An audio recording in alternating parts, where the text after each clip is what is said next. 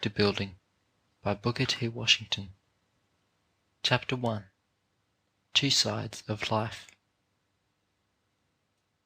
There are quite a number of divisions into which life can be divided, but for the purposes of this evening, I am going to speak of two: the bright side of life and the dark side.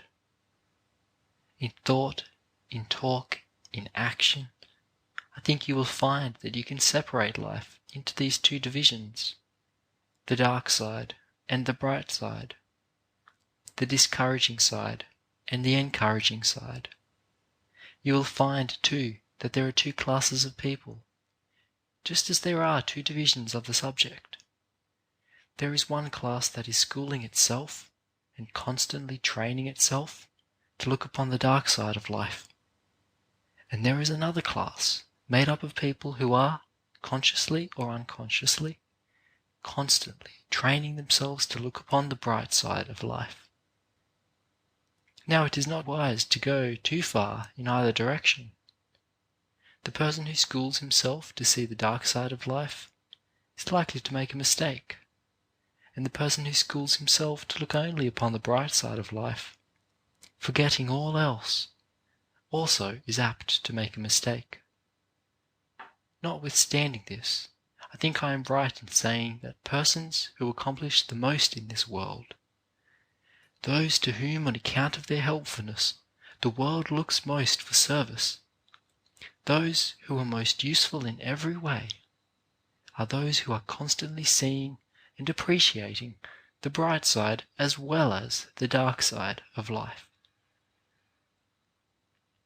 You will sometimes find two persons who get up in the morning, perhaps a morning that is overcast with shadows, a damp, wet, rainy, uninviting morning, and one of these persons will speak of the morning as being gloomy, will speak of the mud puddles about the house, of the rain, and of all of the disagreeable features.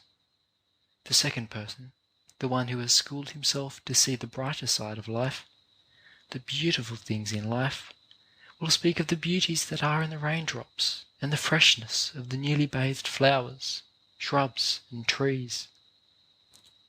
Notwithstanding the gloomy and generally disconsolate appearance of things, he will find something attractive in the scene out of doors, and will discover something in the gloomy morning that will cheer him. Suppose that you see these two same persons eat their breakfast. Perhaps they will find out that the rolls are bad, but that the coffee is excellent. If the rolls are poor, it is a great deal better in such a case to get into the habit, a habit that you will find pays from every standpoint, of being able to forget how unpalatable they are, and to let your thoughts dwell upon the good and satisfactory coffee. Call the attention of your near neighbour at the table to the excellence of the coffee. What is the result of that kind of schooling? You will grow up to be an individual whom people will like to see coming near them, an individual to whom people will go for encouragement when the hours are dark and when everything seems to be discouraging.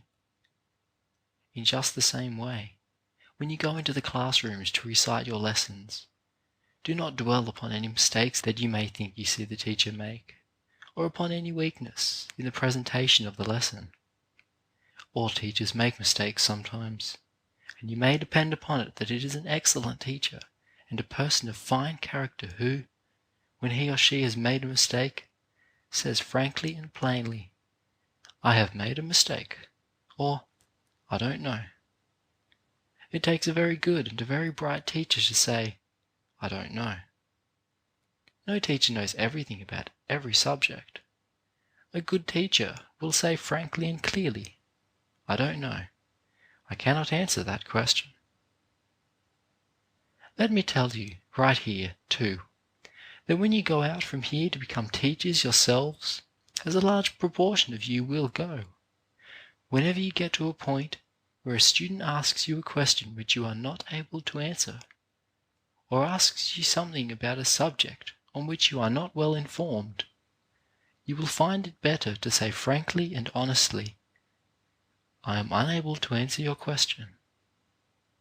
Your students will respect you a great deal more for your frankness and honesty. Education is not what a person is able to hold in his head, so much as it is what a person is able to find. I believe it was Daniel Webster who said that the truly educated man was not the one who had all the knowledge in his head, but the one who knew where to look for information upon any subject upon which at any time he might want information. Each individual who wishes to succeed must get that kind of discipline. He must get such training that he will know where to go and get facts, rather than try to train himself to hold all facts in his head.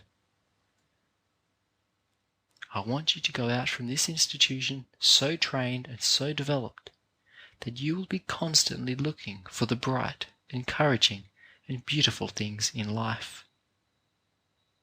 It is the weak individual, as a rule, who is constantly calling attention to the other side, to the dark and discouraging things of life.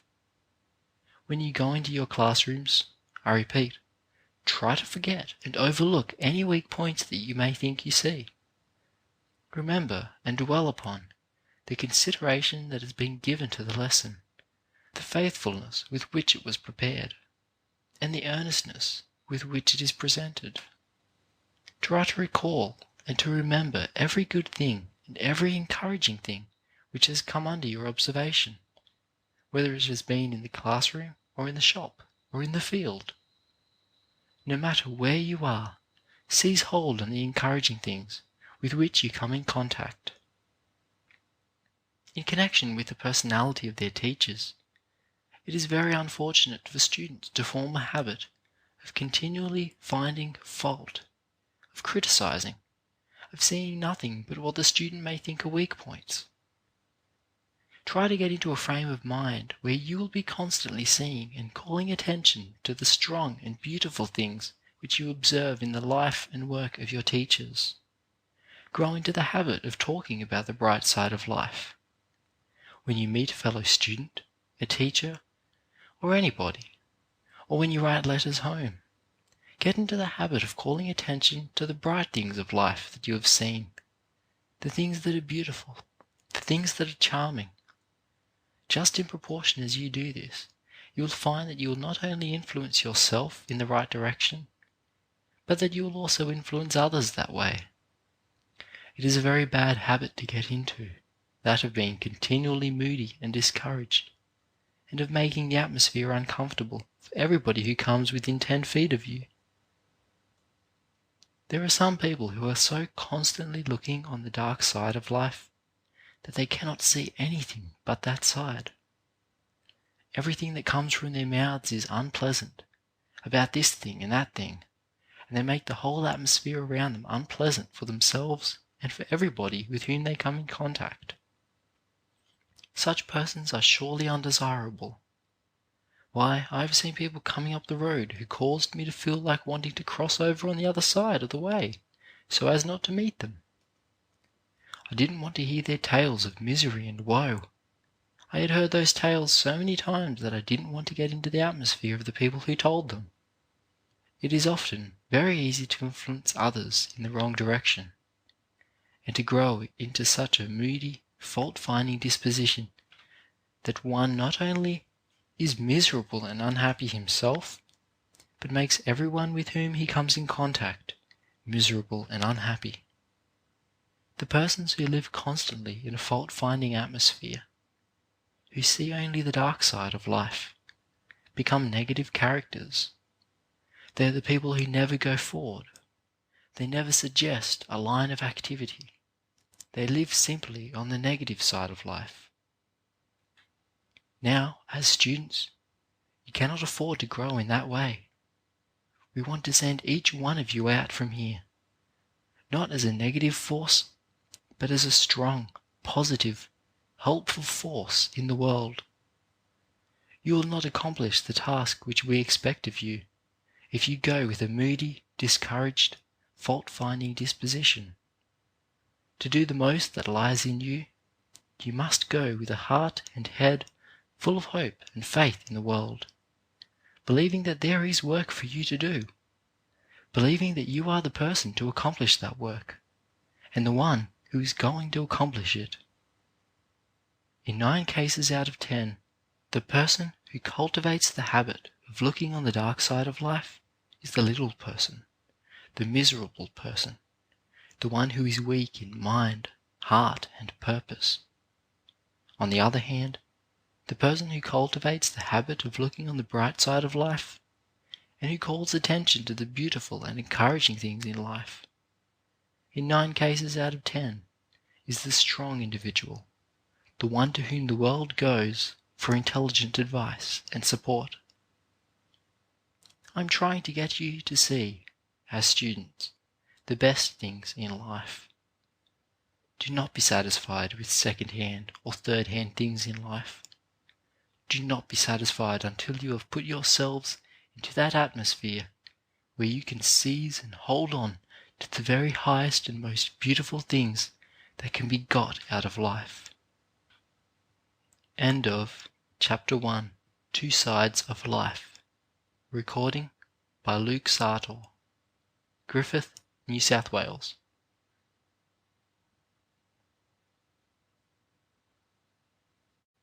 Chapter 2. Helping Others. There are a few things essential in an institution of this kind that I think it is well for you to keep ever before you.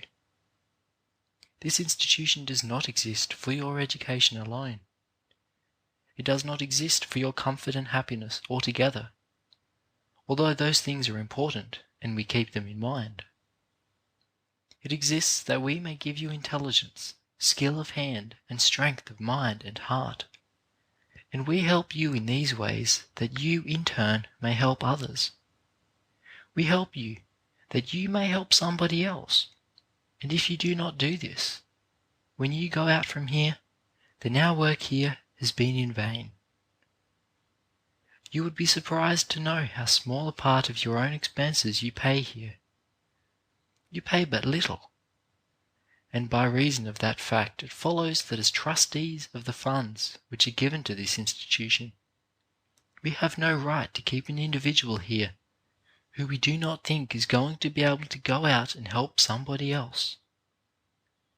We have no right to keep a student here who we do not think is strong enough to go out and be of assistance to somebody else.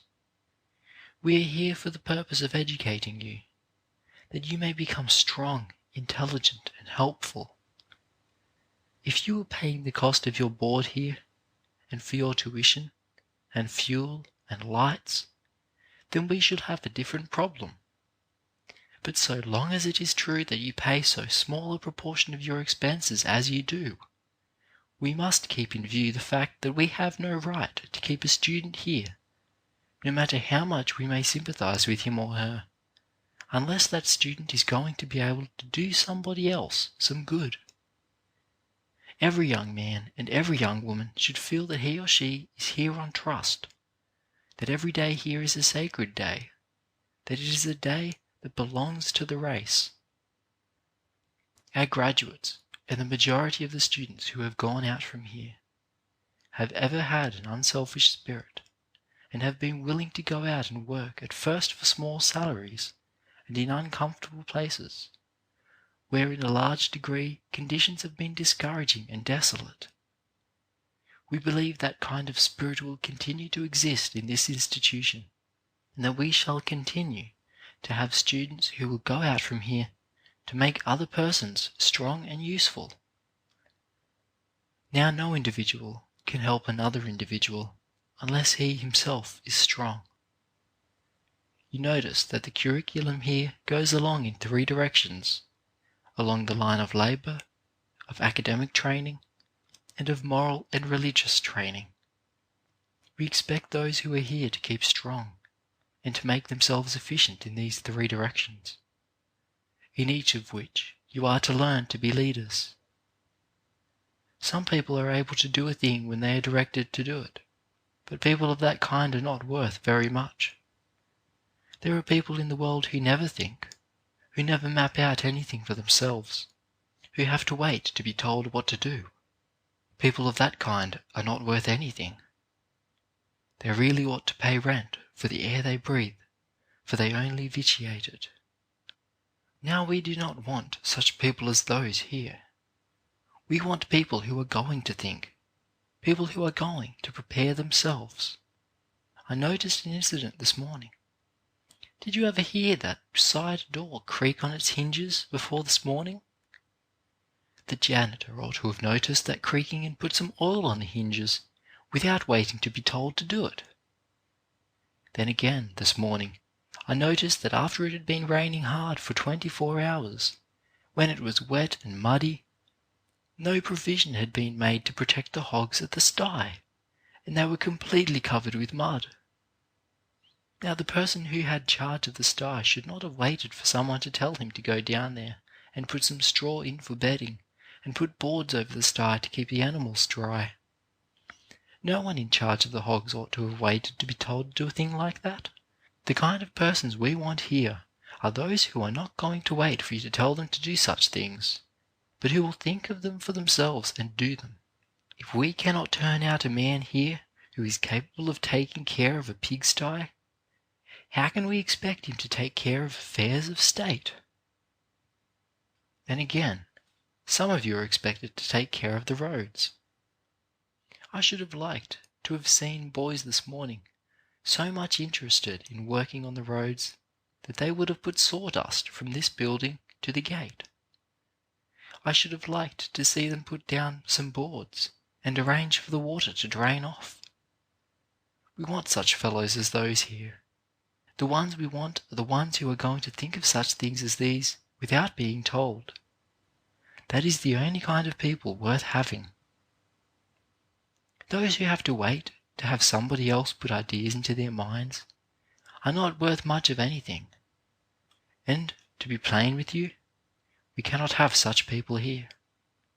We want you to be thinkers, to be leaders. Yesterday and the night before, I travelled on the Mobile and Ohio Railroad from St. Louis to Montgomery, and there was a young man on the same train who was not more than 20 years old, I believe, who recently had been appointed a special freight agent of the road. All his conversation was about freight. He talked freight to me and to everybody else. He would ask this man and that man if they had any freight, and if so, he would tell them that they must have it shipped over the Mobile and Ohio Railroad. Now that man will be general freight agent of that road some day. He may be president of the road. But suppose he had sat down and gone to sleep, and had waited for someone to come to him to inquire the best way to ship freight. Do you suppose he would ever have secured any freight to ship? Begin to think. If you cannot learn to think, why, you'll be of no use to yourself or anybody else. Every once in a while, about every 3 months, we have to go through the process of weeding out among the students. We are going to make that weeding out process stricter this year than ever before. We are compelled to get rid of every student here who is weak in mind, weak in morals, or weak in industry. We cannot keep a student here unless he counts for one. You must count one yourself. You eat for one, you drink for one, and you sleep for one. And so you will have to count for one if you are going to stay here. I want you to go out into the world, not to have an easy time, but to make sacrifices and to help somebody else. There are those who need your help and your sacrifice. You may be called upon to sacrifice a great deal.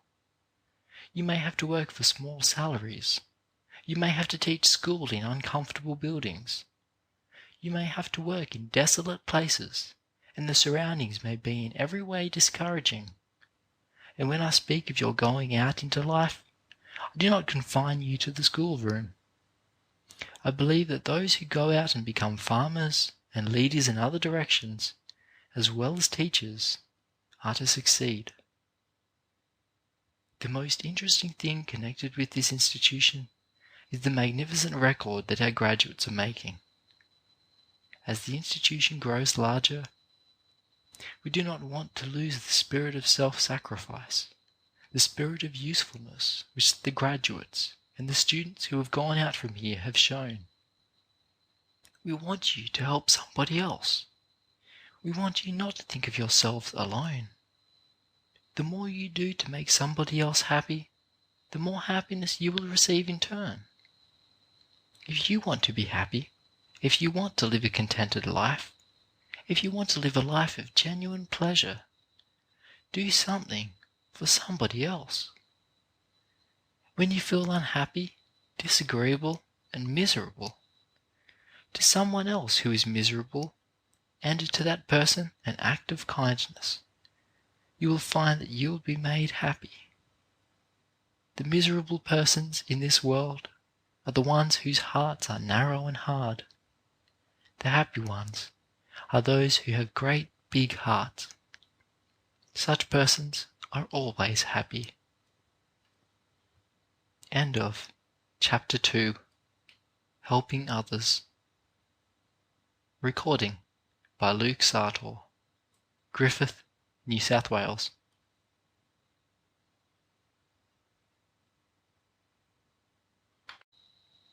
Character Building by Booker T. Washington. Chapter 3. Some of the Rocks Ahead. I feel sure that I can be of some degree of service to you tonight in helping you to anticipate some of the troubles that you are going to meet during the coming year. Do not look for trouble is a safe maxim to follow, but it is equally safe to prepare for trouble. All of you realize, of course, that where we have so large a machine as we happen to have here, when I speak of machine in this way, you will understand that I refer to the school. It takes some time to get it into perfect order, or anything bordering upon perfect running order. Now, I repeat, it is the wise individual who prepares himself beforehand for the day of difficulties, for the day of discouragements, for the rainy day. It is the wise individual who makes up his mind that life is not going to be all sunshine, that all is not going to be perpetual pleasure. What is true of everyday life is true of school life. There are a number of difficulties which it is probable you are going to meet, or which are going to meet you. I want you to prepare yourselves against these as wisely as you can. In the first place, a great many of you are going to be disappointed, if this has not already been the case, in the classes to which you will be assigned. The average individual thinks he knows a great deal more than he does know. The individual who really knows more than he thinks he knows is very rare indeed. The individual who really knows more than he thinks he knows is very rare indeed. When a student gets to the point where he knows more than he thinks he knows, the student is about ready to leave school. I wish a very large number of you had reached that point. I repeat, numbers of you are going to be disappointed during the year as to the classes to which you are going to be assigned. Now I want to give you this advice before you go to an institution. Examine the catalogue of that school. The catalogue will give you all the information about the school. Then make up your mind whether or not you have faith in that institution. Find out if it is the school you wish to attend, and then decide if you have faith enough in it to become its pupil. Then, if you have once done this, make up your mind that those who are placed over you as your teachers have had more experience than you can have had, and that they are therefore able to advise you as to your classes. Make up your mind that if you are asked to go into a lower class than you think your ability entitles you to go into, you are going to follow the advice and instruction of the people who are older than you and who have more education than you have. Another way in which you are going to be disappointed and be made homesick perhaps, if you have not already so, is in the rooms to which you are going to be assigned. You are going to get rooms that you do not like. They will not be, perhaps, as attractive as you desire, or they will be too crowded. You are going to be given persons for roommates with whom you think it is going to be impossible to get along pleasantly, people who are not congenial to you. During the hot months, your rooms are going to be too hot, and during the cold months, they are going to be too cold. You're going to meet with all these difficulties in your rooms. Make up your mind that you are going to conquer them. I have often said that the students who in the early years of this school had such hard times with their rooms have succeeded grandly. Many of you now live in palaces compared to the rooms which those students had. I am sure that the students who attend this school find that the institution is better fitted every year to take care of them than it was the year previous. From year to year, there has been a steady growth in accommodations, and that is all that we can wish or expect. From year to year, we do not forget that it is our duty to make students more comfortable than in previous years, and we are steadily growing in that direction. But notwithstanding all this, we cannot do all that we want to do. Make up your minds, then, that you are going to find difficulties in your room, in reference to your roommates, the heat, the cold, and any number of things that concern your stay in the buildings. But in all these matters, keep in mind the high purpose for which you came here, to get an education. Get that thought into your heart and body, and it will enable you to be the master of all these little things, all these minor and temporary obstacles. Many of you are going to be disappointed in regard to your food, notwithstanding all the care we may try to take and want to take. Many of you are going to be disappointed in this respect. But how little is the meaning of one meal? How little a thing is being inconvenienced by one meal, as compared with something that is going to be a part of you all the remainder of your lives. It is not for the food, the room, or the minor things that you have come here. It is to get something into your minds and hearts that will make you better, that will stand by you and hold you up, and make you useful all through life. Some of you are going to find it difficult to obey orders. Sometimes orders will be given you which you think are wrong and unjust. Perhaps orders will be given you sometimes that really are unjust.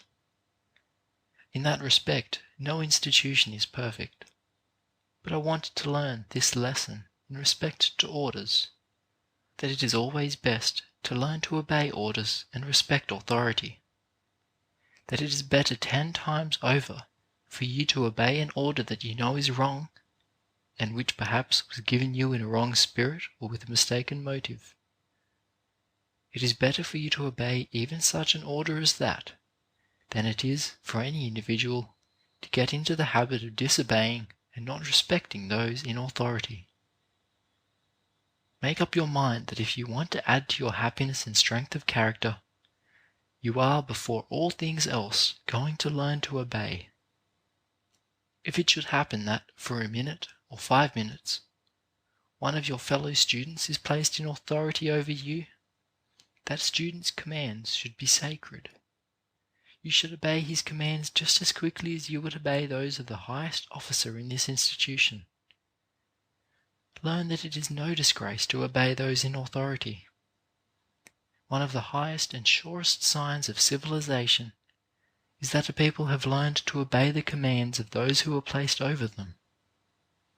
I want to add here that it is to the credit of this institution that, with very few exceptions, the students have always been ready and willing to respect authority. I want you to see, as I think you will see, that having a hard time, running up against difficulties here and there, helps to make an individual strong, and also helps to make him powerful. This is the point I want to make with you, that one of the reasons you are here is that you may learn to overcome difficulties. I have named some that you may expect to meet, but I have not named them all. They will keep springing up all the time. Just in proportion as you learn to rise above them and trample them under your feet, just in that proportion will you accomplish the high purpose for which you came here, and help to accomplish the purpose for which this institution exists. End of Chapter 3. Some of the Rocks Ahead. Recording by Luke Sartor, Griffith, New South Wales.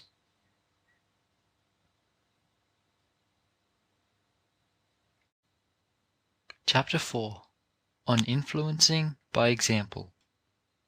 A few evenings ago, while in Cincinnati, I was very pleasantly surprised, after speaking at a large meeting, to be invited by a company of young coloured men to attend for a few minutes a reception at their club room. I expected when I went to the place designated to find a number of young men who, perhaps, had hired a room and fitted it up for the purpose of gratifying their own selfish pleasures. I found that this was not the case.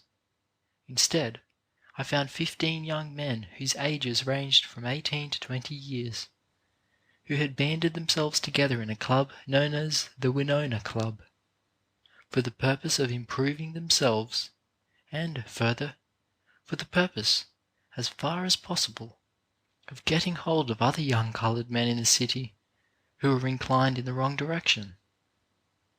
I found a room beautifully fitted up, with a carpet on the floor, with beautiful pictures upon the walls, with books and pictures in their little library, and with 15 of the brightest, most honest, and cleanest looking young men that it has been my pleasure to meet for a long time. It was a very pleasant surprise to find these young men, especially in the midst of the temptations of a northern city, in the midst of evil surroundings, banded together for influencing others in the right direction. These young men came together, and at their first meeting said that they were going to band themselves together for the purpose of improving themselves and helping others. They said that the first article in their constitution should be to the effect that there should be no gambling in that club, that there must be no strong drink allowed in that club, and that there should be nothing there that was not in keeping with the life of a true and high-minded gentleman. I repeat that it was very pleasant and encouraging for me to find such work as this going on in Cincinnati. What was equally gratifying and surprising was that at the close of the reception they presented me with a neat sum of money which they had collected, and asked that this money be used to defray the expenses to some student at the school here.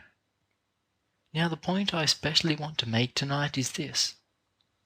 All of you must bear in mind the fact that you are not only to keep yourselves clean and pure and sober and true in every respect, but you owe a constant responsibility to yourself to see that you exert a helpful influence on others also.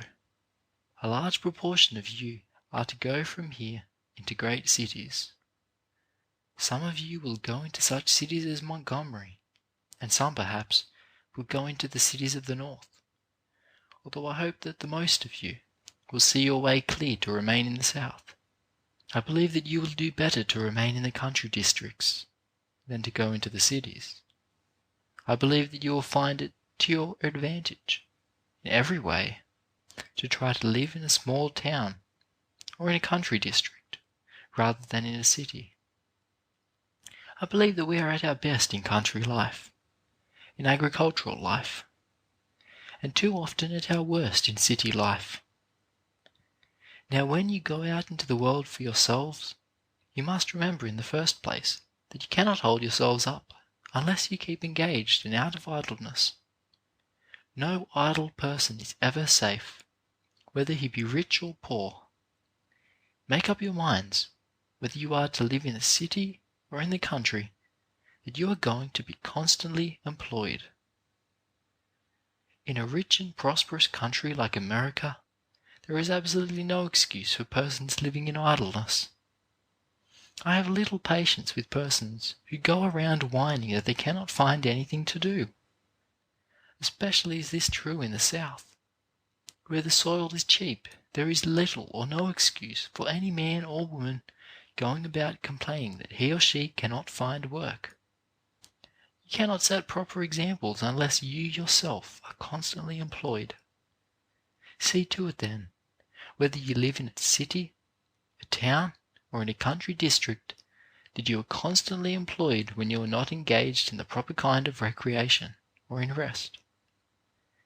Unless you do this, you will find that you will go down as thousands of our young men have gone down, as thousands of our young men are constantly going down, who yield to the temptations which beset them. Refrain from staking your earnings upon games of chance. See to it that you pass by those things which tend to your degradation. Teach this to others. Teach those with whom you come in contact that they cannot lead strong, moral lives unless they keep away from the gambling table. See to it that you regulate your life properly, that you regulate your hours of sleep. Have the proper kinds of recreation. Quite a number of our young men in the cities stay up until 12, 1 or 2 o'clock each night. Sometimes they are at a dance, and sometimes at the gambling table, or in some brothel, or drinking in some saloon. As a result, they go late to their work, and in a short time you hear them complaining about having lost their positions. They will tell you that they have lost their jobs on account of race prejudice, or because their former employers are not going to hire coloured help any longer. But you will find, if you learn the real circumstances, that it is much more likely that they have lost their jobs because they were not punctual, or on account of carelessness. Then, too, you will find that you will go down if you yield to the temptation of indulging in strong drink. That is a thing that is carrying a great many of our young men down. I do not say that all of our men are of this class, or that all of them yield to temptations. But I can go into many of the large cities and find just such men as those in Cincinnati to whom I have referred. You cannot hope to succeed if you keep bad company. As far as possible, try to form the habit of spending your nights at home. There is nothing worse for a young man or young woman than to get into the habit of thinking that he or she must spend every night on the street or in some public place. I want you, as you go out from this institution, whether you are graduates or not, whether you have been here 1 year or 4 years, to go out with the idea that you must set a high example for everyone in your community. You must remember that the people are watching you every day. If you yield to the temptation of strong drink, of going into bad company, others will do the same thing. They will shape their lives after yours. You must so shape your lives that the hundreds and thousands of those who are looking to you for guidance may profit by your example. End of Chapter 4 on Influencing by Example. Recording by Luke Sartor, Griffith, New South Wales.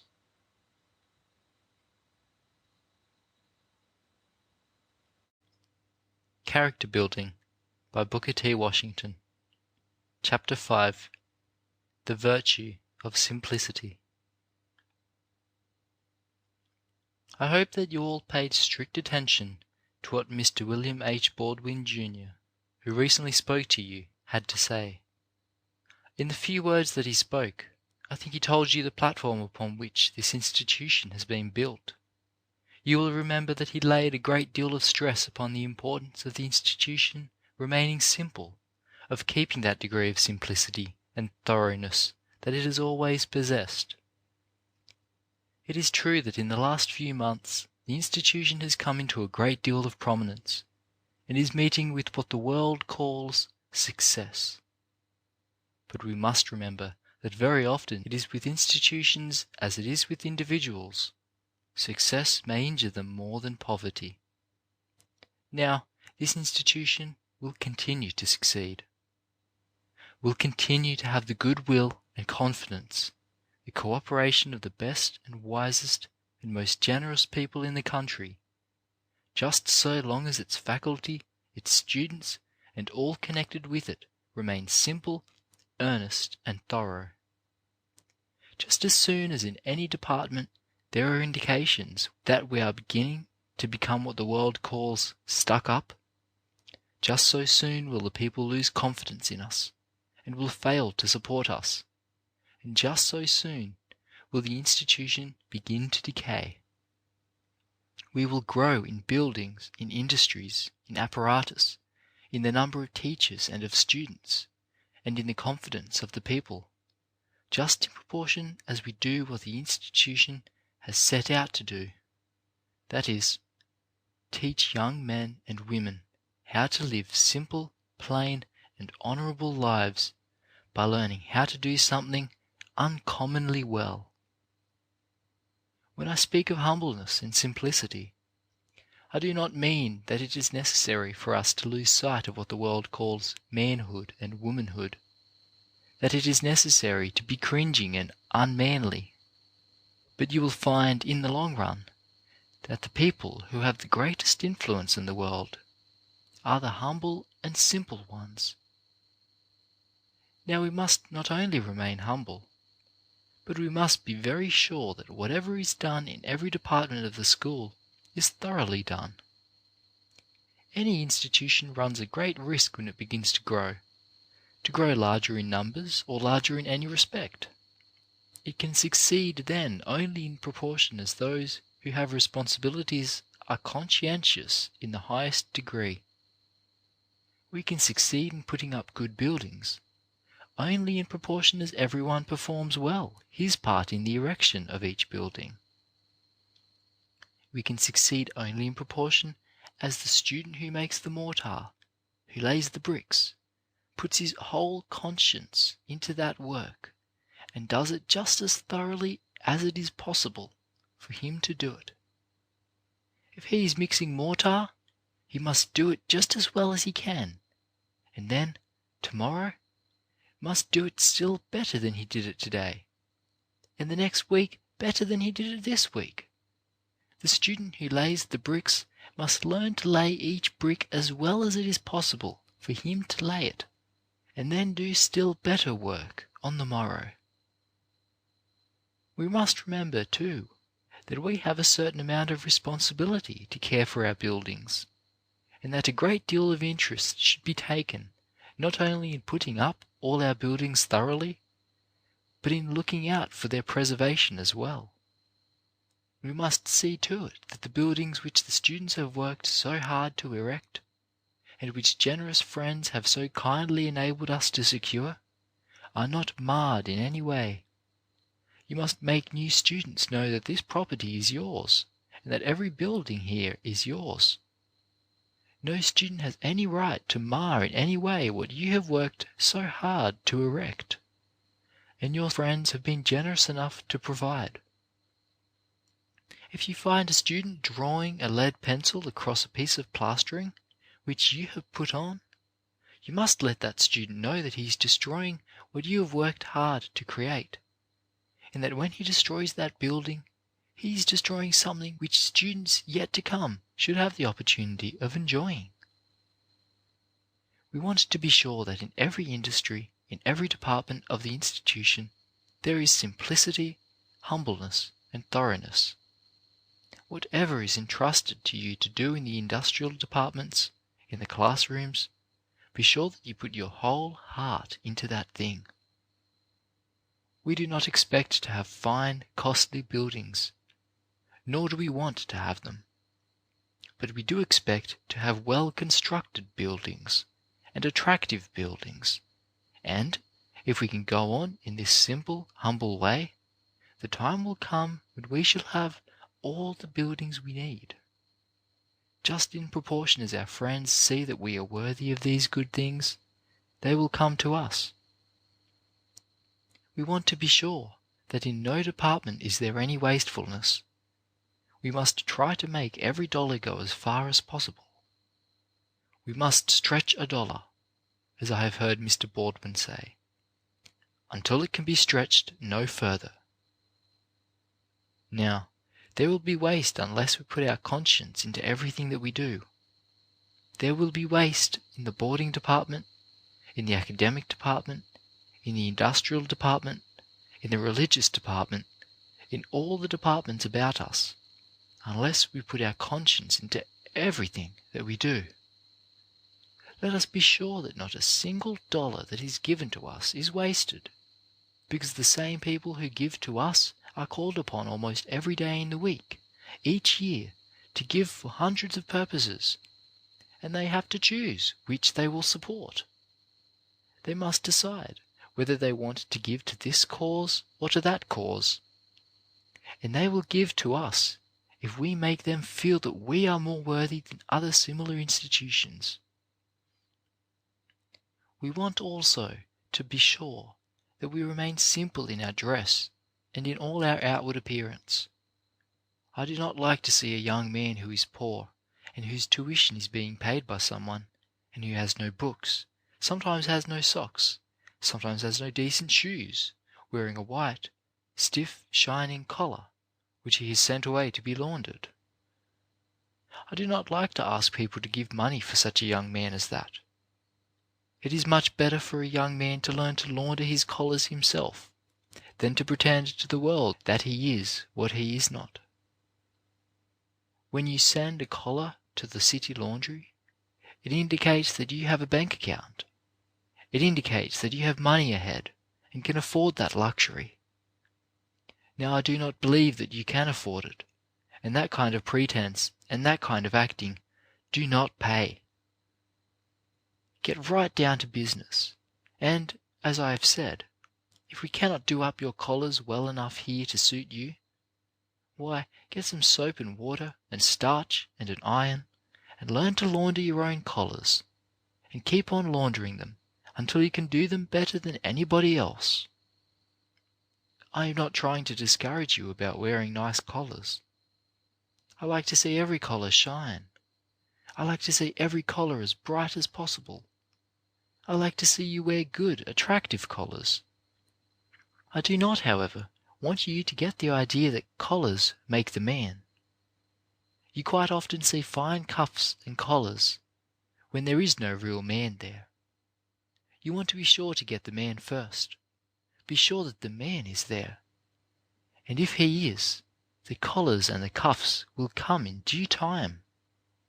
If there is no man there, we may put on all the collars and cuffs we can get, and we shall find that they will not make the man. When you have finished school, after you have gone out and established yourselves in some kind of business, after you have learned to save money and have gotten a good bank account ahead, if you are aware the laundering is not sufficiently well done to suit you, why, perhaps you can afford to send your collars 40 or 50 miles away. But as I see you young men, I do not believe you can afford it. And if you can afford it, why, I should like to have you pay that money for a part of your tuition, which we now have to get someone else to pay for you. You want to be very sure, too, that as you go out into the world, you go out not ashamed to work, not ashamed to put in practice what you have learned here.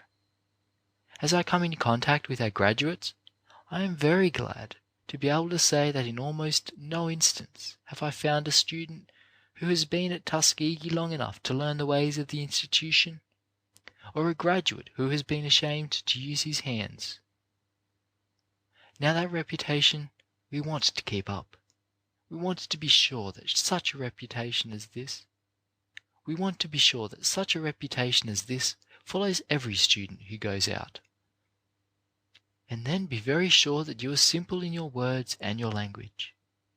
Write your letters in the simplest and plainest manner possible.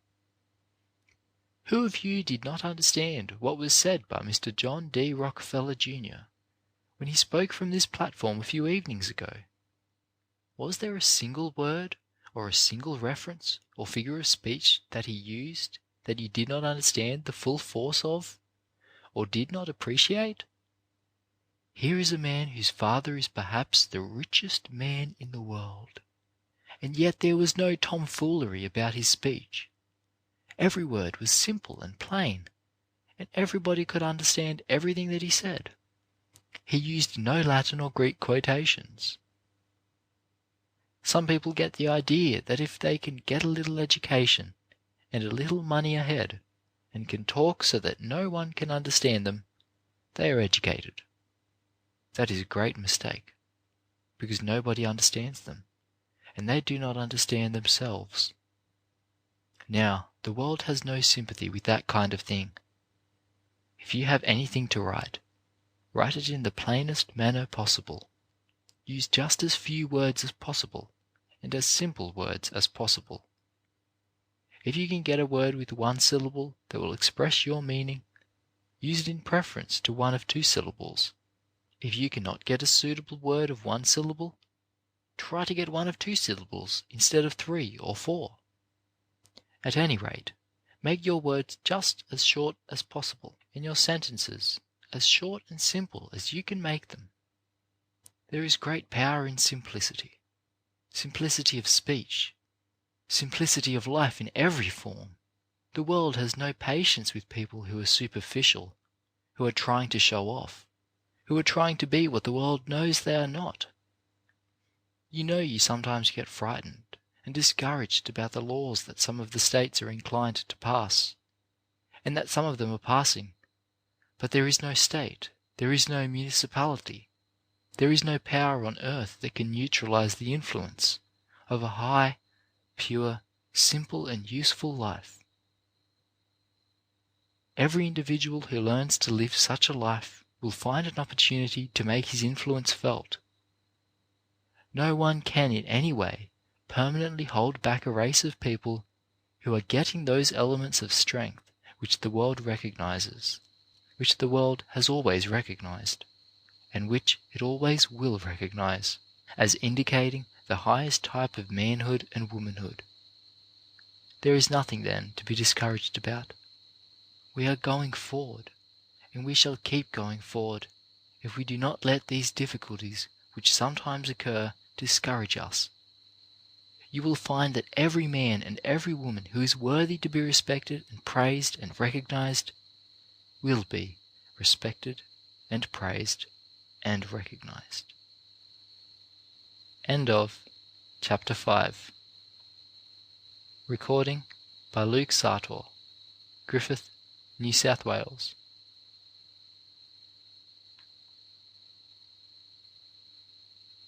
Character Building by Booker T. Washington. Chapter 6. Have you done your best? This talk was given at the middle of the school year. If you have not already done so, and I hope you have, I think that you will find this a convenient season for each one of you to stop and to consider your school year very carefully, to consider your life in school from every point of view, to place yourselves, as it were, in the presence of your parents or your friends at home, to place yourselves in the presence of those who stand by and support this institution, to place yourselves in the presence of your teachers and of all who are in any way interested in you. Now, suppose you were tonight sitting down by your parents' side, by their fireside, looking them in the face, or by the side of your nearest and dearest friends, those who have done the most for you, those who have stood by you most closely. Suppose you are in that position. I want to ask you to answer this question. In considering your school life, in your studies, for example, during the year thus far, have you done your best? Have you been really honest with your parents, who have struggled, who have sacrificed, who have toiled for years in ways you do not know of, in order that you might come here and in order that you might remain here? Have you really been interested in them? Have you really been honest with your teachers? Have you been honest with those who support this institution? Have you really, in a word, in the preparation and recitation of your lessons, done your level best? Right out from your hearts, have you done your best? I fear that a great many of you, when you look your conscience squarely in the face, when you get right down to your real selves, at the bottom of your lives, must answer that you have not done your best. There have been precious minutes, there have been precious hours that you have completely thrown away. hours for which you cannot show a single return. Now, if you have not done your level best, right out straight from your heart, in the preparation and recitation of your lessons, and in all your work, it is not too late for you to make amends. I should be very sorry if I waited until the end of the term to remind you of this, because it would then be too late. There would be many of you with long faces who would say, if you were reminded then, that you could have done so much better, would have been so much more honest with your parents and friends, if you had only been reminded earlier, and that in every way you would have made your lives so different from what they had been. Now it isn't too late. Grant, as I know that numbers of you will grant, that you have thrown away precious time, that you have been indifferent to the advice of your teachers, that you really haven't been honest with yourselves in the preparation of your lessons, that you have been careless in your recitations. I want you to be really honest with yourselves and say, from tonight on, I am going to take charge of myself. I am not going to drift in this respect. I am going to row up the stream, and my life, as a schoolboy or a schoolgirl, is going to be different from what it has been. Now place yourselves again in the presence of your parents, of those who are dearest to you, and answer this question. In your work, in your industrial work here, have you done your real best? In the field and in the shop, with the plough, the trowel, the hammer, the saw, have you done your level best? Have you done your best in the sewing room and in the cooking classes? Have you justified your parents in the sacrifice of time and money which they have made in order to allow you to come here? If you haven't done your best in these respects, and many of you haven't, there is still time for you to become a different man or woman. It isn't too late. You can turn yourselves completely around. Those of you who have been indifferent and slow, those of you who have been thoughtless and slovenly, those of you who have tried to find out how little effort of body or mind you could put into your industrial work here, it isn't too late for you to turn yourselves completely around in that respect, and to say that from tonight you are going to be a different man or woman. Have you done your level best in making your surroundings what the school requires, what your school life should be, in learning how to take care of your bodies, in learning how to keep your bodies clean and pure, in the conscientious, systematic use of the toothbrush? Have you done your best? Have you been downright honest in that respect alone? Have you used the toothbrush just because you felt it was a requirement of the school, or because you felt that you could not be clean or honest with your roommates, that you could not be yourself in the sight of God unless you used the toothbrush? Have you used it in the dark as well as in the light? Have you learned that even if your room was not going to be inspected on a certain day, it was just as important that you learn the lesson of being conscientious about keeping it in order as if you knew it was going to be inspected? Have you been careful in this respect? Have you shifted this duty or neglected that duty? Have you thrown some task off onto your roommates? Have you tried to slide out of it, or as it were, to get by, as the slang phrase goes, without doing really honest, straightforward work, as regards the cleanliness of your room, the improvement of it, the making of it more attractive? Have you been really honest with yourselves and your parents, with those who spend so much money for the support of this institution? Above all, have you been really true to your parents and to your best selves in growing in strength of character, in strength of purpose, in being downright honest? Those of you who came here, for instance, with the habit of telling falsehoods, of deceiving in one way or another, those of you who came here with the temptation, perhaps, in too many cases, overshadowing you and overpowering you to take property which does not belong to you? Have you been really honest in overcoming habits of this kind? Are you building character? Are you less willing to yield to temptation? Are you more able to overcome temptation now than you were? If you are not more able, you have not grown in this respect. But it is not too late. If there are some of you who have been unfortunate enough to allow little mean habits, mean dispositions, mean acts, mean thoughts, mean words to get the uppermost of you, in a word, if your life thus far has been a little dried up, narrow life, get rid of that life. Throw open your heart. Say now, I am not going to be conquered by little mean thoughts, words, and acts any longer. Hereafter, all my thoughts, all my words, all my acts shall be large, generous, high, pure. In a word, I want you to get hold of this idea that you can make the future of your lives just what you want to make it.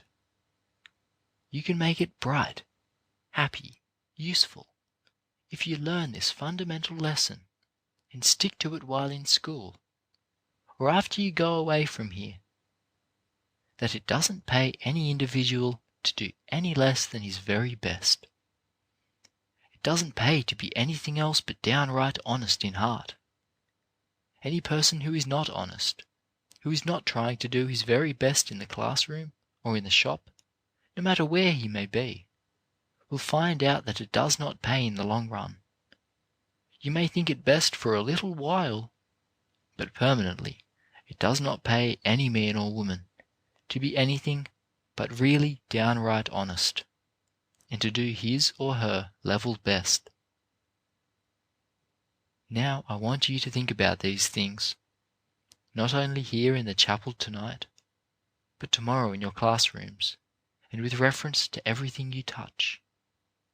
I want to see you let it shine out, even at the very ends of your fingers, that you are doing your best in everything. Do this, and you will find that at the end of the year, that you are growing stronger, purer, and brighter, that you are making your parents and those interested in you happier, and that you are preparing yourselves to do what this institution and the country expect you to do. End of Chapter 6. Have you done your best? Recording by Luke Sartor, Griffith, New South Wales.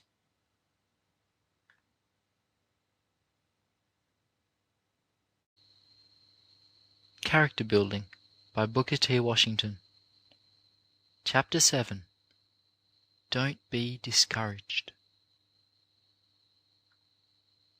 Last Sunday evening I spoke to you for a few minutes regarding the importance of determining to do the right thing in every phase of your school life. There are a few things that enter into student life which, in a very large degree, cause the untrue to fall by the wayside, and which prevent students from doing their very best. Among these things is the disposition to grow discouraged. Very many people, very many students, who otherwise would succeed, who would go through school creditably, graduating with honours, have failed to succeed because they became discouraged. Now there are a number of things in school life that cause a student to become discouraged, and I am going to try to enumerate a few of them, although I do not know that I shall mention nearly all of them. Students frequently become discouraged on account of their industrial work.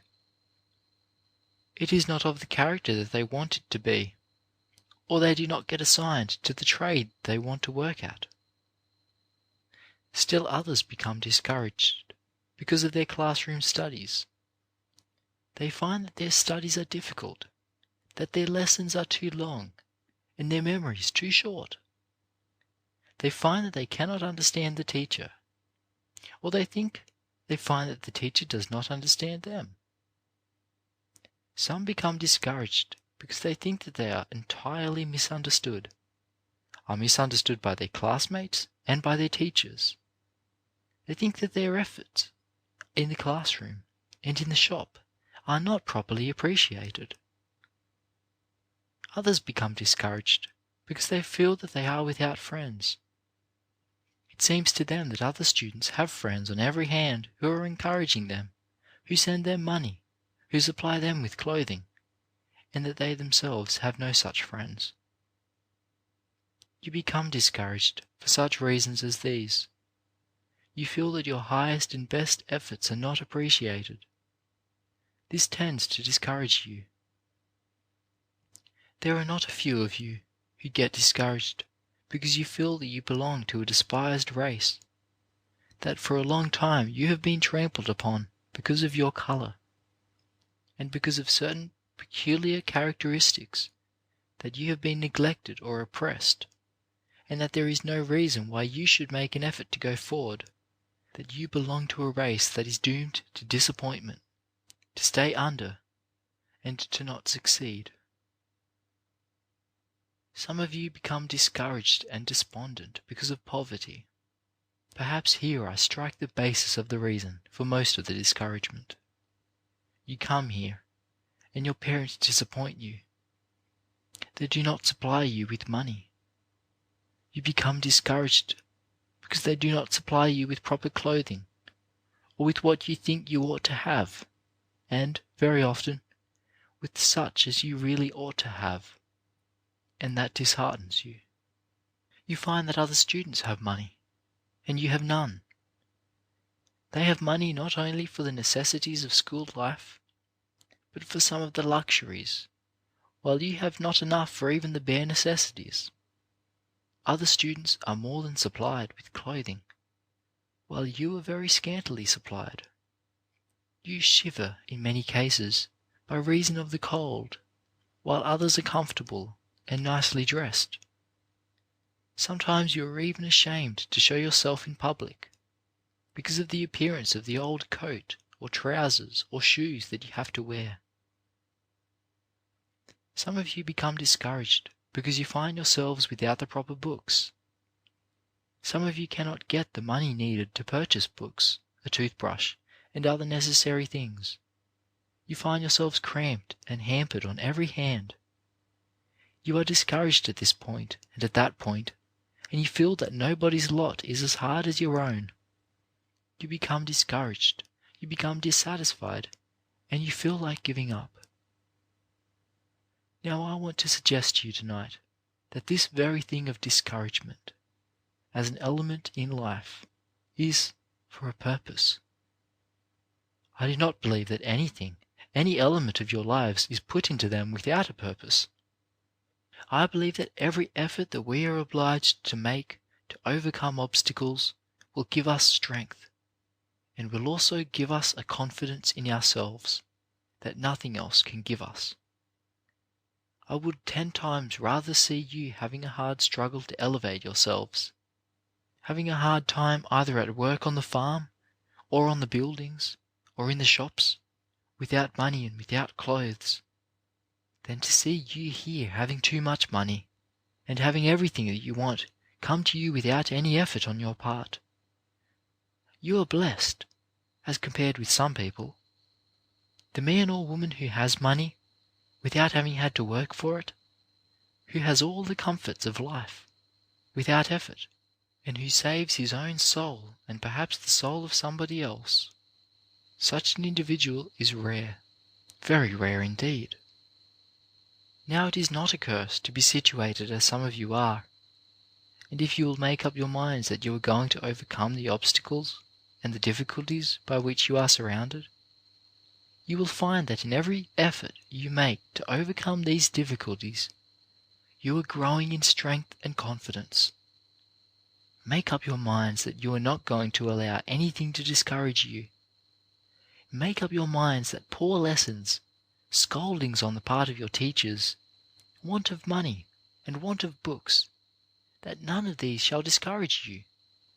Make up your mind that in spite of race and colour, in spite of the obstacles that surround you, in spite of everything, you are going to succeed in your school life and are going to prepare yourself for usefulness hereafter. Every person who has grown to any degree of usefulness, every person who has grown to distinction, almost without exception, has been a person who has risen by overcoming obstacles, by removing difficulties, by resolving that when he met discouragements, he would not give up. Make up your minds that you are going to overcome every discouragement, and that you are not going to let any discouragement overcome you. Those of you who have been inclined to be moody and morose, or have been inclined to feel that the whole world is against you, that there is no use for you to try to elevate yourselves, make up your minds that your future is just as bright as that of anybody else. Do this, and you will find that you have it in your power to make your future bright or gloomy, just as you desire. End of Chapter 7. Don't be discouraged. Recording by Luke Sartor, Griffith, New South Wales.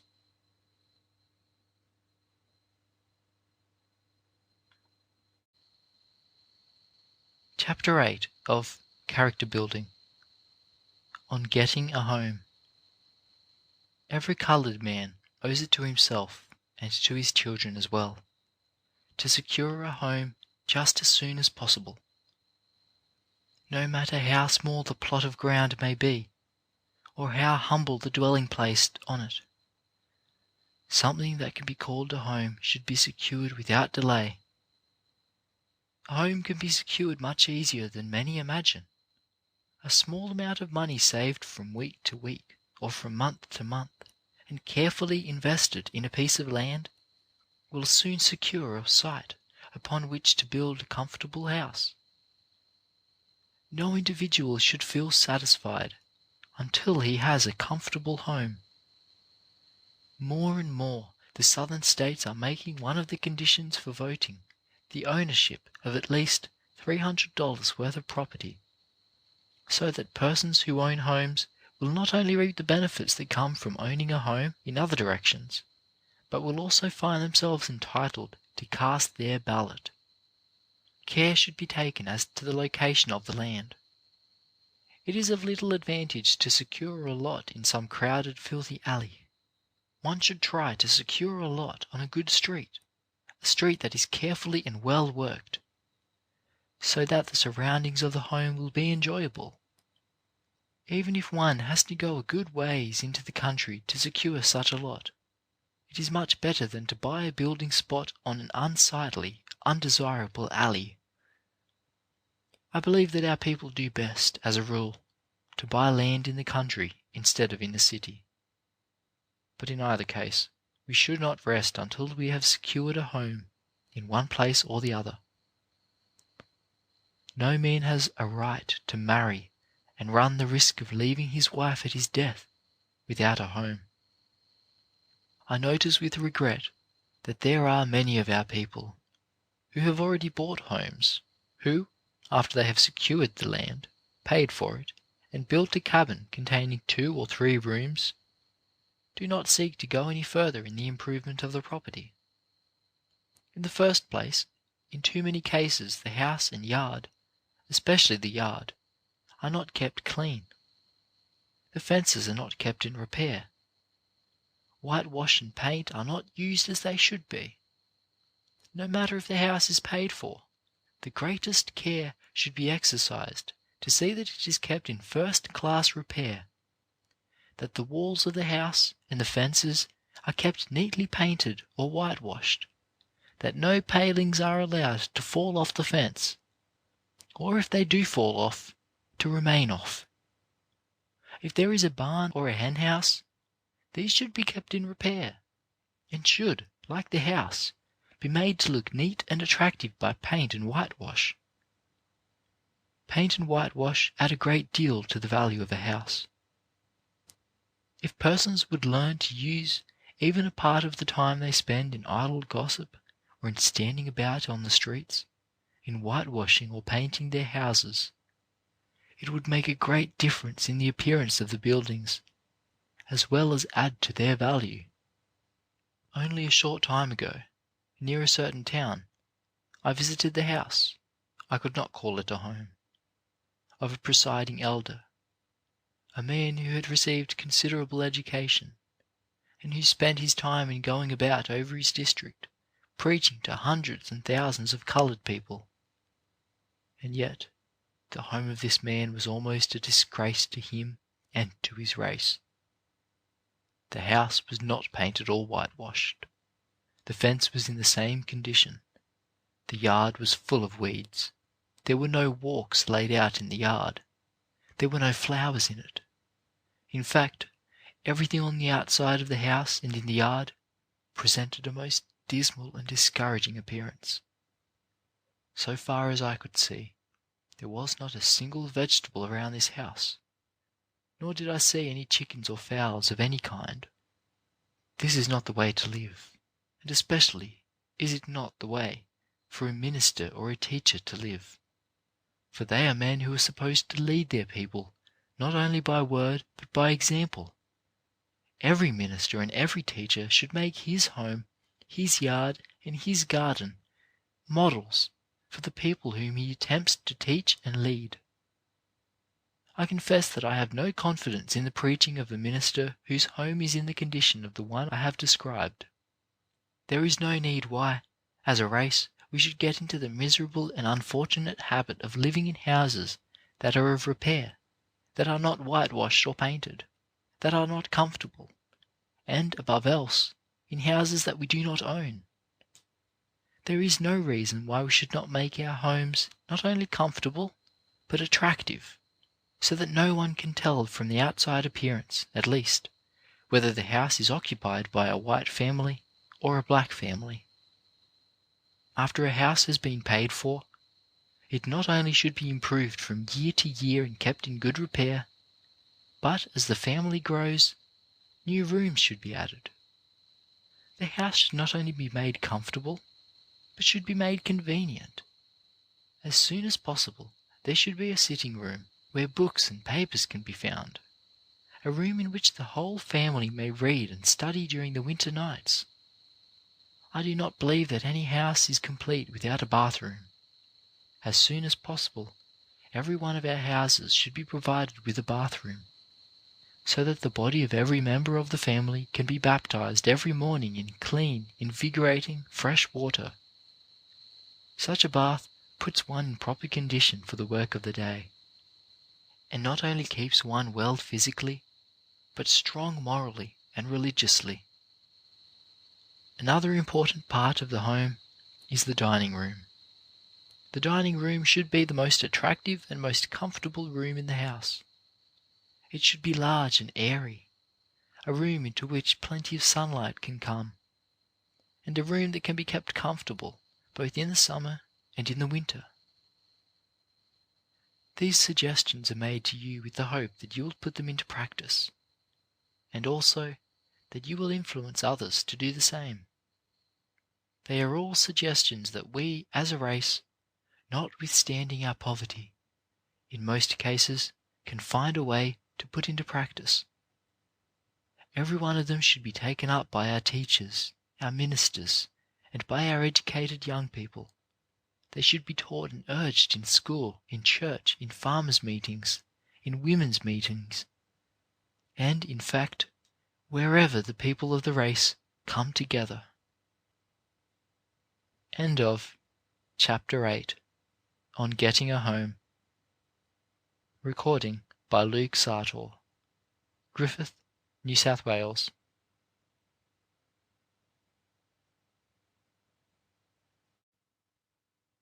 Character Building by Booker T. Washington. Chapter 9.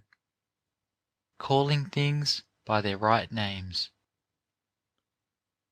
A few evenings ago, I talked with you about the importance of learning to be simple, humble, and childlike before going out into the world. You should remain in school until you get to the point where you feel that you do not know anything, where you feel that you are willing to learn from anyone who can teach you. Unfortunately, there are many things here in the South which tends to lead away from this simplicity to which I have referred. There is a great inclination to make things appear what they are not. For example, take the schools. There is a great tendency to call schools by names which do not belong to them, and which do not correctly represent that which in reality exists. You will find the habit growing more prevalent every year, I fear, of calling a school a university, or a college, or an academy, or a high school.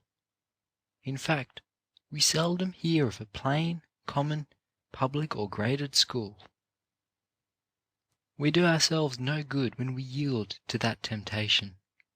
If a school is a public school, call it one. But do not think that we gain anything by calling a little country school with 2 or 3 rooms and 1 or 2 teachers, where some of the students are studying the alphabet, a university. And still this is too often done throughout the South, as you know. No respect or confidence is gained by the practice, but, on the contrary, sensible people get disgusted with such false pretenses. When you go out into the world and meet with such cases as this, try to make the people see that it is a great deal better to call their small public school by a name which truly represents it than to call it a high school or an academy.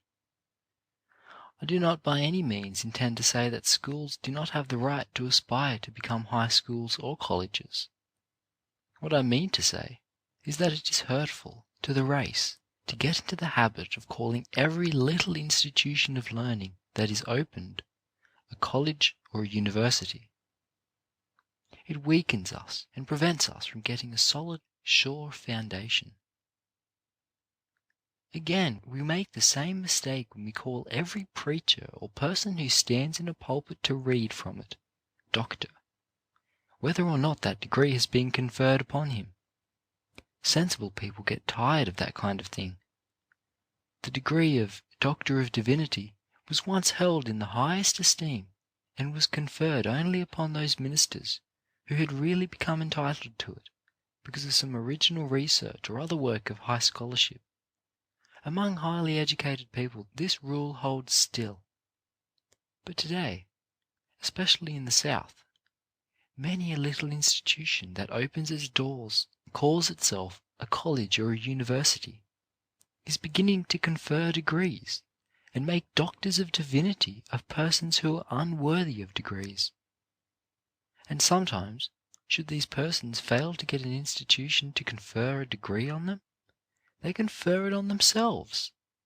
The habit is getting to be so common that in little towns the ministers are calling themselves doctors.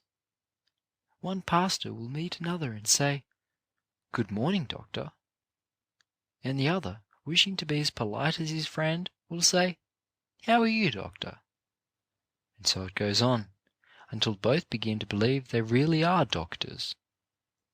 Now this practice is not only ridiculous, but it is very hurtful to us as a race, and it should be discouraged. Much the same criticism may be made of many of those who teach.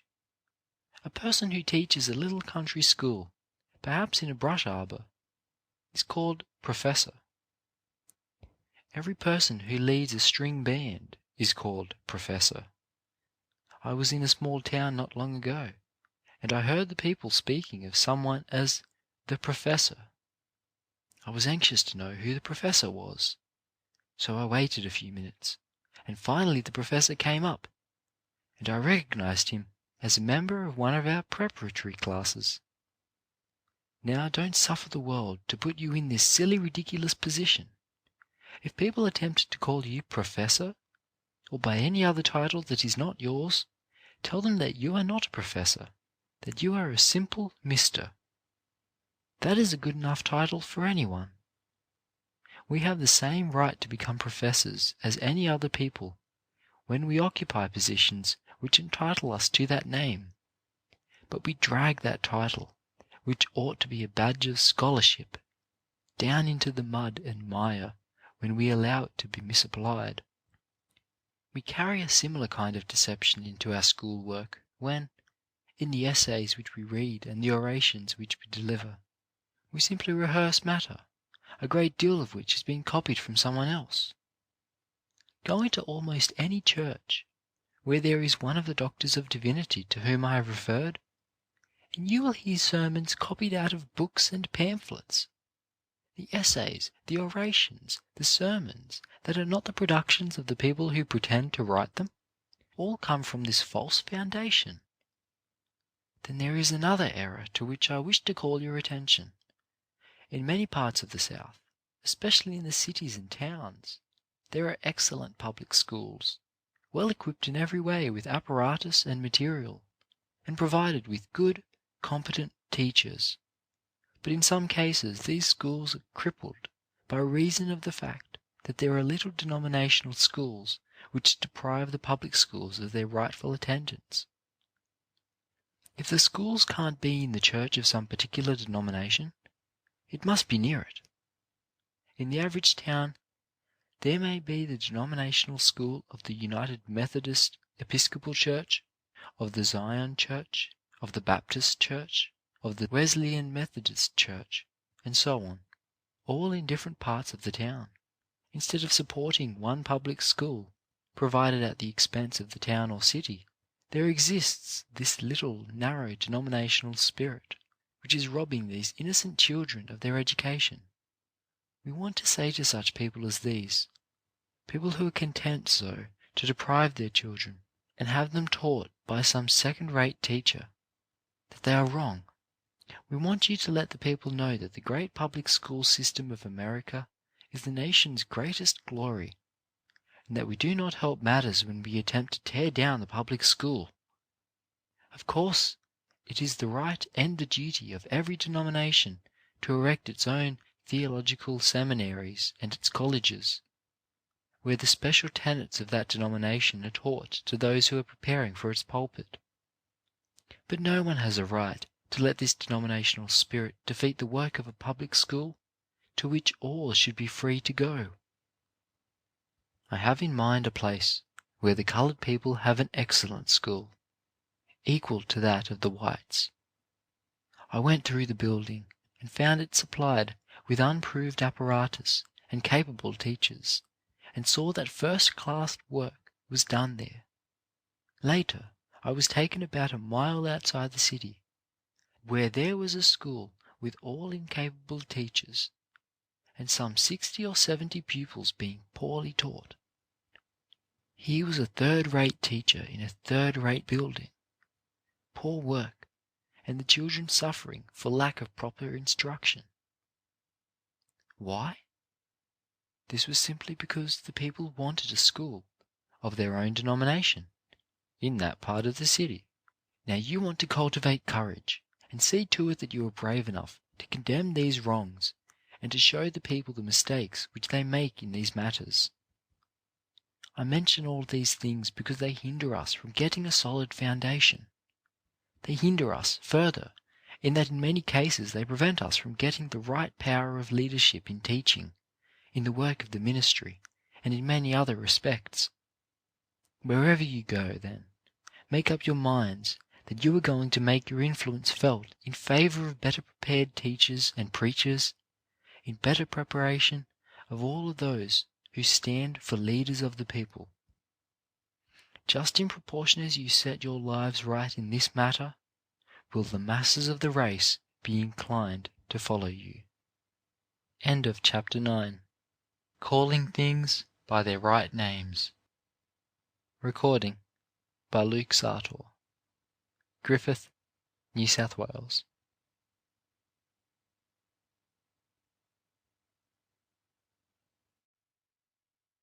Character Building by Booker T. Washington. Chapter 10. European Impressions. Some people here in America think that some of us make too much ado over the matter of industrial training for the Negro. I wish some of the skeptics might go to Europe and see what races that are years ahead of us are doing there in that respect. I shall not take the time here to outline what is being done for men in the direction of industrial training in Europe, but I shall give some account of what I saw being done for women in England.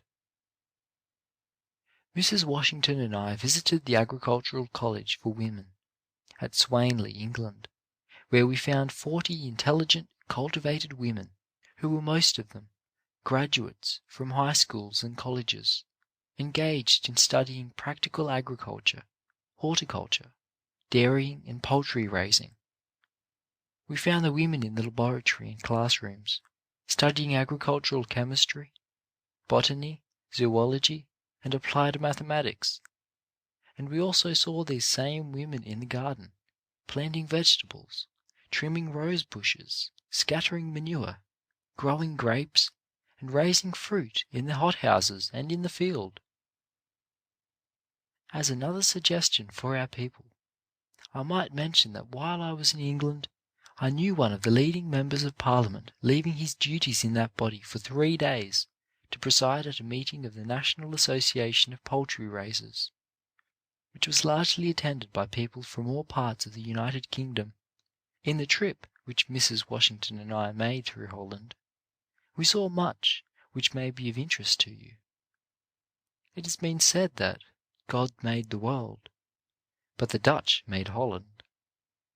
For one to fully realize the force of this, one must see Holland for himself.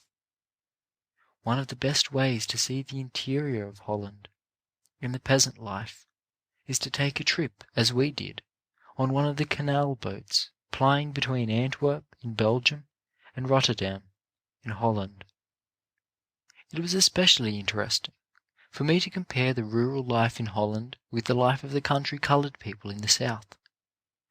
Holland has been made what it is very largely by the unique system of dikes or levees which have been built there to keep out the water of the ocean, and thus enable the people to use to advantage all the land there is in that small country.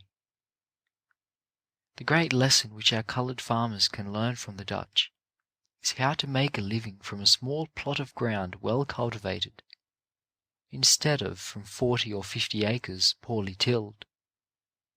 I have seen a whole family making a comfortable living by cultivating 2 acres of land there, while our southern farmers, in too many cases, try to till 50 or 100 acres and find themselves in debt at the end of the year. In all Holland, I do not think one can find 100 acres of waste land. Every foot of land is covered with grass, vegetables, and grain or fruit trees. Another advantage which our southern farmers might have in trying to pattern after the farmers of Holland would be that they would not be obliged to go to so much additional expense for horse or mule power. Most of the cultivating of the soil there is done with a hoe and spade. I saw the people of Holland on Sunday and on weekdays, but I did not see a single Dutch man, woman, or child in rags. There were practically no beggars and no very poor people. They owe their prosperity, too, very largely to their thorough and intelligent cultivation of the soil.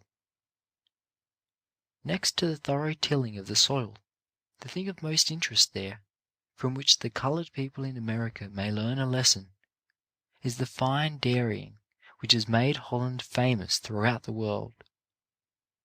Even the poorest family has its herd of Holstein cattle, and they are the finest specimens of cattle that it has ever been my pleasure to see.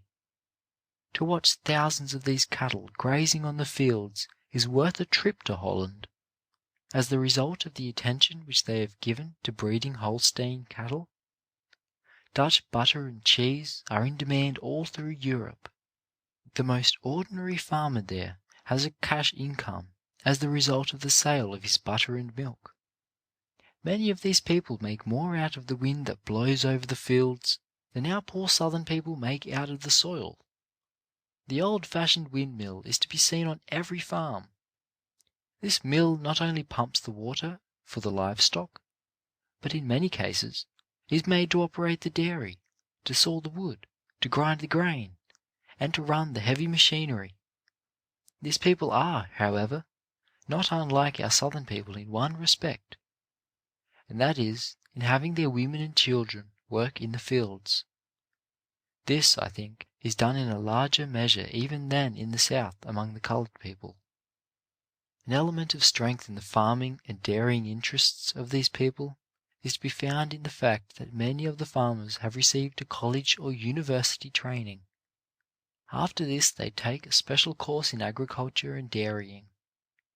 This is as it should be. Our people in the South will prosper in proportion as a larger number of university men take up agriculture and kindred callings after they have finished their academic education. In the matter of physical appearance, including grace, beauty, and carriage of the body, I think our own people are far ahead of the Dutch. But the Dutch are a hardy, rugged, industrial race of people. In our trip in the canal boat, we saw the men at the landings in large numbers, in their wooden shoes, and the women and children in their beautiful old-fashioned head-dresses, each community having its own style of head-dress, which has been handed down from one generation to another. We were in Rotterdam over Sunday. The free and rather boisterous commingling of the sexes on the street was noteworthy. In this also, our people in the United States could set an example to the Dutch. The foundation of the civilization of these people is in their regard for and respect for the law, and their observance of it. This is the great lesson which the entire South must learn before it can hope to receive the respect and confidence of the world. Europeans do not understand how the South can disregard its own laws, as it so often does. If you ask any man on that side of the Atlantic why he does not emigrate to the southern part of the United States, he shrugs his shoulders and says, "No law, they kill." I pray God that no part of our country may much longer have such a reputation as that in any part of the world. From Holland we went to Paris. On a beautiful sunny day, if you could combine the whirl of fashion and gaiety of New York City, Boston, and Chicago on a prominent avenue, you would have some idea of what is to be seen in Paris upon one of her popular boulevards. Fashion seemed to sway everything in that great city. For example, when I went into a shoe store to purchase a pair of shoes, I could not find a pair large enough to be comfortable. I was gently told that it was not the fashion to wear large shoes there. One of the things I had in mind when I went to France was to visit the tomb of Toussaint Louverture, but I learned from some Haitian gentlemen residing in Paris that the grave of that general was in the northern part of France, and these same gentlemen informed me that his burial place is still without a monument of any kind. It seems that it has been in the minds of the Haitians for some time to remove his body to Haiti, but thus far it has been neglected. The Haitian government and people owe it to themselves, it appears to me, to see to it that the resting place of this great hero is given a proper memorial, either in France or on the island of Haiti. Speaking of the Haitians, there are a great many well-educated and cultivated men and women of that nationality in Paris. Numbers of them are sent there each year for education, and they take high rank in scholarship. It is greatly to be regretted, however, that some of these do not take advantage of the excellent training which is given there in the colleges of physical science, agriculture, mechanics, and domestic science. They would then be in a position to return home and assist in developing the agricultural and mineral resources of their native land. Haiti will never be what it should be until a large number of the natives receive an education which will enable them to develop agriculture, build roads, start manufactories, build railroads and bridges, and thus keep on the island the large amount of money which is now being sent outside for productions which these people themselves could supply. In all the European cities which we visited, we compared the conduct of the rank and file of the people on the streets, and in other places, with that of our own people in the United States, and we have no hesitation in saying that, in all that marks a lady or gentleman, our people in the South do not suffer at all by the comparison. Even at the camp meetings and other holiday gatherings in the South, the deportment of the masses of the coloured people is quite up to the standard of that of the average European in the larger cities which we saw.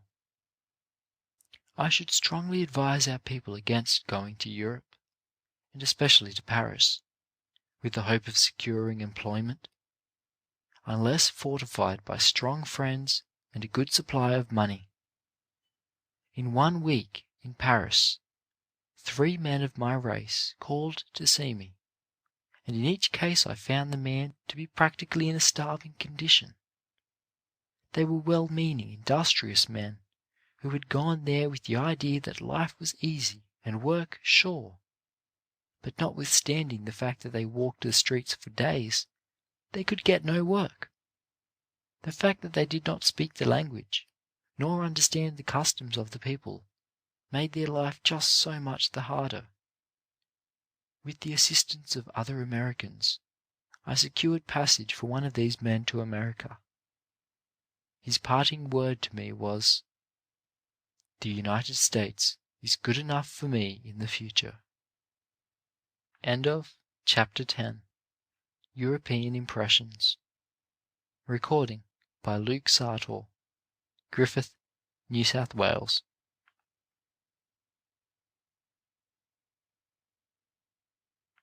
Character Building by Booker T. Washington. Chapter 11. The Value of System in Home Life. Most of you are going out from Tuskegee sooner or later to exert your influence in the home life of our people. You are going to have influence in homes of your own. You are going to have influence in the homes of your mothers and fathers, or in the homes of your relatives. You are going to exert an influence for good or for evil in the homes wherever you may go.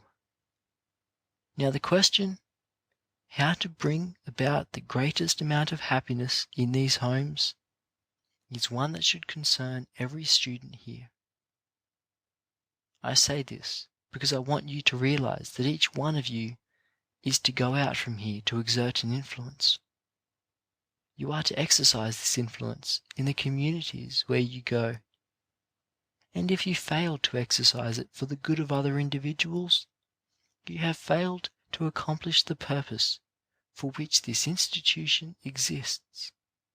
In the first place, you want to exert your influence in those directions that will bring about the best results. Among these, it is important that the people have presented to them the highest forms of home life. Very often I find it true, and especially the more I travel about among our people, that many persons have the idea that they cannot have comfortable homes unless they have a great amount of money. Now, some of the happiest and most comfortable homes I've ever been in have been homes where the people have but little money. In fact, they might well be called poor people. But in these homes there was a certain degree of order and convenience, which made you feel as comfortable as if you were in the homes of people of great wealth. I want to speak plainly. In the first place, there must be promptness in connection with everything in the life of the home. Take the matter of the meals, for instance. It is impossible for a home to be properly conducted unless there is a certain time for each meal, and promptness must be insisted on. In some homes, the breakfast may be eaten at 6 o'clock one morning, at 8 o'clock the next morning, and perhaps at 9 o'clock the morning after that. Dinner may be served at 12, 1, or 2 o'clock, and supper may be eaten at 5, 6, or 7. And even then, one half the members of the family are absent when the meal is served. There is useless waste of time and energy in this, and an unnecessary amount of worry. It saves time, and it saves a great amount of worry to have it understood that there is to be a certain time for each meal, and that all the members of the family are to be present at that time. In this way the family will get rid of a great deal of annoyance, and precious time will be saved to be used in reading or in some other useful occupation. Then as to the matter of system, no matter how cheap your homes are, no matter how poverty-stricken you may be in regard to money, it is possible for each home to have its affairs properly systematized. I wonder how many housekeepers can go into their homes on the darkest night there is, and put their hands on the box of matches without difficulty. That is one way to test a good housekeeper. If she cannot do this, then there is a waste of time. It saves time, and it saves worry too, if you have a certain place in which the matches are to be kept, and if you teach all the members of the family that the matches are always to be kept in that place. Oftentimes you find the matchbox on the table, or on a shelf in the corner of the room, or perhaps on the floor, sometimes here, sometimes there. In many homes 5 or 10 minutes are wasted every day just on account of the negligence of the housekeeper or the wife in this little matter. Then as to the matter of the dishcloth, you should have a place for your dishcloth, and put it there every day. The persons who do not have a place for an article are the persons who are found looking indoors and out of doors for it, from 5 to 10 minutes every time that article is needed. They will be saying, "Johnny," or "Jenny, where is it? Where did you put it the last time you had it?" and all that kind of thing. The same thing is true of the broom. In the first place, in the home where there is system, you do not find the broom left standing on the wrong end. I hope all of you know which the right end of the broom is in this respect. You do not find the broom on the wrong end, and you always find that there is a certain place for it, and that it is kept there. When things are out of place, and you have to hunt for them, you are spending not only time, but you are spending strength that should be used in some more profitable way. There should be a place for the coat and the cloak, for the hat, and in fact, a place for everything in the house. The people who have a place for everything are the people who will find time to read, and who will have time for recreation. You wonder sometimes how the people in New England can afford to have so much time for reading books and newspapers, and still have sufficient money to send as much as they do here to this institute to be used in our education. These people find time to keep themselves thus intelligent, and to keep themselves in touch with all that takes place in the world, because everything is so well systematized about their homes that they save the time which you and I spend in worrying about something which we should know all about. I have very rarely gone into a boarding house kept by our people and found the lamp in its proper place. When you go into such a house, it is too apt to be the case that the people there will have to look for the lamp. Then, when they have found it, it is not filled. Somebody forgot to put the oil in it in the morning. And then they have to go and hunt up a wick. And then they must get a chimney. Then, when they get all these things, they must hunt for the matches to light the lamp. I wonder how many girls there are here now who can go into a room and arrange it properly for an individual to sleep in. That is, provide the proper number of towels, the soap and matches, and everything that should be provided for the comfort of the person who is to use the room, put in the room and put in its proper place. I should be afraid to test some of you. You must learn to be able to do such things before you leave here, in order that you may be of some use to yourself and to others. If you are not able to do this, you will be a disappointment to us. End of Chapter 11. The Value of System in Home Life. Recording by Luke Sartor, Griffith, New South Wales.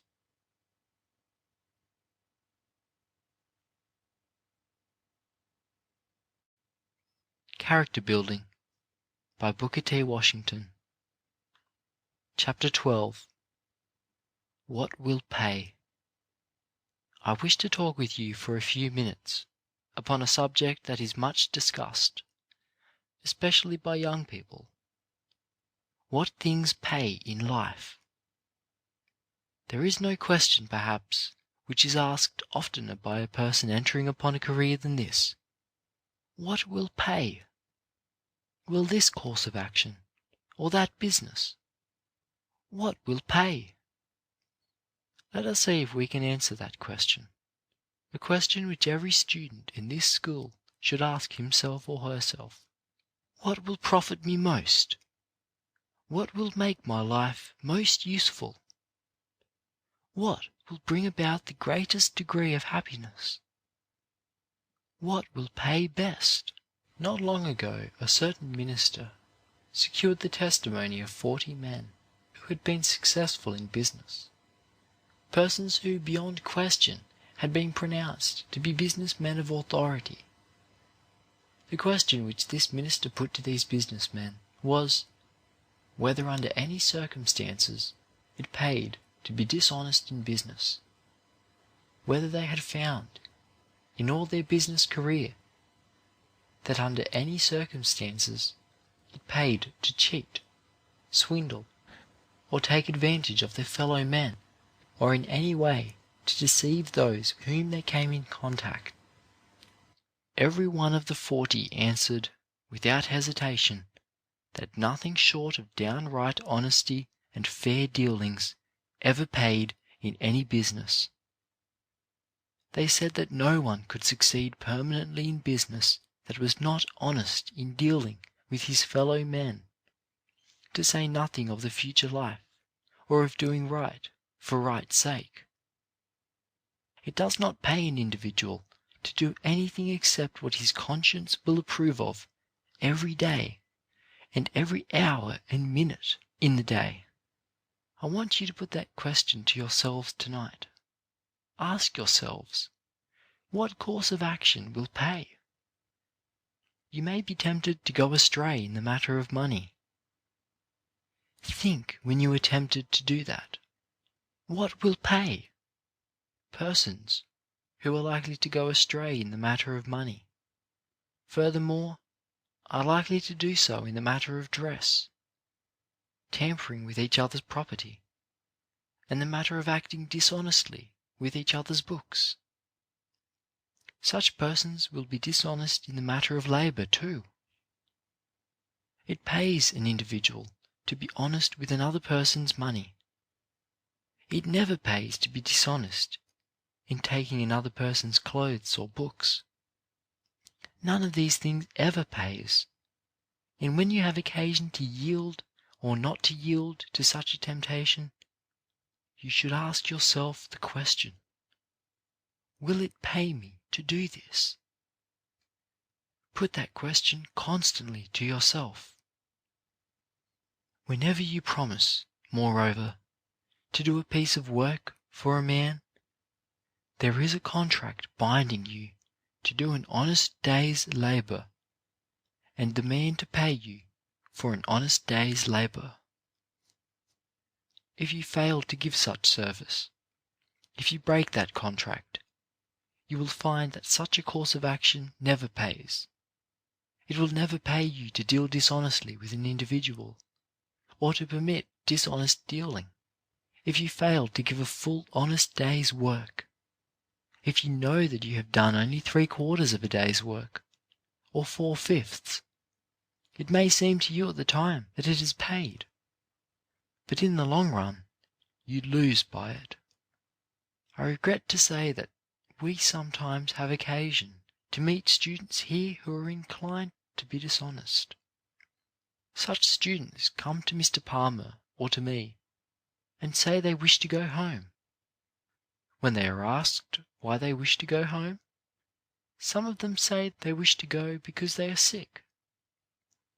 Then, when they have been talked with a few minutes, they may say that they do not like the food here, or perhaps that some disappointment has befallen their parents. In some cases I have students give me half a dozen excuses in little more than the same number of minutes. The proper thing for students to do, when they wish to go home, is to state the exact reason and then stick to it. The student who does this is the kind that will succeed in the world. The students who are downright dishonest in what they say will find out that they are not strong in anything, that they are not what they ought to be. The time will come when that sort of thing will carry them down instead of up. In a certain year, I think it was 1857, there was a great financial panic in the United States, especially in the city of New York. A great many of the principal banks in the country failed, and others were in daily danger of failure. I remember a story that was told of one of the bank presidents of that time, William Taylor, I believe. All the bank presidents in the city of New York were having meetings every night to find out how well they were succeeding in keeping their institutions solvent. At one of these meetings, after a critical day in the most trying period of the panic, when some men reported that they had lost money during that day, and others that so much money had been withdrawn from their banks during the day that if there were another like it, they did not see how they could stand the strain, William Taylor reported that money had been added to the deposits of his bank that day, instead of being withdrawn. What was behind all this? William Taylor had learned in early life that it did not pay to be dishonest, but that it paid to be honest with all his depositors and with all persons who did business with his bank. When other people were failing in all parts of the country, the evidence of this man's character, his regard for truth and honest dealing, caused money to come into his bank when it was being withdrawn from others. Character is a power. If you want to be powerful in the world, if you want to be strong, influential, and useful, you can be so in no better way than by having strong character. But you cannot have a strong character if you yield to the temptations about which I have been speaking. Someone asked some time ago what it was that gave such a power to the sermons of the late Dr. John Hall. In the usual sense, he was not a powerful speaker, but everything he said carried conviction with it. The explanation was that the character of the man was behind the sermon. You may go out and make great speeches. You may write books or addresses, which are great literature. But unless you have character behind what you say and write, it will amount to nothing. It will all go to the winds. I leave this question with you then. When you are tempted to do what your conscience tells you is not right, ask yourself, will it pay me to do this thing which I know is not right? Go to the penitentiary. Ask the people there who have failed, who have made mistakes, why they are there. And in every case, they will tell you that they are there because they yielded to temptation, because they did not ask themselves the question, will it pay? Go ask those people who have no care for life, who have thrown away their virtue, as it were. Ask them why they are without character, and the answer will be, in so many words, that they sought but temporary success. In order to find some short road to success, in order to have momentary happiness, they yielded to temptation. We want to feel that in every student who goes out from here, there is a character which can be depended upon in the night as well as in the day. That is the kind of young men and young women we wish to send out from here. Whenever you are tempted to yield a hair's breadth in the direction which I have indicated, ask yourself the question, over and over again, will it pay me in this world? Will it pay me in the world to come? End of Chapter 12. What will pay? Recording by Luke Sartor, Griffith, New South Wales.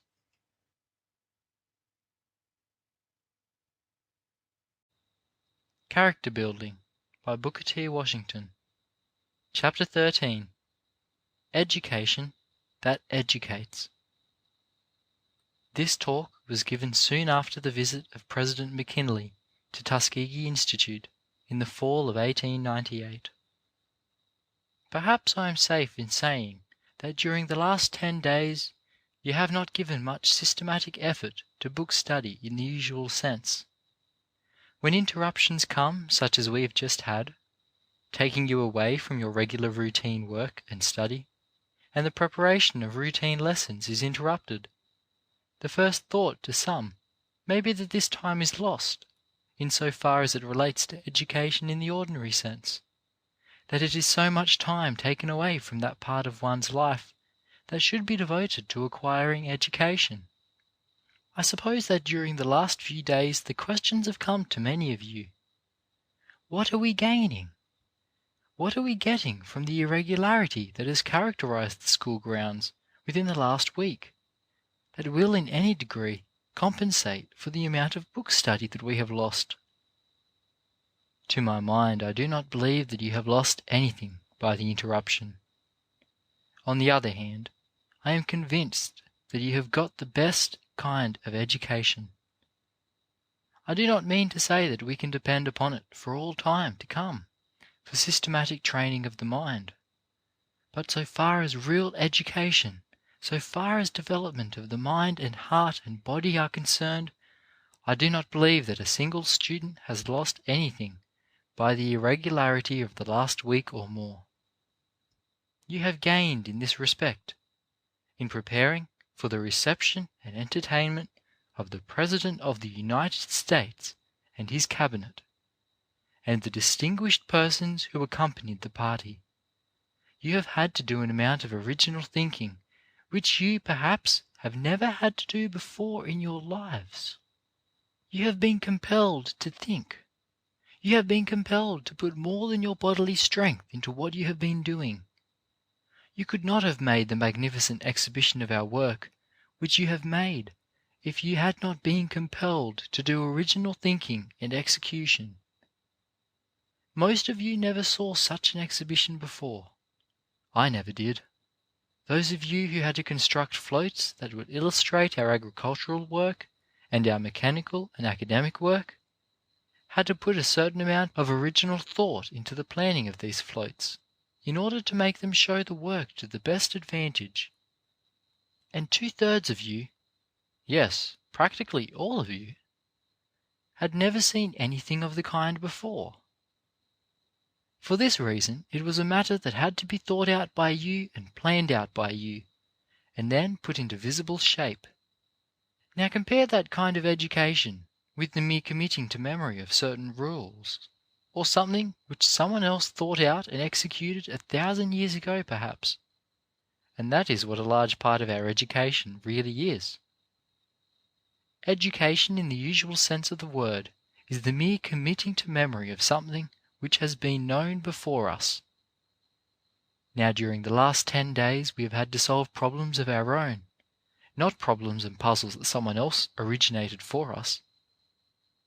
I do not believe that there is a person connected with the institution who is not stronger in mind, Who is not more self-confident and self-reliant, so far as the qualities relate to what he is able to do with his mind or his hands, than he was 10 or 12 days ago?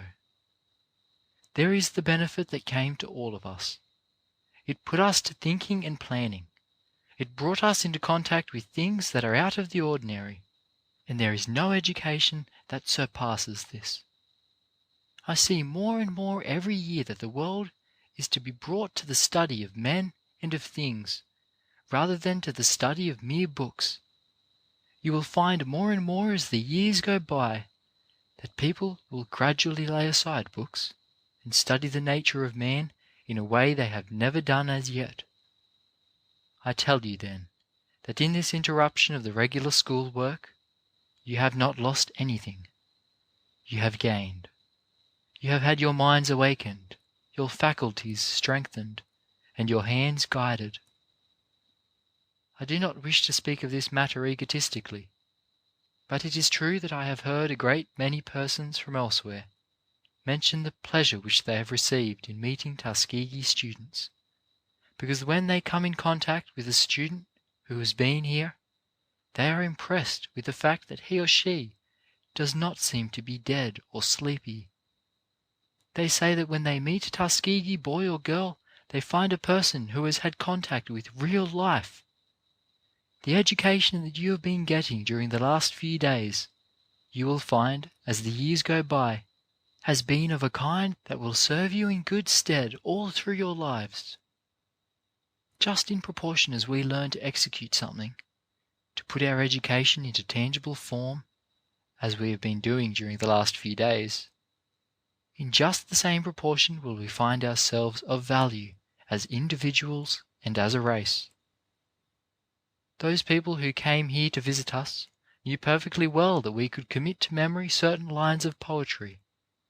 They knew we were able to solve certain problems in algebra and geometry. They understood that we could learn certain rules in chemistry and agriculture. But what interested them most was to see us put into visible form the results of our education. Just in proportion as an individual is able to do that, he is of value to the world. That is the object of the work which we are trying to do here. We are trying to turn out men and women who are able to do something that the world wants done, that the world needs to have done. Just in proportion as you can comply with that demand, you will find that there is a place for you. There is going to be standing room. By the training we are giving you here, we are preparing you for a place in the world. We are going to train you so that when you get to that place, if you fail in it, the failure will not be our fault. It is a great satisfaction to have connected with a race, men and women who are able to do something. Not merely to talk about doing it, not merely to theorize about doing it, but actually to do something that makes the world better to live in, something that enhances the comforts and conveniences of life. I had a good example of this last week. I wanted something done in my office which required a practical knowledge of electricity. It was a great satisfaction when I called upon one of the teachers to have him do the work in a careful, praiseworthy manner. It is very well to talk or lecture about electricity, but it is better to be able to do something of value with one's knowledge of electricity. And so, as you go on, increasing your ability to do things of value, you will find that the problem which often nowadays looks more and more difficult of solution will gradually become easier. One of the cabinet members who were here a few days ago said, after witnessing the exhibition which you made here, that the islands which this country had taken into its possession during the recent war are soon going to require the service of every man and woman we can turn out from this institution. You will find it true, not only in this country, but in other countries, that the demand will be more and more for people who can do something. Just in proportion as we can, as a race, get the reputation which I spoke to you about a few days ago, you will find there will be places for us. Regardless of colour or condition, the world is going to give the places of trust and remuneration to the men and women who can do a certain thing as well as anybody else or better. This is the whole problem. Shall we prepare ourselves to do something as well as anybody else or better? Just in proportion as we do this, you will find that nothing under the sun will keep us back. End of chapter 13. Education that educates. Recording by Luke Sartor, Griffith, New South Wales.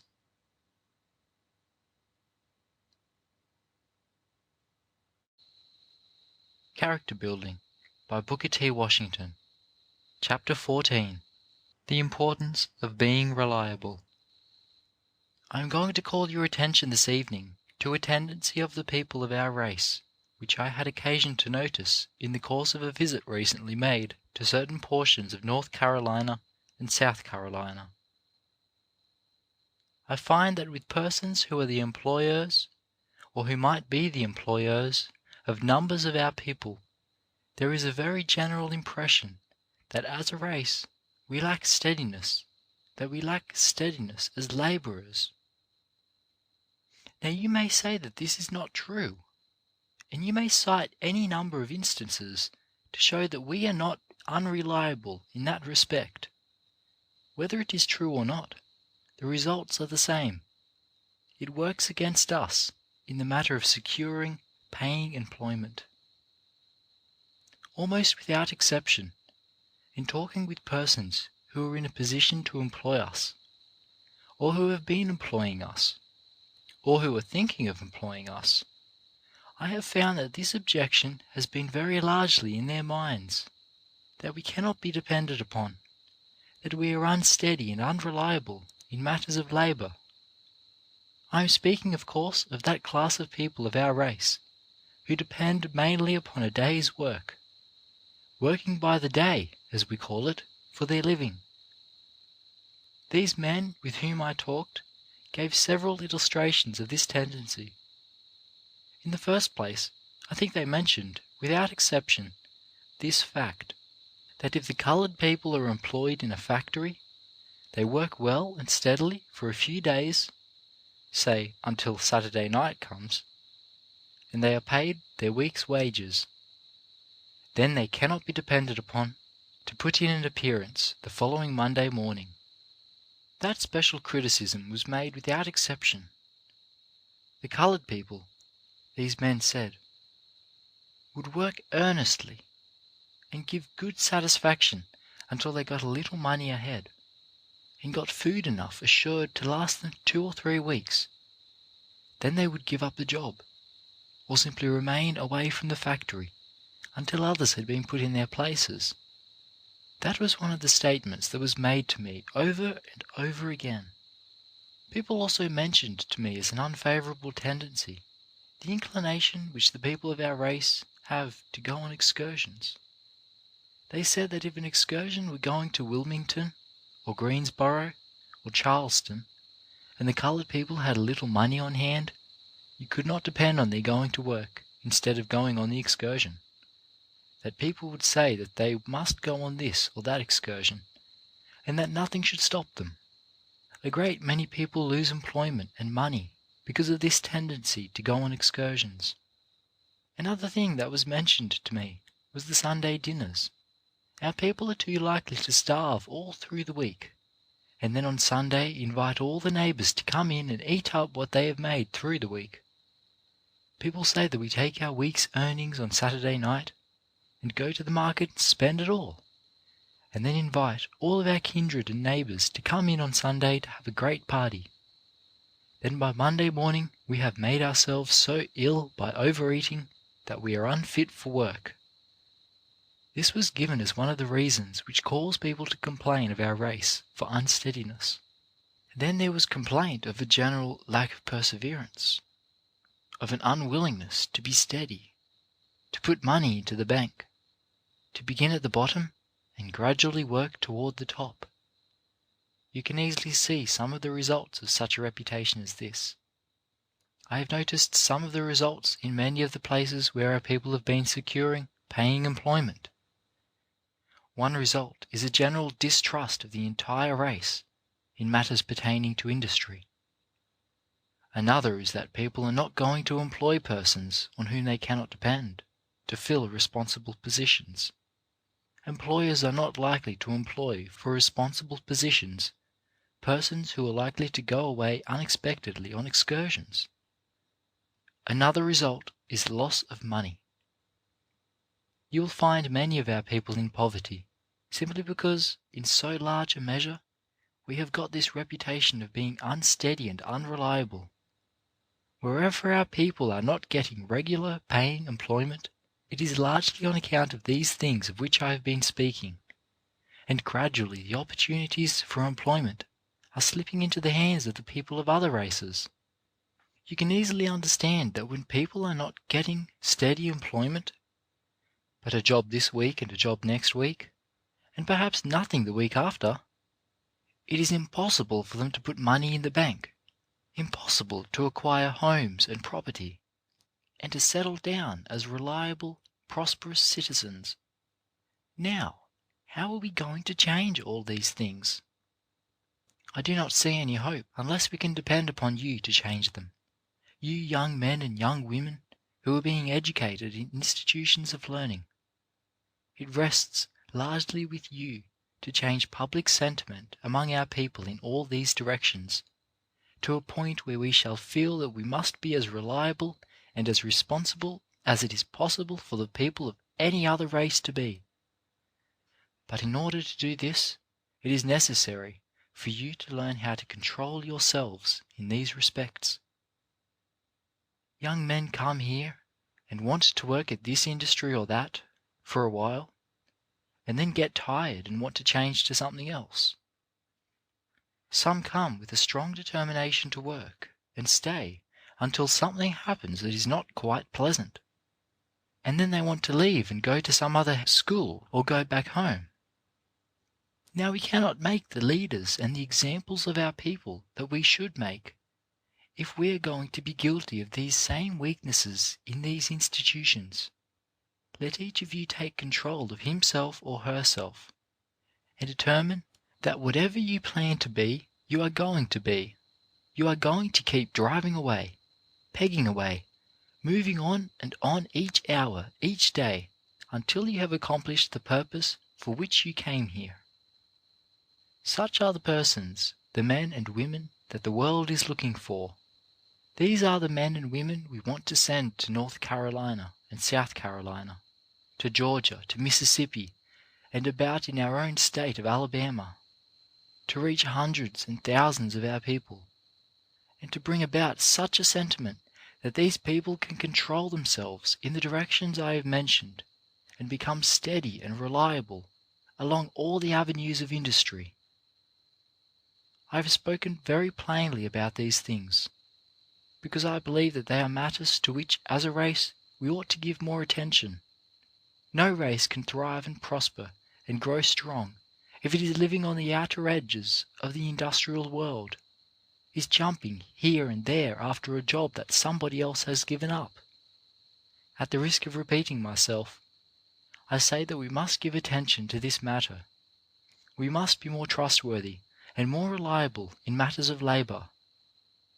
As you go home and go into your churches, your schools, and your families, teach and talk from day to day the doctrine that our people must become steady and reliable, must become worthy of confidence in all their occupations.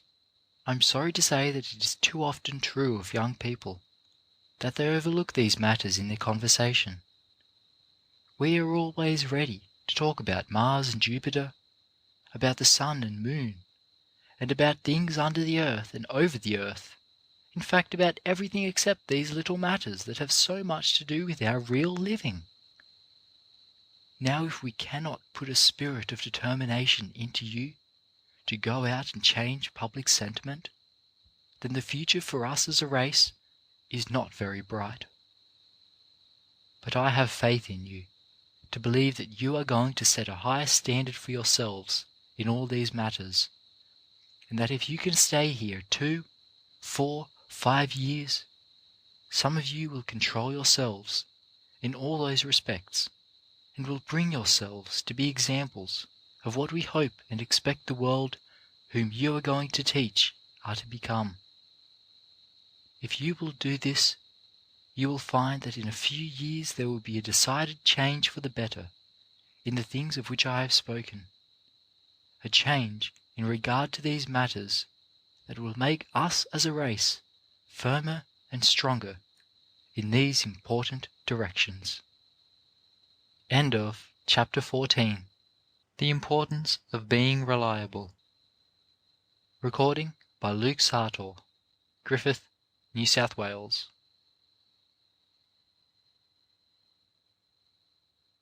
Character Building by Booker T. Washington.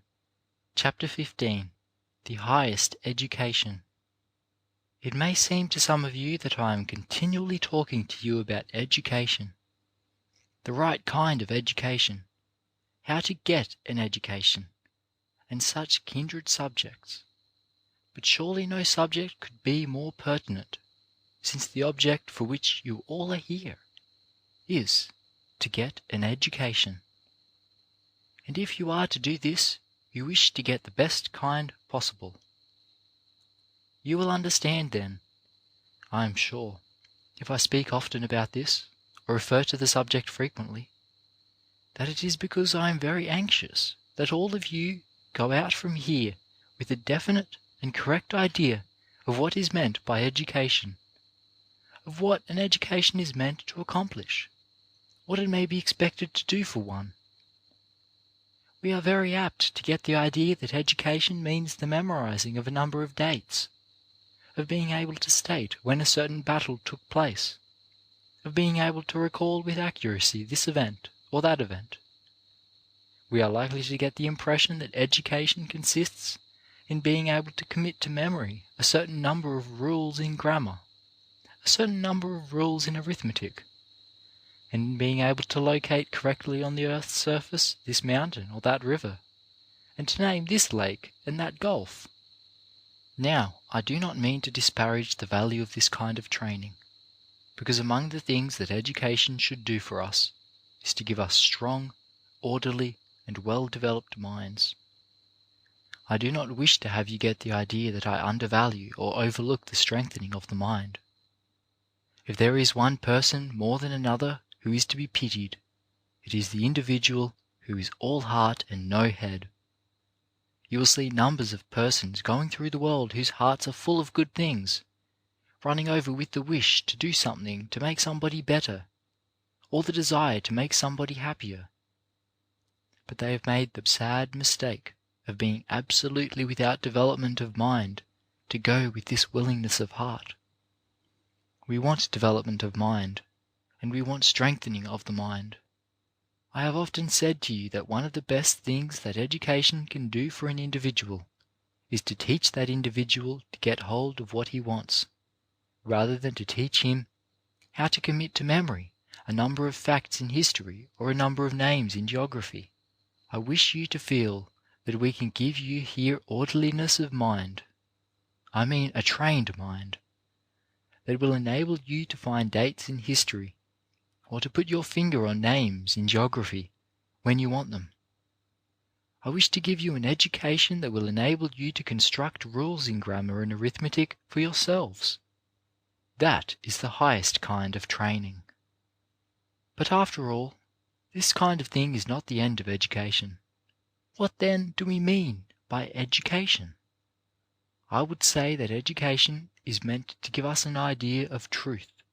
Whatever we get out of textbooks, whatever we get out of industry, whatever we get here and there from many sources, if we do not get the idea of truth at the end, we do not get education.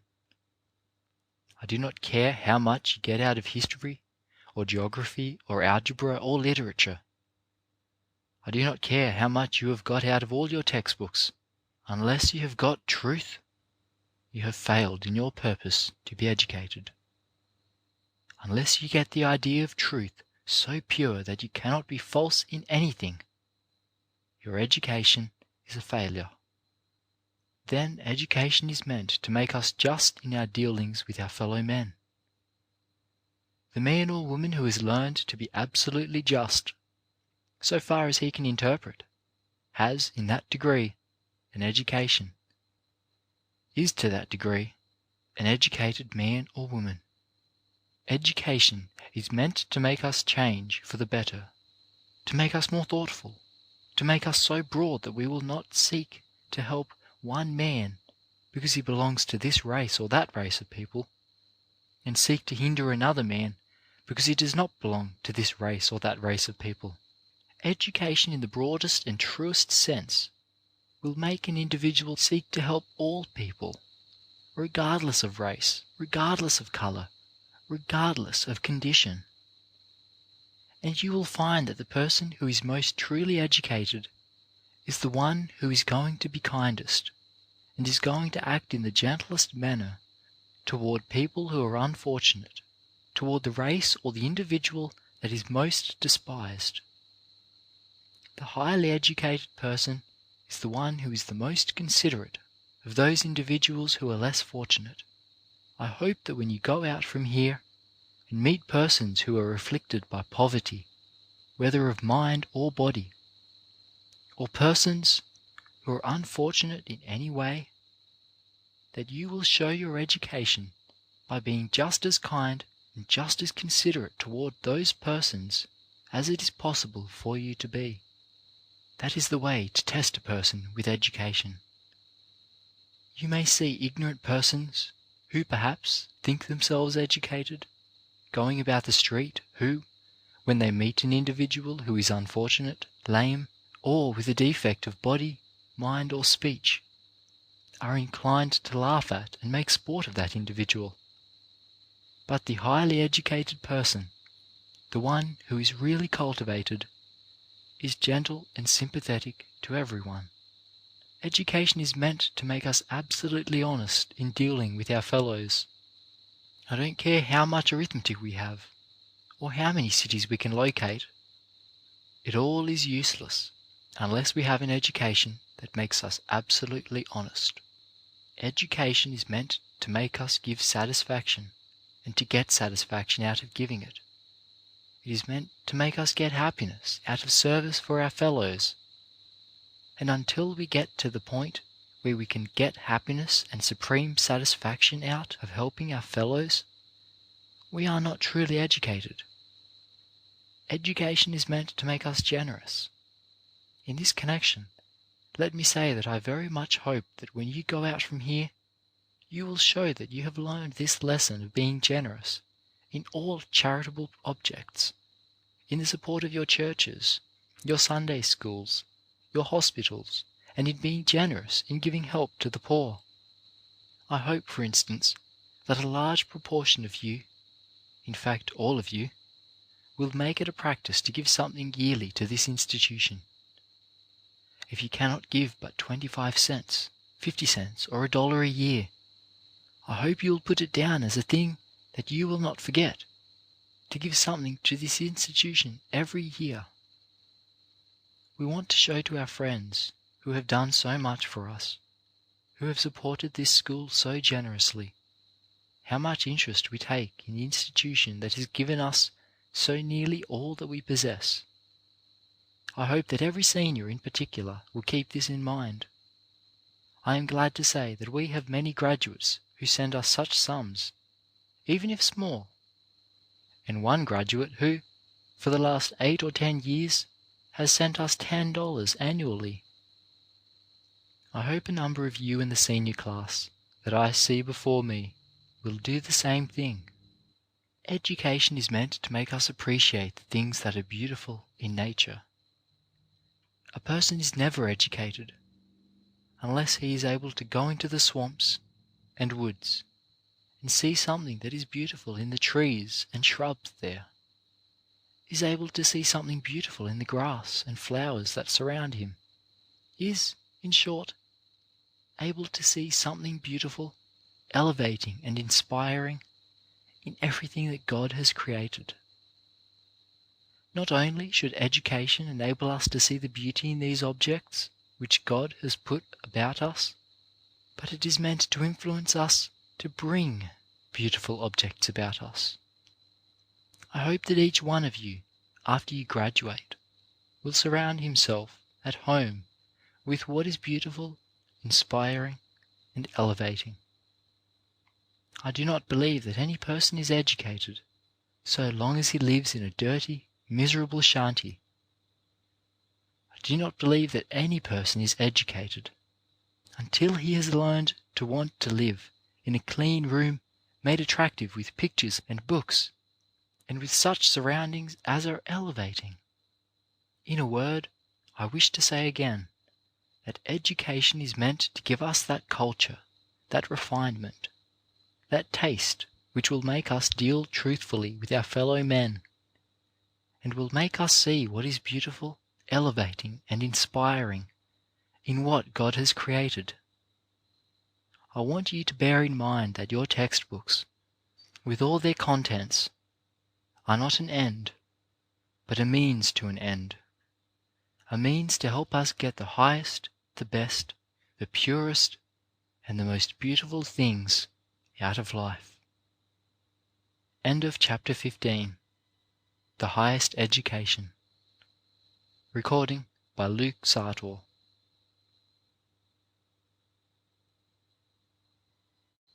Character Building by Booker T. Washington.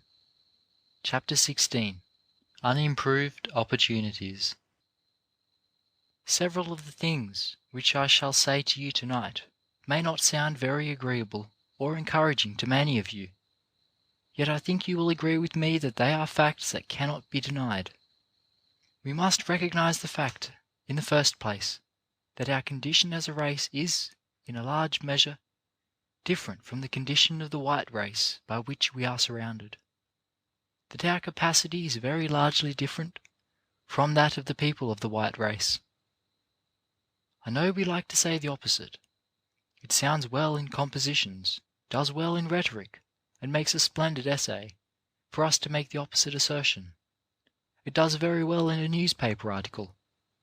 But when we come down to hard facts, we must acknowledge that our condition and capacity are not equal to those of the majority of the white people with whom we come in daily contact. Of course, that does not sound very well. But to say that we are equal to the whites is to say that slavery was no disadvantage to us. That is the logic of it. To illustrate, suppose a person has been confined in a sick room, deprived of the use of his faculties, the use of his body and senses, and that he comes out and is placed by the side of a man who has been healthy in body and mind. Are these two persons in the same condition? Are they equal in capacity? Is the young animal of a week old, although he has all the characteristics that his mother has, as strong as she? With proper development, he will be, in time, as strong as she. But it is unreasonable to say that he is as strong at present. And so, I think this is all that we can say of ourselves.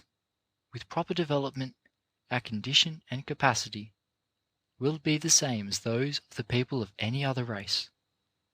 Now, the fact that our capacity as a people is different, and that the conditions which we must meet are different, makes it reasonable for us to believe that, when the question of education is considered, we shall find that different educational methods are desirable for us, from those which would be appropriate to the needs of a people whose capacity and conditions are different from ours. What we most need, in my opinion, for the next few generations, is such an education that will help us most effectively to conquer the forces of nature. I mean in the general sense of supplying food, clothing, homes, and a substantial provision for the future. Do not think that I mean by this that I do not believe in every individual getting all the education he or she can get, for I do. But since for some years to come, at least, it must of necessity be impossible for all of our young people to get all the education possible, or even all they may want to get. I believe they should apply their energies to getting such a training as will be best fitted to supply their immediate needs. In Scotland, for instance, where higher education has been within reach of the people for many years, and where the people have reached a high degree of civilization, it is not out of place for the young people to give their time and attention to the study of metaphysics and of law and the other professions. Of course, I do not mean to say that we shall not have lawyers and metaphysicians and other professional men after a while, but I do mean to say that I think the efforts of a large majority of us should be devoted to securing the material necessities of life.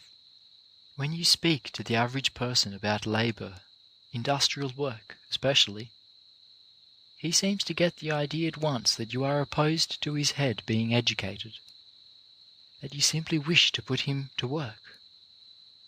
Anybody that knows anything about industrial education knows that it teaches a person just the opposite, how not to work. It teaches him to make water work for him, air, steam, and all the forces of nature. This is what is meant by industrial education. Let us make an illustration. Yesterday I was over in the creamery and became greatly interested in the process of separating the cream. The only energy spent was that required to turn a crank. The apparatus had been so constructed as to utilize natural forces. Now compare the old process of butter making with the new. Before, you had to go through a long process of drudgery before the cream could be separated from the milk, and then another long process before the cream could be turned into butter.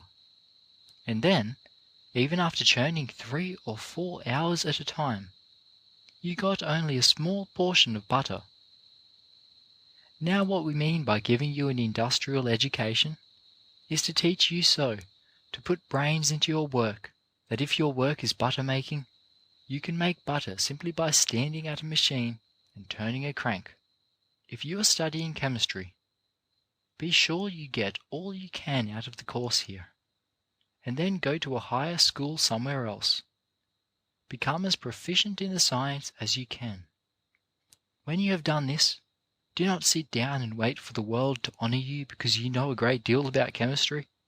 You will be disappointed if you doubt if you wish to make the best use of your knowledge of chemistry. Come back here to the South and use it in making this poor soil rich, and in making good butter where the farmers have made poor butter before. Used in this way, you will find that your knowledge of chemistry will cause others to honour you. During the last 30 years, we, as a race, have let some golden opportunities slip from us, and partly, I fear, because we have not had enough plain talk in the direction I am following with you tonight. If you ever have an opportunity to go into any of the large cities of the North, you will be able to see for yourself what I mean. I remember that the first time I went North, and it was not so very many years ago, it was not an uncommon thing to see the barber shops in the hands of coloured men. I know coloured men who in that way could have become comfortably rich. You cannot find today, in the city of New York or Boston, a first-class barber shop in the hands of coloured men. That opportunity is gone, and something is wrong that it is so. Coming nearer home, go to Montgomery, Memphis, New Orleans, and you will find that the barber shops are gradually slipping away from the hands of the coloured men, and they are going back into dark streets, and opening little holes. These opportunities have slipped from us largely because we have not learned to dignify labour. The coloured man puts a dirty little chair and a pair of razors into a dirtier looking hole, while the white man opens his shop on one of the principal streets, or in connection with some fashionable hotel, fits it up luxuriously with carpets, handsome mirrors, and other attractive furniture, and calls the place a tonsorial parlour. The proprietor sits at his desk and takes the cash. He has transformed what we call drudgery into a paying business. Still another instance. You can remember that only a few years ago, one of the best paying positions that a large number of coloured men filled was that of doing whitewashing. A few years ago it would not have been hard to see coloured men in Boston, Philadelphia, or Washington carrying a whitewash tub and a long pole into somebody's house to do a job of whitewashing. You go into the North today, and you will find very few coloured men at that work. White men learned that they could dignify that branch of labour, and they began to study it in schools. They gained knowledge of chemistry, which would enable them to understand the mixing of the necessary ingredients. They learned decorating and frescoing, and now they call themselves house decorators. Now that job is gone, perhaps to come no more, for now that these men have elevated this work and introduced more intelligent skill into it, do you suppose anyone is going to allow some old man with a pole and a bucket to come into the house? Then there is the field occupied by the cooks. You know that all over the South we have held and still hold to a large extent the matter of cooking in our hands. Wherever there was any cooking to be done, a coloured man or a coloured woman did it. But while we still have something of a monopoly of this work, it is a fact that even this is slipping away from us. People do not wish always to eat fried meat, and bread that is made almost wholly of water and salt. They get tired of such food, and they desire a person to cook for them who will put brains into the work. To meet this demand, white people have transformed what was once the menial occupation of cooking into a profession. They have gone to school and studied how to elevate this work. And if we can judge by the almost total absence of coloured cooks in the North, we are led to believe that they have learned how. Even here in the South, coloured cooks are gradually disappearing, and unless they exert themselves, they will go entirely. They have disappeared in the North because they have not kept pace with the demand for the most improved methods of cooking, and because they have not realized that the world is moving forward rapidly in the march of civilization. A few days ago, when in Chicago, I noticed in one of the fashionable restaurants a fine-looking man, well-dressed, who seemed to be the proprietor. I asked who he was, and was told that he was the chef, as he is called the head cook. Of course, I was surprised to see a man dressed so stylishly and presenting such an air of culture, filling the place of chief cook in a restaurant. But I remembered then, more forcibly than ever, that cooking had been transformed into a profession, into dignified labour. Still another opportunity is going, and we laugh when we mention it, although it is really no laughing matter. When we think of what we might have done to elevate it in the same way that white persons have elevated it, we realize that it was an opportunity after all. I refer to the opportunity which was in boot blacking. Of course, here in the South, we have that yet, to a large extent, because the competition here is not quite so sharp as in the North. In too many southern towns and cities, if you wish your shoes blacked, you wait until you meet a boy with a box slung over his shoulder. When he begins to polish your shoes, you will very likely see that he uses a much worn shoe brush, or, worse still, a scrubbing brush. And unless you watch him closely, there is a chance that he will polish your shoes with stove polish. But if you go into a northern city, you will find that such a boy as this does not stand a chance of making a living. White boys, and even men, have opened shops, which they have fitted up with carpets, pictures, mirrors, and comfortable chairs, and sometimes their brushes are even run by electricity. They have the latest newspapers always within reach for their patrons to read while their work is being done, and they grow rich, The man who owns and runs such a place as that is not called a boot-black. He is called the proprietor of such and such a shoe-blacking emporium.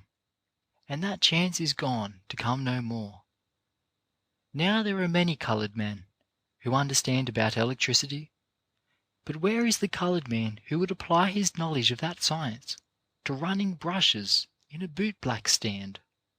In the South it was a common thing, when anybody was taken ill, to notify the old mammy nurse.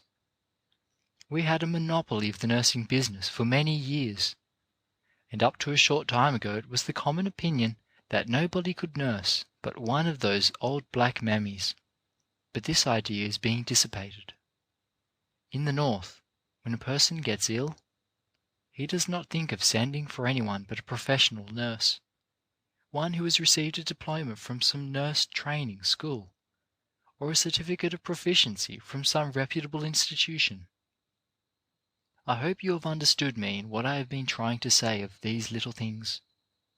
They all tend to show that if we are to keep pace with the progress of civilization, we must pay attention to the small things as well as the larger and more important things in life.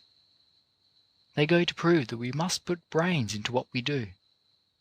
If education means anything at all, it means putting brains into the common affairs of life and making something of them.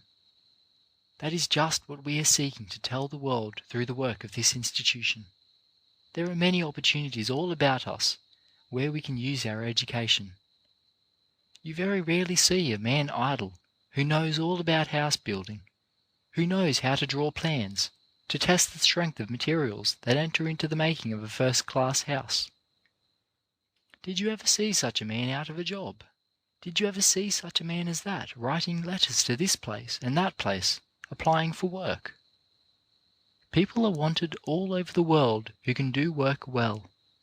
Men and women are wanted who understand the preparation and supplying of food. I don't mean in the small menial sense, but people who know all about it. Even in this there is great opportunity. A few days ago I met a woman who had spent years in this country and in Europe studying the subject of food economics in all its details. I learned that this person is in constant demand by institutions of learning and other establishments, where the preparation and the serving of food are important features. She spends a few months at each institution. She is wanted everywhere, because she has applied her knowledge to one of the most important necessities of life. And so you will find it all through life. Those persons who are going to be constantly sought after, constantly in demand, are those who make the best use of their opportunities, who work unceasingly to become proficient in what they attempt to do. Always be sure that you have something out of which you can make a living, and then you will not only be independent, but you will be in a much better position to help your fellow men. I have spoken about these matters at this length because I believe them to be the foundation of our future success. We often hear a man spoken of as having moral character. A man cannot have moral character unless he has something to wear and something to eat 365 days in a year. He cannot have any religion either. You will find at the bottom of much crime the fact that the criminals have not had the common necessities of life supplied them. Men must have some of the comforts and conveniences, certainly the necessities of life supplied them, before they can be morally or religiously what they ought to be. End of chapter 16. Unimproved Opportunities. Recording by Luke Sartor, Griffith, New South Wales.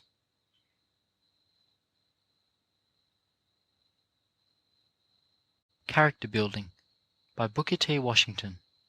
Chapter 17. Keeping Your Word. I do not want to speak to you continually about subjects that tend to show up the weaker traits of character which our race has. But there are some characteristic points in our life so important that it seems to me well that we emphasize those which are especially weak just now. A few weeks ago I mentioned 2 or 3 examples which had come under my own personal observation of the unreliability of the race, and to those I now add 1 or 2 more. On 3 distinct occasions, while travelling, I have found it necessary to make engagements with hackmen to call at a certain hour in the morning to take me to an early train, and on no one of these occasions has the hackman kept his word. In the first case the man disappointed me entirely, so that I had to walk to the station, a distance of a mile or more. In the second instance, the hackman was to come at 6 o'clock, and did not come until 6:30. By this time I had started to walk, and had gone 2 or 3 squares, meeting him on the way to the place where I had stopped. In the third case the man was at least an hour late when we met him, after we had walked over half the distance to the station. I have spoken at another time of the fact that men who employ coloured workmen have complained to me that after these men had drawn a week's pay, they could not be depended upon to return to work the next Monday morning.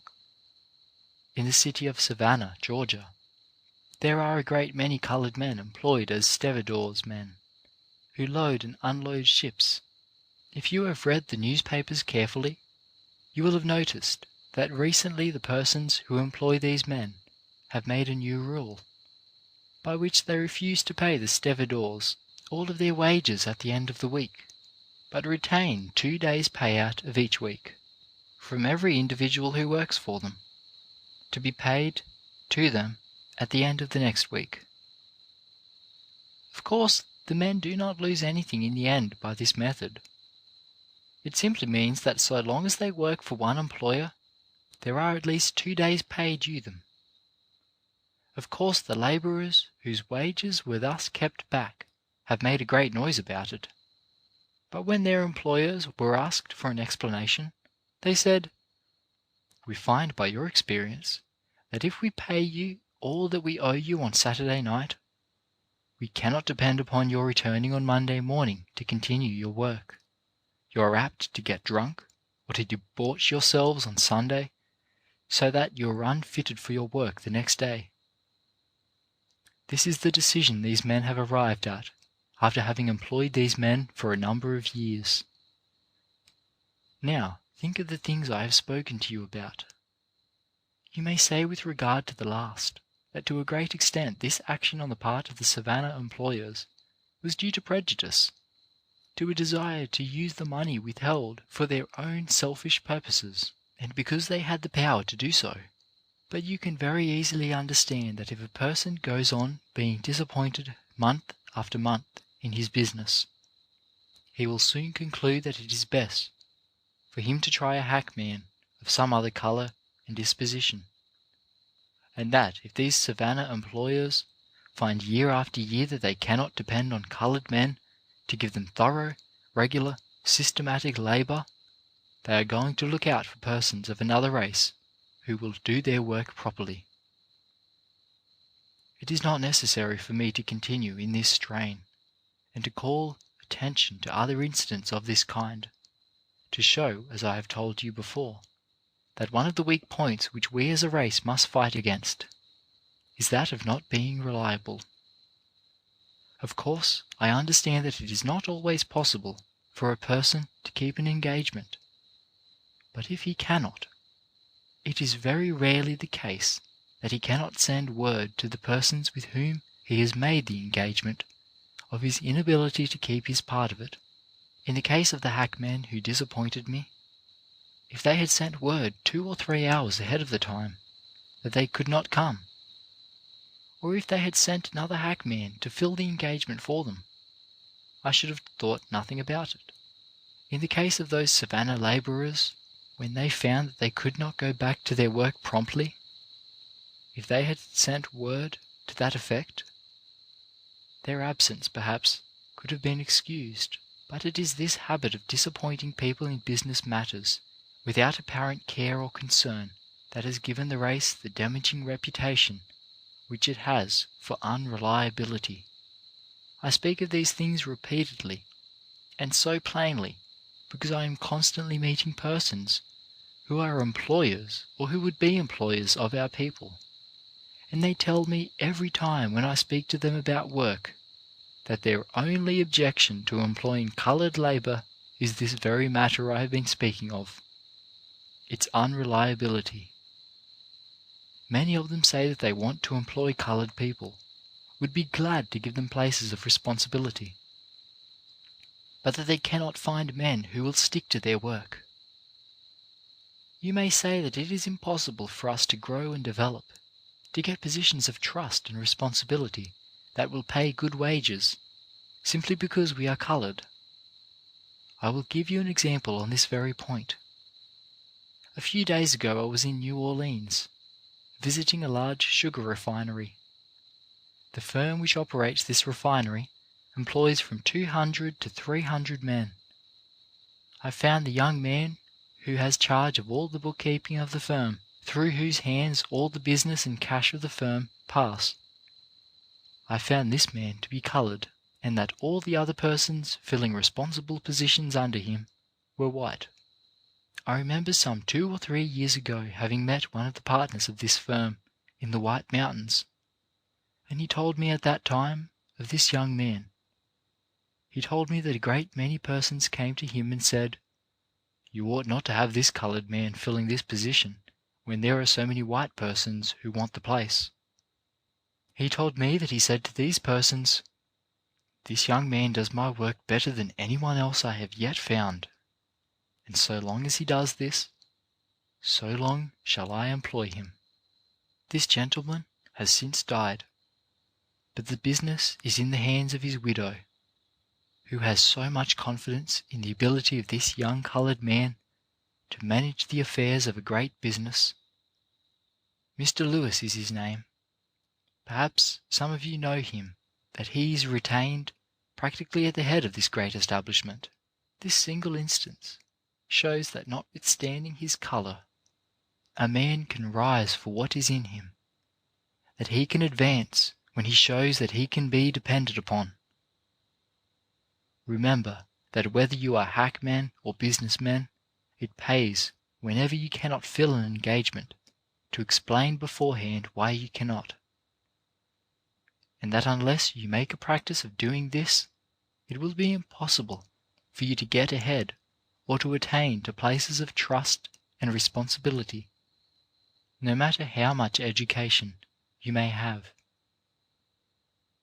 As I have so often said before, if we cannot send out from Tuskegee and similar schools young men and women who can be depended upon, our reputation as a race, for the years that are to come, is not going to be very bright. On the other hand, if we can succeed in sending out young men and women with a high sense of responsibility, who can at all times be relied upon to be prompt in business matters, we shall have gone a long way in redeeming the character of the race and in lifting it up. In this important matter, all of you can help. Do not wait until you go out from Tuskegee, but begin tomorrow morning, every boy and girl, to be reliable and to keep at it until reliability becomes a part of you. End of Chapter 17. Keeping Your Word. Recording by Luke Sartor, Griffith, New South Wales.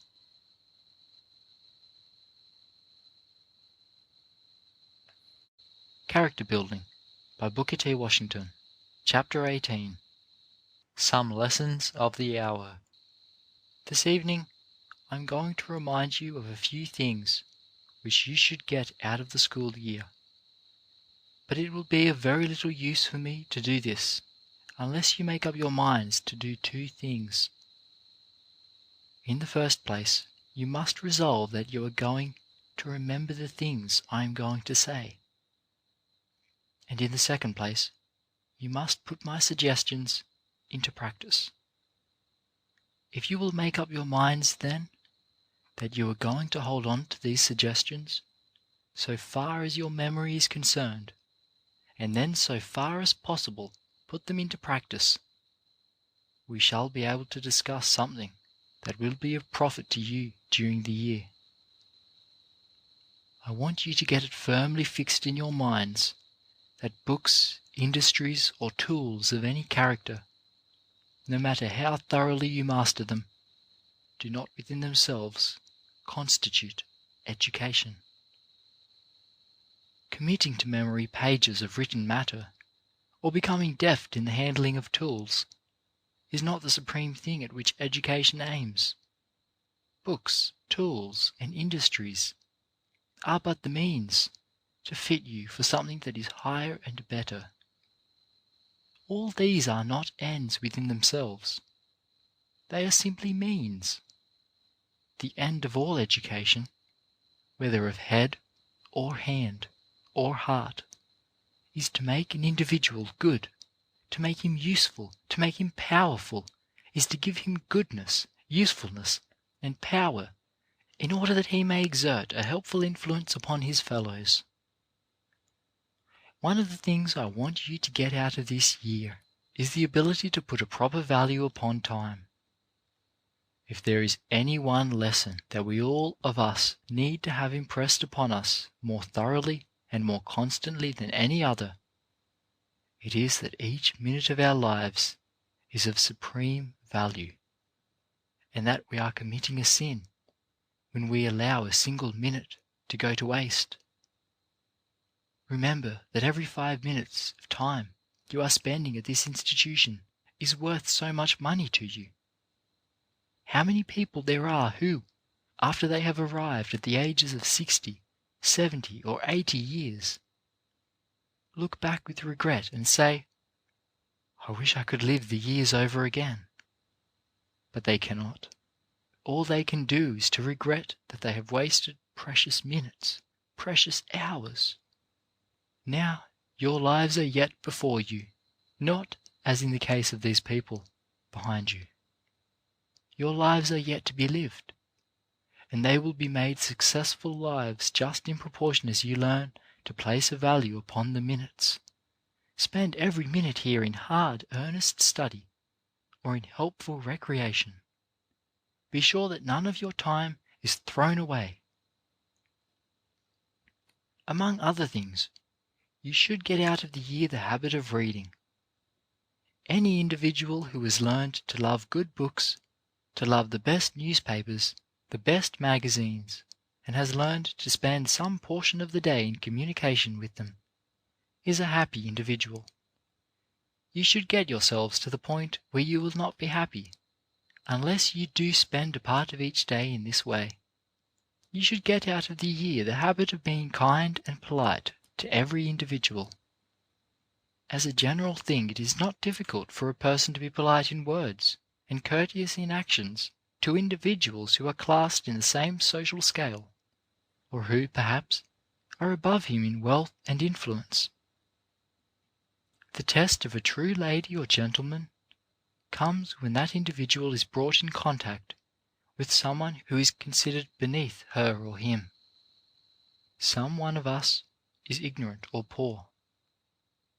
Show me a man who is himself wealthy and who is gentle and polite to the ignorant about him and to the poor people about him, and I will show you every time a true gentleman. When Prince Henry of Prussia was in this country, I remember reading this description of one of the prominent public men who received him.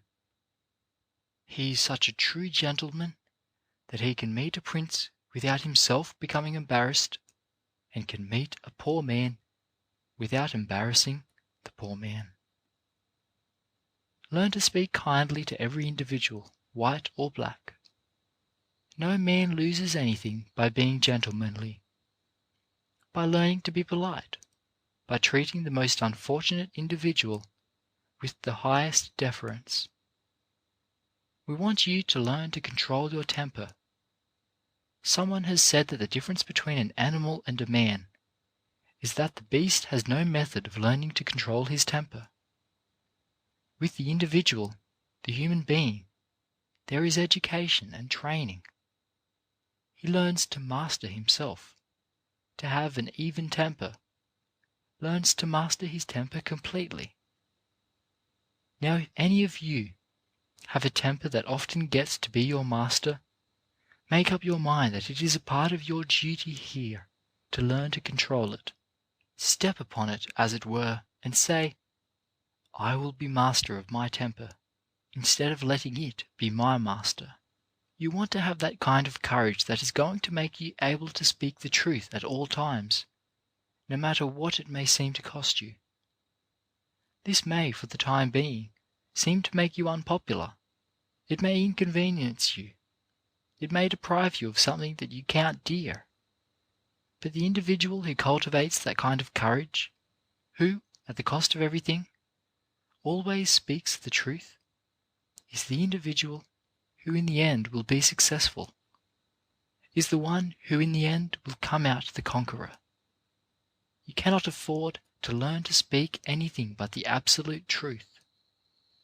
One of the most beautiful things that I have seen printed about President Roosevelt was where someone wrote of him that one of the president's greatest faults was that he did not know when to lie, when to deceive people, but that he always spoke the absolute, frank truth.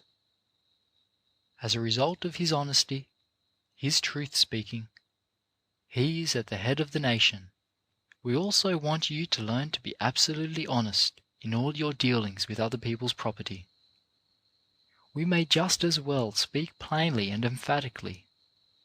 One of our worst sins, one of our weaknesses, is that of not being able to handle other people's property and be honest with it. You should learn to be absolutely honest with the property of your roommates, schoolmates, and teachers. Make up your minds that nothing is going to tempt you from the path of absolute honesty. There is no man or woman who begins with meddling with other people's property and affairs, who begins to learn to take that which does not belong to him or her, who is not beginning in a downward path ending in misery, sorrow, and disappointment. Make up your minds that you are going to be absolutely honest and truthful in all cases. There is no way to get happiness out of life. There is no way to get satisfaction out of your school career, except by following the lessons that I have here tried to emphasize. When we speak of honesty, the first thought may be that the word applies only to the taking of property that does not belong to us. But this is not so. It is possible for a person to be dishonest by taking time or energy that belongs to someone else, just as much as tangible property.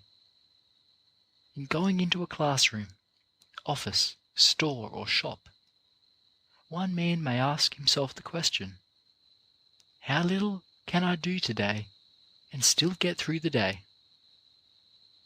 Another man will have constantly before him the question, how much can I put into this hour or this day? Now we expect every student who goes out from Tuskegee to be, not the man who tries to see how little he can do, or the average man who proposes to do merely his duty, but the man above the average who will do more than his duty. And you will disappoint us unless you are above the average man, unless you go out from here with the determination that you are going to perform more than your duty. I like to see young men or young women who, if employed in any capacity, no matter how small or unimportant that capacity may be, if the hour is 8 o'clock at which they must come to work, I like to see them at work 10 or 15 minutes before that hour. I like to see a man or woman who, if the closing hour is 5 o'clock or 6 o'clock, goes to the person in charge and says, "Shall I not stay longer? Is there not something else I ought to do before I go?"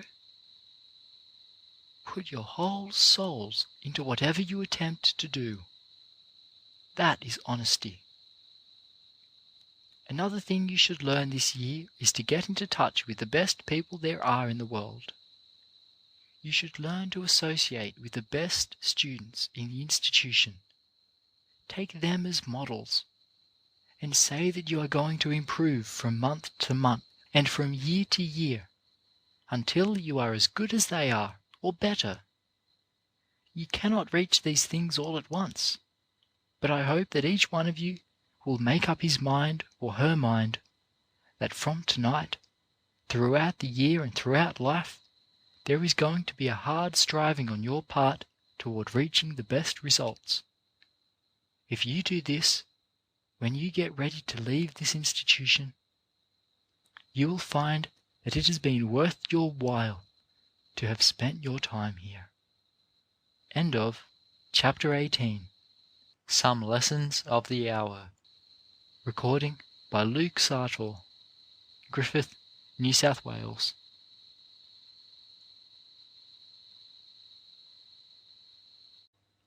Character Building by Booker T. Washington. Chapter 19. The Gospel of Service.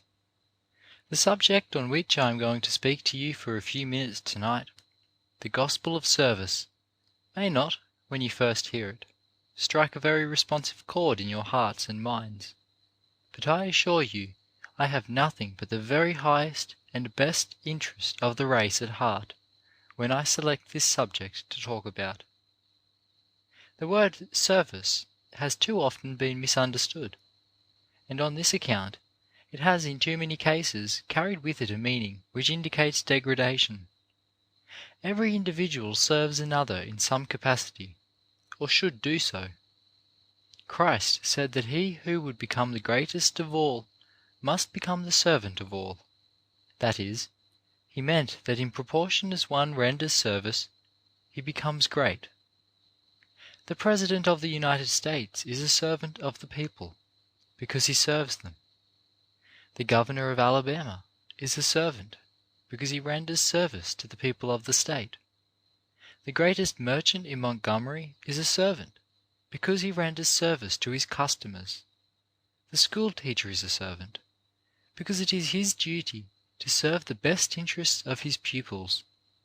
The cook is a servant, because it is her duty to serve those for whom she works. The housemaid is a servant, because it is her duty to care for the property entrusted to her in the best manner in which she is able. In one way or another, every individual who amounts to anything is a servant. The man or the woman who is not a servant is one who accomplishes nothing. It is very often true that a race, like an individual, does not appreciate the opportunities that are spread out before it, until those opportunities have disappeared. Before us, as a race in the South today, there is a vast field for service and usefulness which is still in our hands, but which I fear will not be ours to the same extent very much longer unless we change our ideas of service and put new life, put new dignity and intelligence into it. Perhaps I am right in thinking that in no department of life has there been such great progress and such changes for the better during the last 10 years as in the department of domestic service or housekeeping. The cook who does not make herself intelligent, who does not learn to do things in the latest and in the neatest and cleanest manner, will soon find herself without employment, or will at least find herself a drug on the market, instead of being sought after and paid higher wages.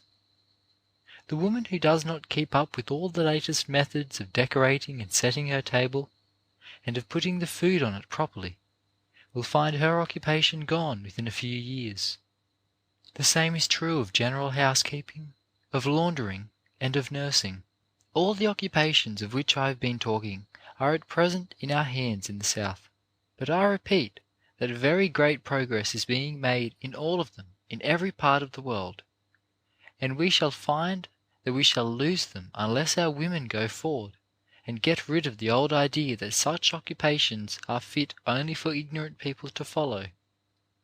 At the present time, scores of books and magazines are appearing bearing upon every branch of domestic service. People are learning to do things in an intelligent and scientific manner. Not long ago I sat for an hour and listened to a lecture delivered upon the subject of dusting, and it was one of the most valuable hours I ever spent. The person who gave this lecture upon dusting was a highly educated and cultivated woman, and her audience was composed of wealthy and cultivated people. We should bring ourselves to the point where we can feel that one who cooks and does it well should be just as much honoured as the person who teaches school.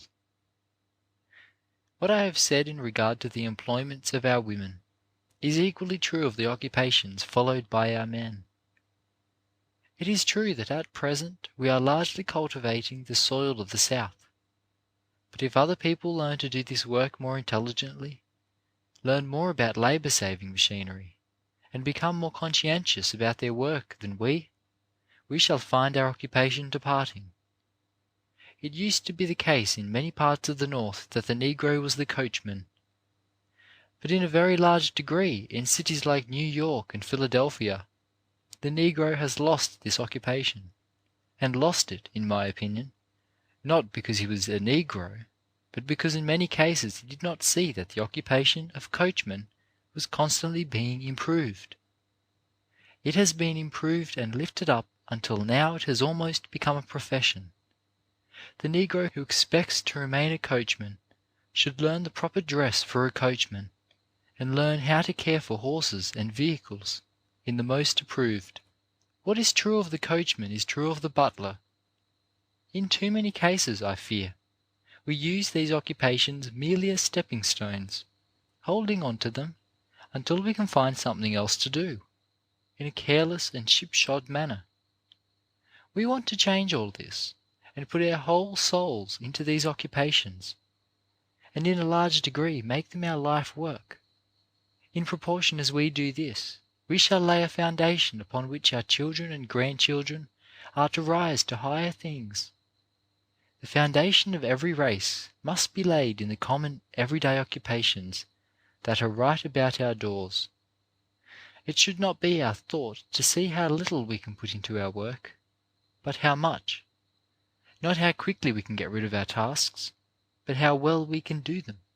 I often wish that I had the means to put into every city a large training school for giving instruction in all lines of domestic service.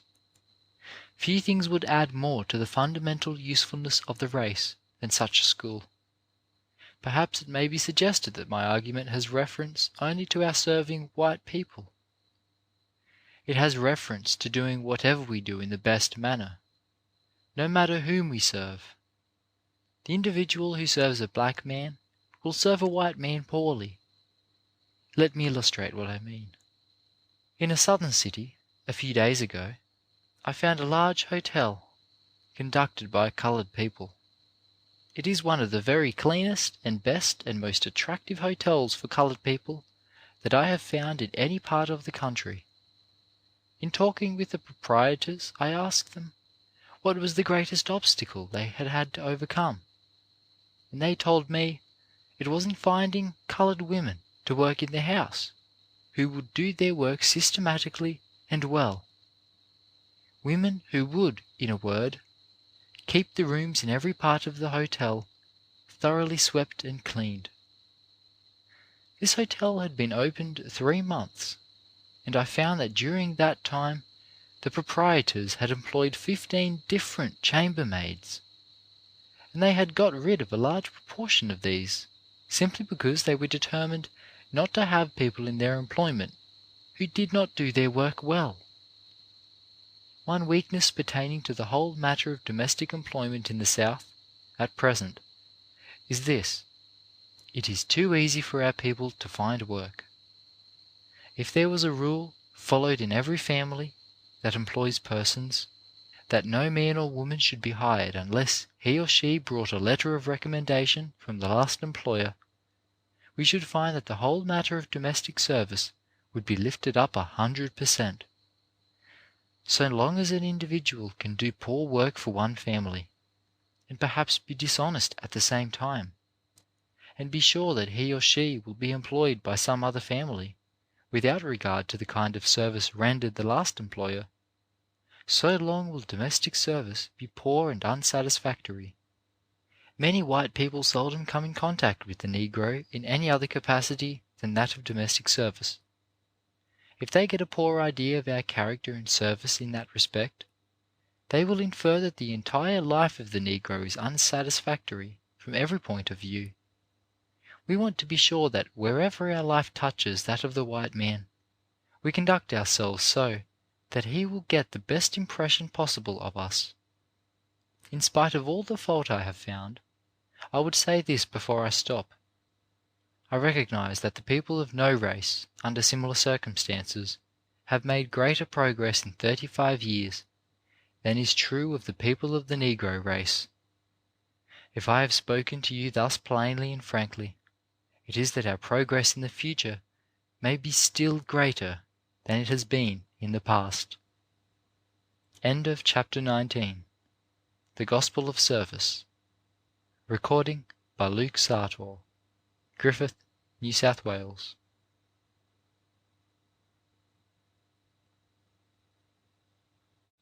Character Building by Booker T. Washington. Chapter 20. Your Part in the Negro Conference. For 8 or 9 years now, it has been our custom to hold here what is known as the Tuskegee Negro Conference. A number of years ago it occurred to some of us that instead of confining the work of this institution to the immediate body of students gathered within its walls, we perhaps could extend and broaden its scope so as to reach out to and try to help the parents of the students and the older people in the country districts, and, to some extent, if possible, in the cities also.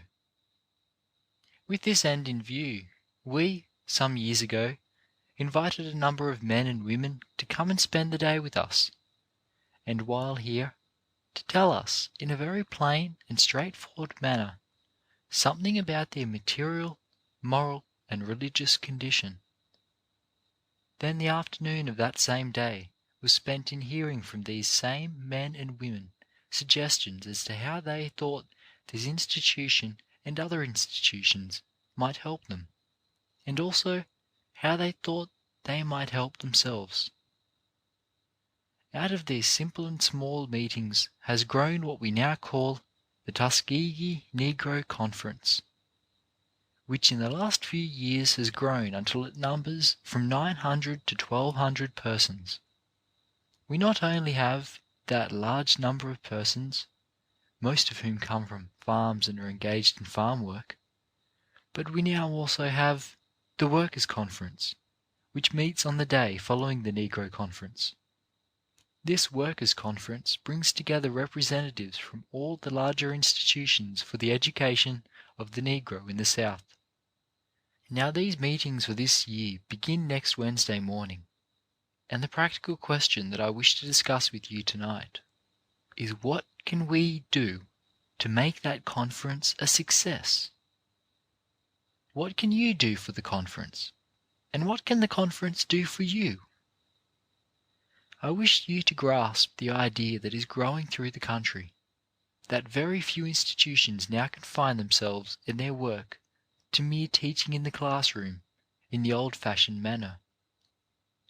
Very few now confine themselves in their work to the comparatively small number of students that they can reach in that way, as they did a few years ago. In many cases they have their college extension work. In one way or another, they are reaching out and getting hold of the young people and getting a hold on the older people as well. And just so, to a very large degree, through this conference, Tuskegee is doing something of the same kind of thing. During these few days, we shall have hundreds of the farmers, with their wives and daughters, gathered here. We want each and every one of you here in the institution to make up your mind that you can do something to help these people. We want each one of you here tonight to feel that he or she has a special responsibility during the time these people are gathered together at Tuskegee. We sometimes speak of it as their one day of schooling in the whole year. That is, the one day out of the whole 365 days in the year when, perhaps, they will give the greatest amount of attention to matters pertaining to themselves. In inviting them here, Not only the teachers and officers of this institution have a responsibility, but each and every student here also has a responsibility. I want you to feel that, and see to what extent you can take hold of these people while they are here, to inspire and encourage them, so as to have them go away from here feeling that it is worth their while to come to the Institute for this meeting, even if, as is true of some of them, they have come a long distance. Some of these people who will come here are ignorant, so far as books are concerned, but I want you to know that not every person who cannot read and write is ignorant. Some of the persons whom I have met and from whom I have learned much are persons who cannot write a word. Very many of the people who will come here may not be able to read or write, but we can learn something from them notwithstanding, while they are here, and they can learn something from us. I want you to take delight in getting hold of these people and taking them through our shops, guiding them through our various agricultural and mechanical departments. Be sure that you exert every effort possible to make them comfortable and happy while they are here. Heretofore, the students have been so generous at the time of this meeting that many of them, if necessary, have given up their rooms that these people might have a comfortable night's rest. I do not know where you have slept, but I do not think that in the history of the school a student was ever asked to give up his room to any of these people that he did not gladly and freely do so. I believe that you are going to do the same thing this year. I want you also to remember that you not only can help the conference to be a success by being polite and kindly to the farmers who come from this and other southern states, but also by being polite and attentive to the representatives from the large institutions that will be here. We will have present representatives from every large institution engaged in the education of our people. It means much for the principals and instructors in these large colleges and industrial schools to leave their work and come as far as many of them do, to spend these days here. We have a responsibility on their account. We desire them to feel that it has been worth their while to leave their work and spend their time and money to come here for these meetings. We wish them to get something out of our industries here. We wish them to get something out of the training here, in every department, something which they can take back to their own institution to make their work there stronger and better. Now as to yourselves, you can get something out of this conference for yourselves by getting hold of everything possible, so that when you go out from Tuskegee, you will have just that much more helpful information to put into practice. I want to see you go out through the South and establish local conferences. Call them together and teach the same kind of lessons that we teach at these gatherings at Tuskegee. You can get the most out of this conference by putting into practice this effort to make other people happy. To get the greatest happiness out of life is to make somebody else happy. To get the greatest good out of life is to do something for somebody else. I want you to find the persons who are most ignorant and most poverty-stricken. I want you to find the persons who are most forlorn and most discouraged, and do something for them to make their hours happy. In doing that, you will do the most for yourselves. I want each boy and each girl who belongs to this institution to be deep down in his or her heart a gentleman or a lady. A gentleman means simply this: a generous person, one who has learned to be kind, one who has learned to think not of himself first, but of the happiness and welfare of others. Let us put this spirit into our conference day the coming week, and the day and week will be the greatest and most successful we have ever had.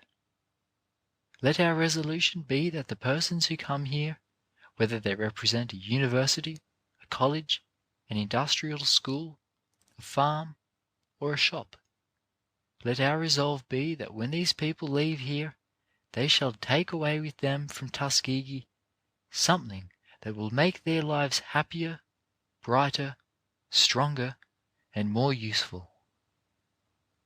End of chapter 20. Your part in the Negro Conference. Recording by Luke Sartor. Griffith, New South Wales.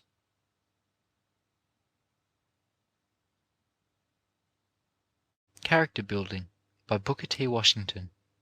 Chapter 21. What is to be our future? Last Thursday afternoon I received a telegram from a gentleman stopping for a time in a city in Georgia, asking me to come there at once on important business, and being rather curious to know what he wanted of me, I went. I found that this person was in the act of making his will, and that he had in mind the putting aside of a considerable sum in his will, some 20,000, in fact, for this institution. The special point upon which this gentleman wished to consult me was the future of the institution. He said that he had worked very hard for his money, that it had come as a result of much sacrifice and hard effort, and that there were friends of his who were beseeching him to use his money in other directions, because they thought it would be more likely to do permanent good elsewhere. And so he wished to know what the future of this institution is likely to be, because he did not care to risk his money upon an uncertain venture, one that was likely to prosper for a few years and then fail. He said that he would not like to give his money to an institution where it would not go on through the years, accomplishing a certain amount of good.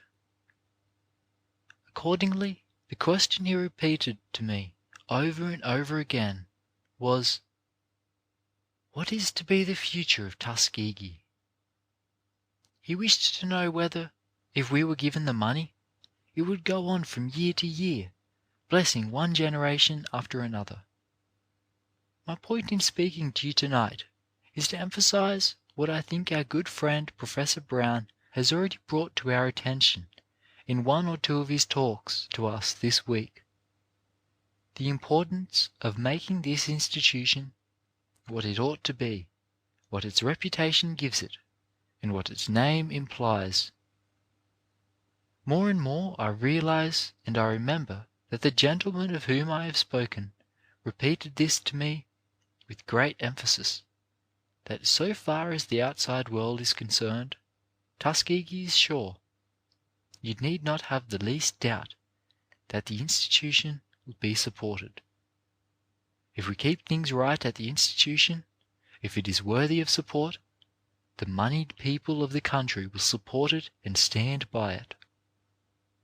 More and more each year, this impression grows upon me, and more each year there are convincing evidences of the fact that the permanence and growth of this institution do not rest upon whether the people of the South or the people of the North are going to support it with their means. I have the most implicit confidence that the Institute is going to be supported. But the question that comes to us with the greatest force is, are we going to be worthy of that support? Shall we be worthy of the confidence of the public? That is the question that is most serious.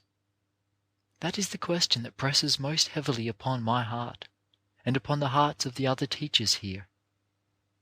Now these questions can be answered satisfactorily only by evidence that each student, each individual connected with the school in any way, no matter in how low or high capacity, is putting his or her whole conscience into the work here. When I say work, I mean study of books, work of the hand, effort of the body, willingness of the heart. No matter what the thing is, put your conscience into it. Do your best. Let it be possible for you to say, I have put my whole soul into my study, into my work, into whatever I have attempted. Whatever I have done, I have honestly endeavored to do to the best of my ability. The questions which this gentleman asked me, and similar kinds of questions, are being asked over and over again by people all over the country.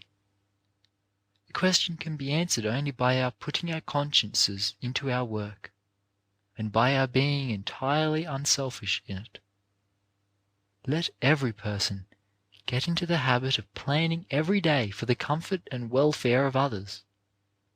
Let each one try to live as unselfishly as possible, remembering that the Bible says, "He that would save his life must lose it." And you never saw a person save his life in this higher sense, in the Christ-like sense, unless that person was willing, day by day, to lose himself in the interest of his fellow men. Such persons save their own lives, and in saving them, save thousands of other lives. Such questions as these can be satisfactorily answered not merely by our putting our consciences into every effort, no matter what the effort may be, but by improving day by day upon what has been done the day before. In large institutions and establishments, it is comparatively easy to find persons who will sweep a room day by day, or plough a field during certain seasons of the year, and do other work at certain other seasons of the year. But the difficulty comes in finding persons who make improvements in the manner of sweeping rooms, of ploughing fields, and planting corn. The question for us is, are we going to put so many brains into our efforts every year that we are going to go on steadily and constantly improving from year to year? Are you going to get into the habit of so thinking about your work here that the habit will become, as it were, a part of yourself, so that when you go out into the world, you will not be satisfied to take a position and go on in the same humdrum manner, but will not be satisfied until your work has been improved in every possible detail and made easier, more systematic, and more convenient? We must put brains into our work. There must be improvement in every department of this institution every year. It is absolutely impossible for an institution to stand still. It must go forward or backward, grow better or worse each year. An institution grows stronger and more useful each year, or weaker and less useful. This institution can grow only by each person putting his thought into his work, by planning how he can improve the work of his particular department, by constantly striving to make his work more useful to the institution, by keeping the place where he works cleaner, and making his work more businesslike and more systematic. That is the only way in which the questions which people all over the country are asking about this institution can be satisfactorily answered. You will find that people will look to us more and more for tangible results. Not only here, but all over the country, our race is going to be called on to answer the question, what can the race really accomplish? It is perfectly well understood by our friends, as well as by our enemies, that we can write good newspaper articles and make good addresses, that we can sing well and talk well, and all that kind of thing is perfectly well understood and conceded. But the question that will be more and more forced upon us for an answer is, can we work out our thoughts? Can we put them into tangible shape so that the world may see from day to day actual evidences of our intellectuality? Last winter I was in the town of Clinton, Iowa. I think I had never heard of the place before, and when I got there I was surprised to find it a place of more than 16,000 inhabitants. The gentleman who was to entertain me wanted to take me to a coloured restaurant. I expected to go into a restaurant of the kind operated by our people generally, and I was very surprised when he took me into a large 2-story building. I found the floors carpeted, and everything about the place as pleasant and attractive as it was possible to make it. In fact, the restaurant compared very favourably with many in the largest cities in the country. I found the waiters clean, the service good, and everything conducted in the most systematic manner. and there was not the least thing, except the colour of the proprietor's skin, to show that the place was operated by coloured people. Afterward, my friend took me into another establishment of the same size, operated in the same creditable manner by another coloured man. In both I found that these gentlemen not only carried on a regular restaurant business, but manufactured their own candies and ice cream, and did a sort of wholesale catering business. I asked the white people there what they thought of the coloured people, and I did not find a single white person who did not have the most implicit confidence in the coloured people. The trouble was that there were not many coloured people there. That accounts possibly for the good opinion which the white people have of them. But you see what just two black men can do. These people had never seen many black people, but fortunately for us, they had with them two of the best specimens of our race that I have ever seen anywhere in this country. As a result, you do not find anyone cursing the black man in that town. Everybody had the utmost confidence in black people and respected them. Just in proportion as we can establish object lessons of this kind all over the country, you will find that the problem that now is so perplexing will disappear. Until we do this, we shall not be able to talk away or to argue away this prejudice. We cannot talk our way into our rights. We must work our way, think our way into them. And you will find that just in proportion as we do this, we are going to get all we deserve. End of chapter 21. What is to be our future? Recording by Luke Sartor, Griffith, New South Wales.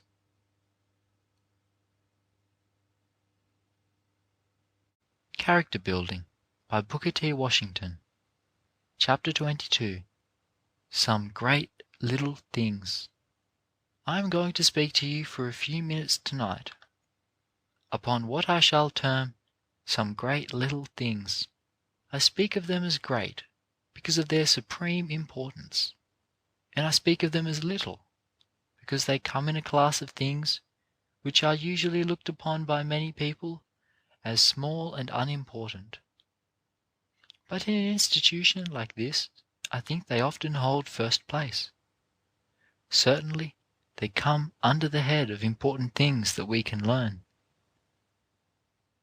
You will remember that in the sermon the chaplain preached this morning, he mentioned the threefold division of our nature: the physical part, the mental part, and the spiritual part.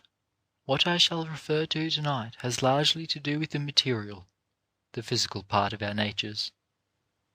There are certain little things that each one of you can learn now in connection with the care of your bodies, which, if left unlearned now, will perhaps go without being learned all your lives.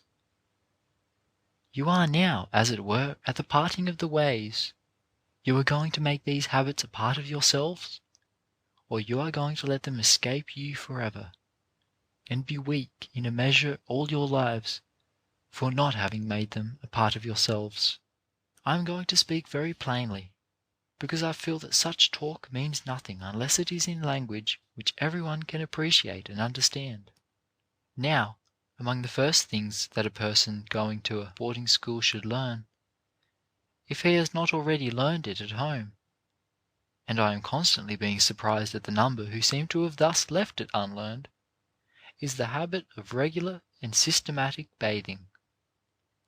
No person who has left this habit unlearned can reach the highest success in life. I mean by that a person who does not get into the habit of keeping the body clean cannot do the highest work and the greatest amount of work in the world. When it comes to competing with persons who have learned the habit of keeping the body in good condition, you will find that the first named persons usually win in the race of life. I think many of you have already learned from your physiologies that when it comes to the combating of disease, where two persons are on a sick bed with the same disease, the one who is habitually clean in his personal habits has a far greater chance for recovery than the one who has not learned the habit of cleanliness. You will also find that the person who is in the habit of caring for his body is in a better condition of study. He is in a condition to bear prolonged and severe exertion, while the person whose body is unclean is in a weak condition. Take the matter of the teeth. Persons cannot call themselves educated and refined who do not make the matter of the cleanliness and proper care of their teeth an important part of themselves. When I speak of making such a thing a part of yourselves, I mean that you should make it such a strong habit that to leave it undone would seem unnatural. Some person has defined man as a bundle of habits. There are many habits that I wish you to make a part of yourselves by practicing so constantly that they may really be said to have become that. There is the matter of the care of the hair, which everyone should make a part of himself. There is also the proper care of the fingernails.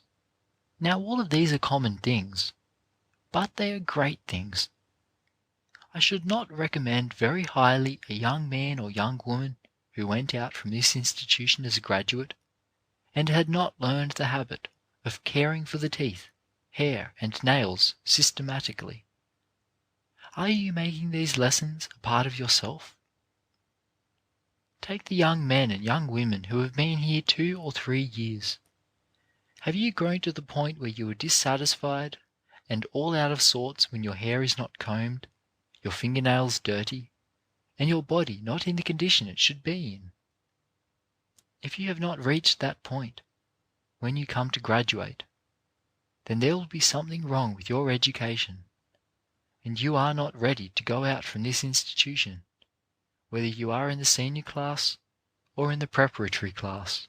Another thing, I confess that I cannot have the highest kind of respect for the person who is in the habit of going day after day with buttons off his clothes. There is no excuse for it when buttons are so cheap. I wonder how many of you could stand if I were now to ask all to stand who have every button in its place. I cannot have the best opinion of a girl who will let a hole remain in her apron day after day. Nor can I think well of a man who does not remove a grease spot from his coat as soon as he discovers it. You have more respect for yourselves, and other people have more respect for you, when you get into the habit of polishing your shoes, no matter where you are, but especially when you are at school. Every man should get into the habit of polishing his shoes. See to it that they are in proper condition at all times. I need not repeat here, after what I have said, that it is of the utmost importance that every person wears the cleanest of linen. If I speak to you so plainly, it is because I want you to make these matters a part of yourselves to such an extent that they will be essential to your happiness and success. I want every girl who goes away from here to be so neatly perfect in her dress that she cannot be happy if there is any detail unattended to. And I want the same thing to be true of the young men. Let these things have an important bearing on your education here, and on your life hereafter. And then, above all things, although on account of the number of students here, you are very much crowded in your rooms, and will have to make all the harder effort on that account, get into the habit of being orderly and neat. School your roommates to the point where they will have a place for everything. Always know where to put your hands on anything you may want in your room, whether in the light or in the dark. Then there are 1 or 2 other little things. You should have quiet in your rooms, at your work, or in your talk with your fellow students. Do your work quietly. Get into the habit of closing doors quietly. You cannot realize how much all these little things add to your happiness and to the manhood and womanhood which you are going to build up as the years go on. And then, in conclusion, so order your lives that you can form the habit of reading. Set aside a certain amount of time each day, even if it be not more than 4 or 5 minutes, for reading and studying aside from your lessons. Read books of travel, history, and biography. I want you to patronize the library this year as never before. In it are great numbers of books by authors of the highest rank. Be regular in all your habits. Have a regular time for studying, for recreation, and for sleeping. And last, but far from least, set aside a regular time for thinking, for meditating with yourself. Take yourself up, pick yourself to pieces, see wherein you are weak and need strengthening. Analyze yourself. Get rid, as it were, of all the weights that have been holding you back, and resolve at the end of each week that you will walk upon your dead selves of the week before. If you will go on making that kind of progress, you will find at the end of the 9 school months that you are stronger in everything essential to good manhood and good womanhood. End of chapter 22. Some Great Little Things. Recording by Luke Sartor, Griffith, New South Wales.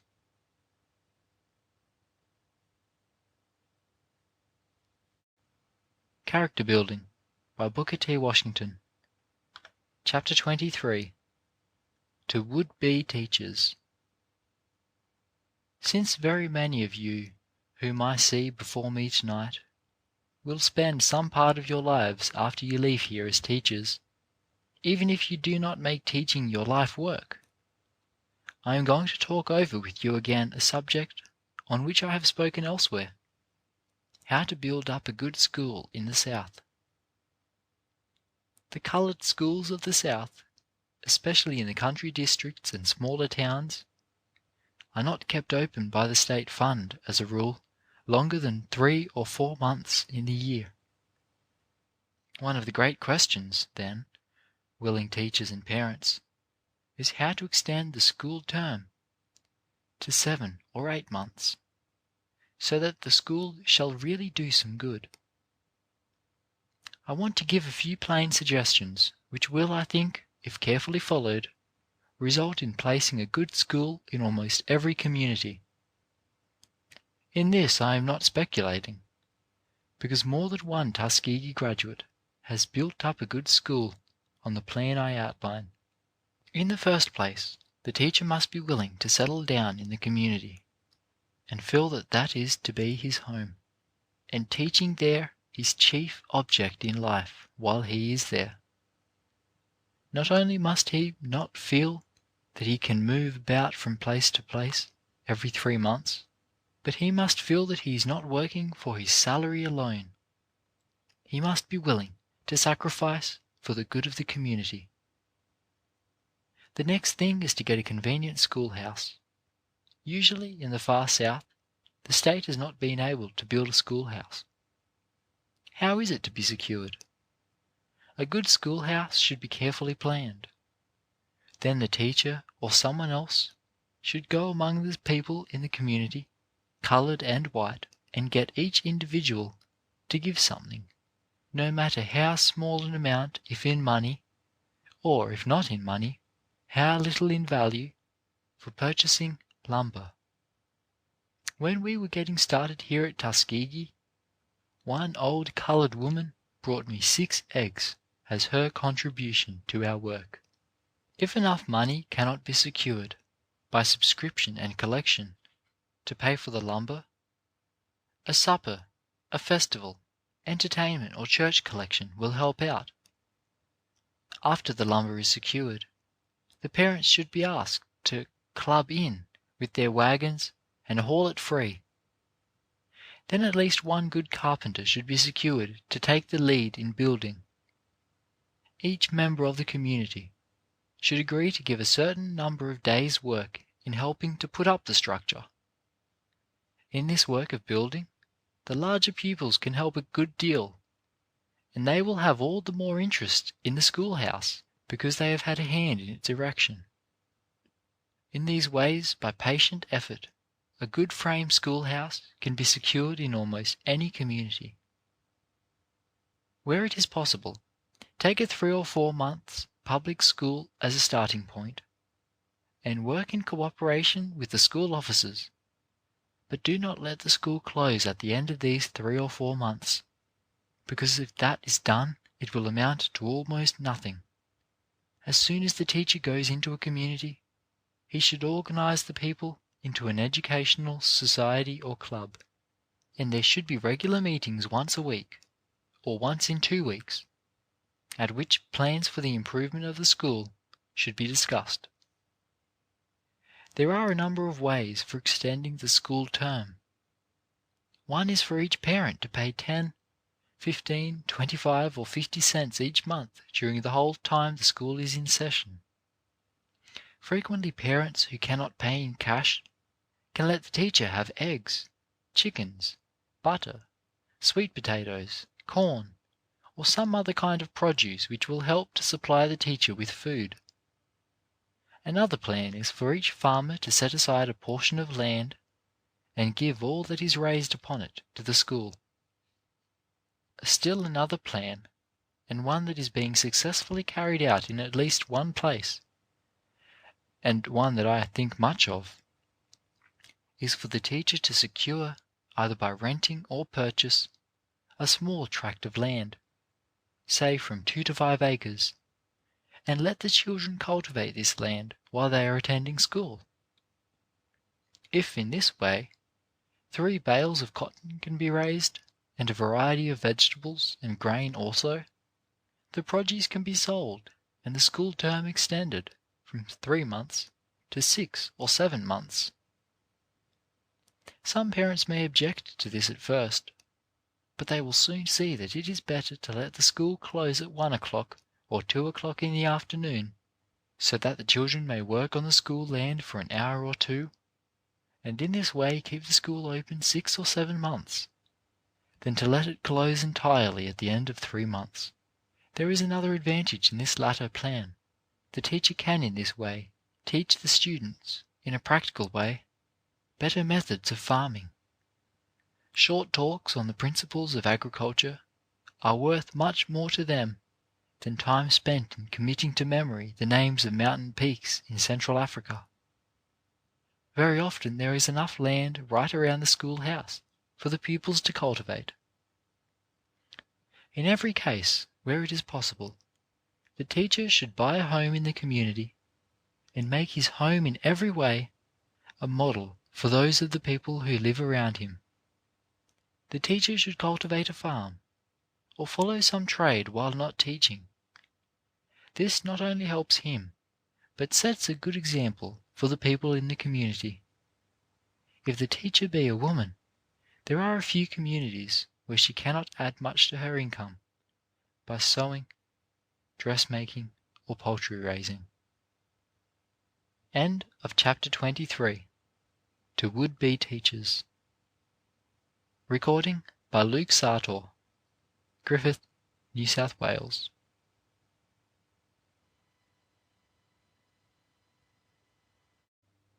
Character Building by Booker T. Washington. Chapter 24. The Cultivation of Stable Habits. I am going to speak with you a few minutes this evening upon the matter of stability. I want you to understand when you start out in school that no individual can accomplish anything unless he means to stick to what he undertakes.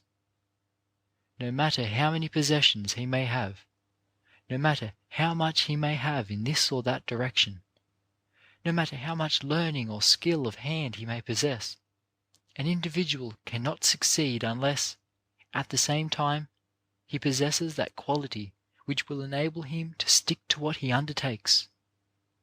In a word, he is not to be jumping from this thing to that thing. That is the reason why so many ministers fail. They preach a while, and then jump to something else. They do not stick to one thing. It is the same with many lawyers and doctors. They do not stick to what they undertake. Many businessmen fail for the same reason. When an individual gets a reputation, no matter what he has undertaken, of not having the quality of sticking to a thing until he succeeds in reaching the end, that reputation nullifies the influence for good of the better traits of his character in every direction. It is said of him that he is unstable. I want you to begin your school life with the idea that you are going to stick to whatever you undertake until you have completed it. I take it for granted that all of you have come here with that idea in mind, that before you came here you sat down and talked the matter over with your father and mother, read over the circulars giving information about the school, and then deliberately decided that this institution was the one whose course of study you wished to complete. I take it for granted that you have come here with that end in view. And I want to say to you now that you will injure yourselves, your parents, and the institution, and you will hurt your own reputation unless, after having come here with the determination to succeed, you remain here for that purpose, and remain for the full time until you receive your diploma. I hope every individual here, every young man and woman at the school, is here with the determination that he or she will not give up the struggle until the object aimed at has been attained. You are at a stage now when, if you begin jumping about here and there, if you begin in this course of study and then go to that course of study, you will very likely be jumping about from one thing to another all your life. You must make up your minds, after coming here, to do well whatever you undertake.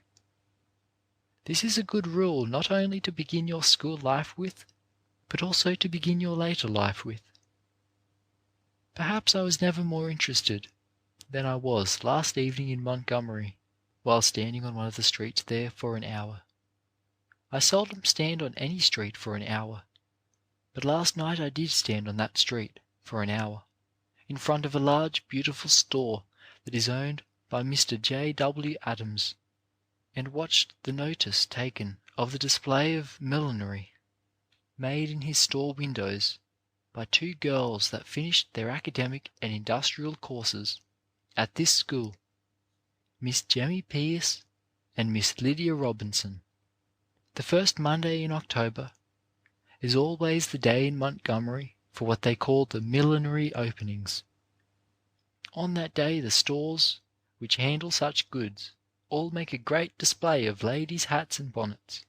It was surprising and interesting to note how these two girls had entered a great city like Montgomery and had taken entire charge of the millinery department in a large store. Hundreds of people stopped to comment favourably upon the taste that was displayed in the decoration of those windows. Now all of this work was done by two Tuskegee graduates, and the complimentary remarks that were made came not only from coloured people, but from white people as well. No one could tell from the windows of that store whether it was a coloured or a white establishment. Many of the white ladies who were standing there did not know that they were standing in front of a store that was owned by a black man. It had none of the usual earmarks about it. Usually when you go into coloured establishments, you see grease on the doors or on the counters, or you see this sign or that sign, that this is a coloured man's establishment. Those of you here who are going to go into business after you leave school do not want to have any such earmarks about your establishments. Such a store as that of Mr. Adams is the kind of a store to have. Now these two young women have made a reputation for themselves. They went into the millinery division while they were here, and they remained until they graduated. One of them, I believe, had not finished in the millinery department when she received her academic diploma, and so she came back last year and took a postgraduate course in millinery. It is interesting and encouraging to see these two young women succeeding in their work, and it all comes from their determination to succeed. and because they had sense enough to finish what they had undertaken. That is the lesson that you all want to learn. If you do not learn it now, in a large degree you will be failures in life. You want to be like these young women. You want to fight it out. Now if you mean to get your diploma, you are going to have a hard time. Some of you are going to be without shoes, without a hat, without proper clothing of any kind. You will get discouraged because you have not as nice a dress or as nice a hat as this person or that person. I would not give a snap of my finger for a person who would give up for that. The thing for you to do is to fight it out. Get something in your head, and don't worry about what you can get to put on it. The clothes will come afterward. You are going to be greatly discouraged sometimes. But if you will heed the lesson of fighting out what you have undertaken, that same disposition will follow you all through life, and you will get a reputation, because people will say of you that there is a person who sticks to whatever he or she undertakes.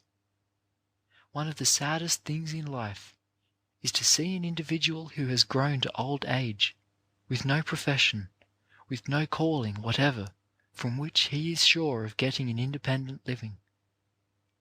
It is sad to see such individuals without money, without homes, in their old age, simply because they did not learn the lesson of saving money and getting for themselves a beautiful home when they ought to have done this. And so, all through life, we can point to many people who have not learned this lesson, that for whatever they undertake, they must pay the price which the world asks of them if they would succeed. If we are going to succeed, we must pay the price for what we get.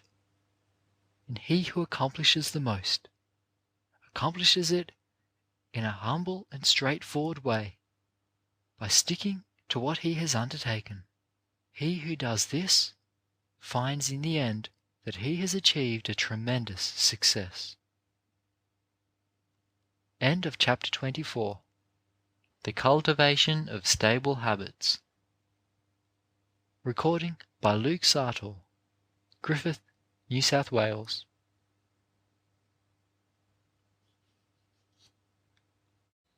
Character Building by Booker T. Washington. Chapter 25. What you ought to do. It is comparatively easy to perform almost any kind of work, but the value of any work is in having performed so that the desired results may be most speedily reached, and in having the means with which the worked labours arranged so as to meet certain ends. It is the constant problems of those organs which have charge of the well-being of the body to cause digestion to take place, so that what is nourishing in the food may reach every part of the body, not only the portions near the organs in which digestion takes place, but also the most extreme parts of the different members. Just so it is the aim of all persons who are accustomed to making public addresses to try to make those who are far away from them hear them as well as those who sit near. In this same way, it seems to me more and more every year, it is going to be the main object of all our schools in the South to make their influence felt most forcibly among those who are remote from them. How can we reach the masses who are remote? I mean remote from educational advantages and from opportunities for encouragement and enlightenment. The problem in the rural districts is different because of the vastness of the number to be reached, and of the frequent difficulty of reaching them. We must keep this fact before us, then, that institutions of this kind are of little value, unless they can pave the way to make the results of their work felt among the masses of the people, who are especially remote from these institutions. It is a fact, as most of you know, that we very seldom meet with a thoroughly well-educated teacher in the rural districts, in despite of the passing of over 30 years since we became men and women. You know, too, that the same thing is, in too large a measure, true of the ministry. The responsibility for reaching these people, for affecting them for good rests upon the young men and young women who are being educated in these Southern institutions today. What are you going to do as your part towards reaching these people, towards carrying to them the light which they need so much and so earnestly long for? Difficult as this problem is, it is not a discouraging one, because these people are ready to follow the light as soon as they are sure that the right kind of light is set up before them. You very seldom meet with a coloured man who is not conscious of his ignorance, and who is not anxious to get up as soon as he finds himself down. In this respect, the problem is encouraging. One of the ways in which the problem is serious is with respect to labour. In almost every city and town in the South, a large proportion of the coloured people are shiftless so far as manual labour is concerned, although I think there is already improvement. The masses of our people are given to thrift and industry, and to unremitting toil in their way. The hard thing about it, the discouraging thing, is that they do not know how to realize the results of their toil, because they have no education and little idea of industrial development. They do not know how to make their work tell for what it ought to. As a general thing, the people, those in the country especially, do not ask anybody to come and give them food, clothing, and houses. All they ask is for some person, some honest, upright man or woman, who is interested in their welfare, to come among them and show them how to direct their efforts and their energy, show them how best to realize the results of their work, so that they can supply their own moral, religious, and material needs, and educate their children. And you will find that wherever this institution, Hampton, Talladega, Fisk, Atlanta, or any other, can put in the midst of the people young men and young women who will settle down among them and make their lives object lessons for the people, plant a good school, and convince the people that the teacher has settled down there to stay through encouraging or discouraging circumstances, you will find that such a teacher will not only be encouraged, but will be supported materially. In every way, there will be an opportunity for that person to revolutionize the community. That opportunity is open to you. It is an opportunity which is being opened to no other set of young men and young women who are being educated anywhere else in the world. Are you going to appreciate the beauty and grandeur of this opportunity? I was talking with a gentleman last night who has recently spent some time in one of the southern states, and he told me that in hardly any country district in that state was there a public school which is kept open longer than 4 months.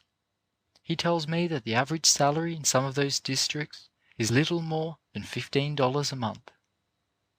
In another state the conditions of the people is about the same. In our own state, perhaps, the conditions are worse even than in the states referred to. In some counties in Alabama, the people are this year receiving no money to run their schools more than 3.5 months in the year, except of course in the cities and towns. In some counties the teachers are being paid only $12 to $20, and there are possibly some where the teachers get no more than $10 from the state fund. I was talking with a gentleman from another state not long ago about the material condition of the people in that state, and he told me that so far as their industrial life is concerned, the masses are in a very bad condition this year, that they are too often at the mercy of the landowners. I refer to the people who run the large plantations, and that the same thing is largely true of all of the cotton-raising states. I need not go on to describe to you the moral results that must inevitably follow such a condition of things. I need not take your time to tell you that there can be little morality or religion among people who are so ignorant as these people, and who do not know where they are going to get anything to eat. It is needless to describe the train of moral evils that must follow such conditions as these. What I have attempted to describe to you as existing today in these country districts may not be very encouraging, but it seems to me that every young man and young woman who has enjoyed the privileges afforded by this and by other institutions in the South — I speak especially now to the members of the next graduating class — should feel that such conditions as these present one of the most inviting fields possible for labour. Every young man and woman here is being educated by money that is given by others. None of you are paying for the education you are receiving. You might pay for your board, but you would have to do that elsewhere. Everyone must pay for his or her own clothing, but the cost of buildings, rent, tuition, expenses, and other matters pertaining to the institution you do not pay. Your education, in a large measure, is a gift from the public, and it seems to me that one of the first things you should do is to repay, to as large an extent as is possible, with your services, what has been spent in giving you so large a part of your education. This is a debt that you owe not only to yourselves, but to our race and our country. It is a religious debt as well, that you will be willing to go out into these country districts and suffer, as it were, for a few years, until you can get a foothold, so that you can plant yourselves in one of these dark communities. I feel sure that you would not have to suffer very long. I believe that the hardest part of the struggle would come during the first 2 or 3 years. When you can convince the people that you are in earnest, the battle is won. When you can convince them that it is cheaper to keep an educated teacher than to keep one who is ignorant, and when you can once demonstrate your value to them, not only in an educational respect, but industrially and morally, the battle is won, and these people will stand by you and support you. In many cases, it is my belief that you will eventually find yourselves better supported financially than you would if you had gone to work in cities and large towns. No matter from which side you look at this problem, good is bound to come from it. And while we are talking about the reward that will come as a result of your services, let me tell you that no greater satisfaction can come to anyone than that which you will get from the worship and praise which will come to you from these old mothers and fathers who will be benefited by your services.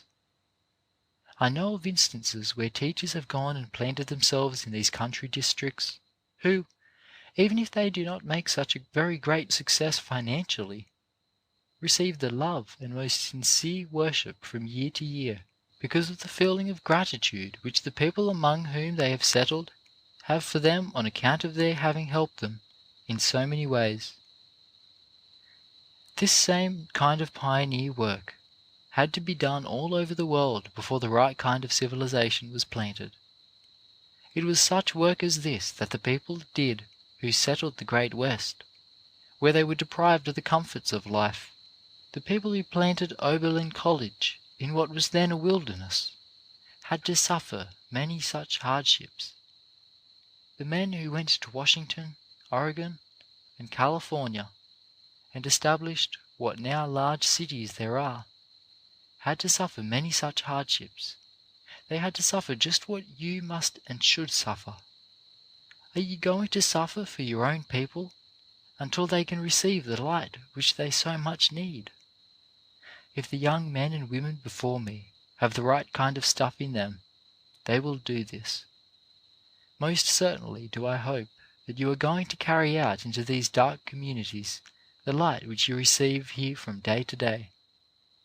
I hope you will fill these districts with men and women of education. When you go out from here with your diploma, whether it be next May or at some other time, resolve to plant yourself in one community and stay there. No matter what your work is, you cannot accomplish much if you become the wandering Jew. Find the community where you think you can use your life to the best advantage, and then stay there. In the time that has elapsed since this talk was given, I think there has been improvement in many of the country schools in the South, and in the general condition of the people, as described to me then. Booker T. Washington. End of Chapter 25. What You Ought to Do. Recording by Luke Sartor, Griffith, New South Wales.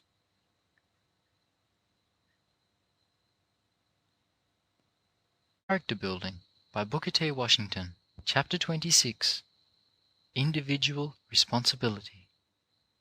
I have referred in a general way before this, when I have been speaking to you, to the fact that each one of you ought to feel an interest in whatever task is set for you to do here, over and above the mere bearing which that task has on your own life.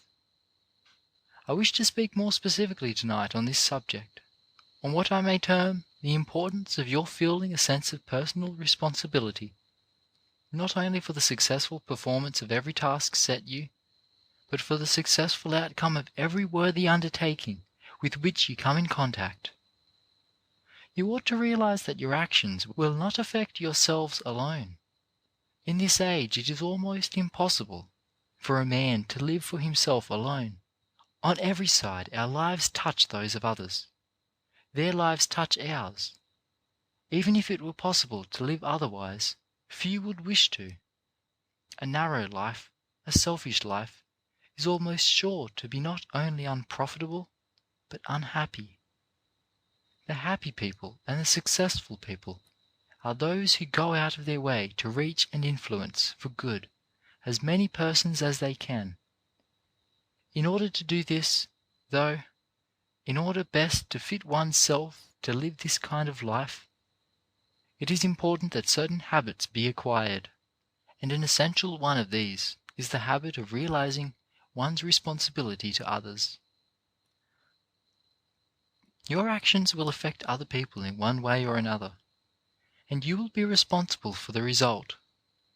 You ought always to remember this, and govern yourselves accordingly. Suppose it is the matter of the recitation of a lesson, for instance. Some one may say, "It is nobody's business but my own if I fail in a recitation. Nobody will suffer but me." This is not so. Indirectly, you injure your teacher also, for while a conscientious, hard-working teacher ought not to be blamed for the failures of pupils who do not learn simply because they do not want to, or are too lazy to try, it is generally the case that a teacher's reputation gains or loses as his or her class averages high or low, and each failure in recitation, for whatever cause, brings down the average. Then too, you are having an influence upon your classmates, even if it be unconscious.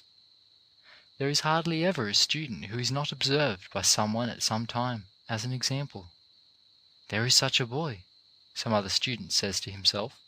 "He has failed in class ever so many times, and still he gets along. It can't make much difference if I fail once." And as a result he neglects his duty, and does fail. The same thing is true of work in the industrial departments. Too many students try to see how easily they can get through the day, or the work period, and yet not get into trouble. Or even if they take more interest than this, they care for their work only for the sake of what they can get out of it for themselves, either as pay or as instruction, which will enable them to work for pay at some later time. Now there ought to be a higher impulse behind your efforts than that. Each student ought to feel that he or she has a personal responsibility to do each task in the very best manner possible. You owe this not only to your fellow students, your teachers, the school, and the people who support the institution, but you owe it even more to yourselves. You owe it to yourselves because it is right and honest, because nothing less than this is right and honest, and because you never can be really successful and really happy until you do study and work and live in this way. I have been led to speak specifically on this subject tonight on account of two occurrences here which have come to my notice. One of these illustrates the failure on the part of students to feel this sense of responsibility to which I have referred. The other affords an illustration of the possession by a student of a feeling of personal interest and personal responsibility, which has been very gratifying and encouraging. The first incident, I may say, occurred some months ago. It is possible that the students who were concerned in it may not be here now, or, if they are, that it would not happen again. I certainly hope not. A gentleman who had been visiting here was to go away. He left word at the office of his wish, saying that he planned to leave town on the 5 o'clock train in the afternoon. A boy was sent from the office early in the afternoon with a note to the barn, ordering a carriage to take this gentleman and his luggage to the station. 4:30 came, and the man had his luggage brought down to the door of the building in which he had been staying, so as to be ready when the team came. But no team came. The visitor finally became so anxious that he walked over to the barn himself. Just as he reached the barn, he met the man who was in charge there, with the note in his hand. The note had only just that moment reached this man, and of course no carriage had been sent, because the first person who felt that he had any responsibility in the matter had only just learned that a carriage was wanted. The boy who had brought the note had given it to another boy, and he to someone else, and he, perhaps, to someone else. At any rate, it had been delayed because no one had taken enough interest in the errand to see that whatever business the note referred to received proper attention. This occurred, as I have said, several months ago, before the local train here went over to Cheehaw to meet all of the trains. It happened that this particular passenger was going north, and it was possible by driving to Cheehaw for him to get there in time to take the northbound train. If he had been going the other way, though, towards Montgomery, he would have lost the train entirely, and, as chanced to be the case, would have been unable to keep a very important engagement. As it was, he was obliged to ride to Cheehaw in a carriage, and the time of a man and a team, which otherwise would have been saved, was required to take him there. Now when such a thing as this happens, no amount of saying, "I am sorry," by the person or persons to blame will help the matter any. It is too late to help it then. The thing to do is to feel some responsibility in seeing that things are done right yourself. Take enough interest in whatever you are engaged in to see that it is going to come out in the end just as nearly right, just as nearly perfect as anything you can will go towards making it right or perfect. And if the task or errand passes out of your hands before it is completed, do not feel that your responsibility in the matter ends until you have impressed it upon the mind and heart of the person to whom you turn over the further performance of the duty. The world is looking for men and women who can tell one why they can do this thing or that thing, how a certain difficulty was surmounted or a certain obstacle removed. But the world has little patience with the man or woman who takes no real interest in the performance of a duty, or who runs against a snag and gets discouraged, and then simply tells why he did not do a thing, and gives excuses instead of results. Opportunities never come a second time, nor do they wait for our leisure. The years come to us but once, and they come then only to pass swiftly on, bearing the ineffaceable record we have put upon them. If we wish to make them beautiful years or profitable years, we must do it moment by moment as they glide before us. The other case to which I have referred is pleasanter to speak about. One day this spring, after it had got late enough in the season, so that it was not as a general thing necessary to have fires to heat our buildings, a student passing Phelps Hall noticed that there was a volume of black smoke pouring out of one of the chimneys there. Some boys might not have noticed the smoke at all. Others would have said that it came from the chimney. Still others would have said that it was none of their business anyway, and would have gone along. This boy was different. He noticed the smoke, although he saw that it came from the chimney, and if so was probably no sign of harm, he felt that any smoke at all there at that time was such an unusual thing that it ought to be investigated, for fear it might mean danger to the building. He was not satisfied until he had gone into the building and had inspected every floor clear up to the attic, to see that the chimney and the building were not in danger. As it happened, the janitor had built a fire in the furnace in the basement for some reason, so that the young man's anxiety, fortunately, was unfounded. But I am heartily glad he had such an anxiety, and that he could not rest until he found out whether there was any foundation for it or not. I shall feel that all of our buildings are safer for his being here, and when he graduates and goes away, I hope he will leave many others here who will have the same sense of personal responsibility which he had. Let me tell you, here and now, that unless you young men and young women come to have this characteristic, your lives are going to fall far short of the best and noblest achievement possible. We frequently hear the word lucky used with reference to a man's life. Two boys start out in the world at the same time, having the same amount of education. When 20 years have passed, we find one of them wealthy and independent. We find him a successful professional man with an assured reputation, or perhaps at the head of a large commercial establishment employing many men, or perhaps a farmer owning and cultivating hundreds of acres of land. We find the second boy, grown now to be a man, working for perhaps $1 or $1.50 a day, and living from hand to mouth in a rented house. When we remember that the boys started out in life equal-handed, we may be tempted to remark that the first boy has been fortunate, that fortune has smiled on him, and that the second has been unfortunate. There is no such nonsense as that. When the first boy saw a thing that he knew he ought to do, he did it, and he kept rising from one position to another until he became independent.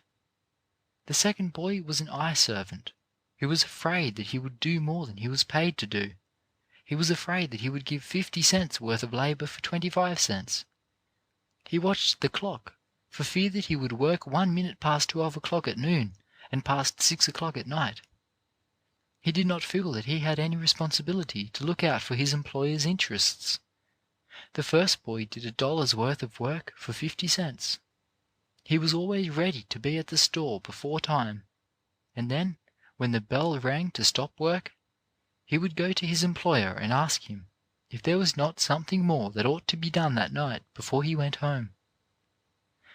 It was this quality in the first boy that made him valuable and caused him to rise. Why should we call him fortunate or lucky? I think it would be much more suitable to say of him, he is responsible. End of chapter 26. Individual Responsibility.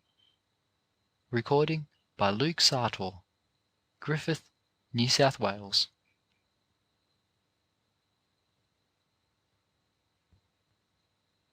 Character Building by Booker T. Washington. Chapter 27. Getting On in the World. It is natural and praiseworthy for a person to be looking for a higher and better position than the one he occupies. So long as a man does his whole duty in what he is engaged in, he is not to be condemned for looking for something better to do. Now the question arises, how are you going to put yourself in a condition to be in demand for these higher and more important positions? In the first place, you should be continually on the lookout for opportunities to improve yourselves in your present work.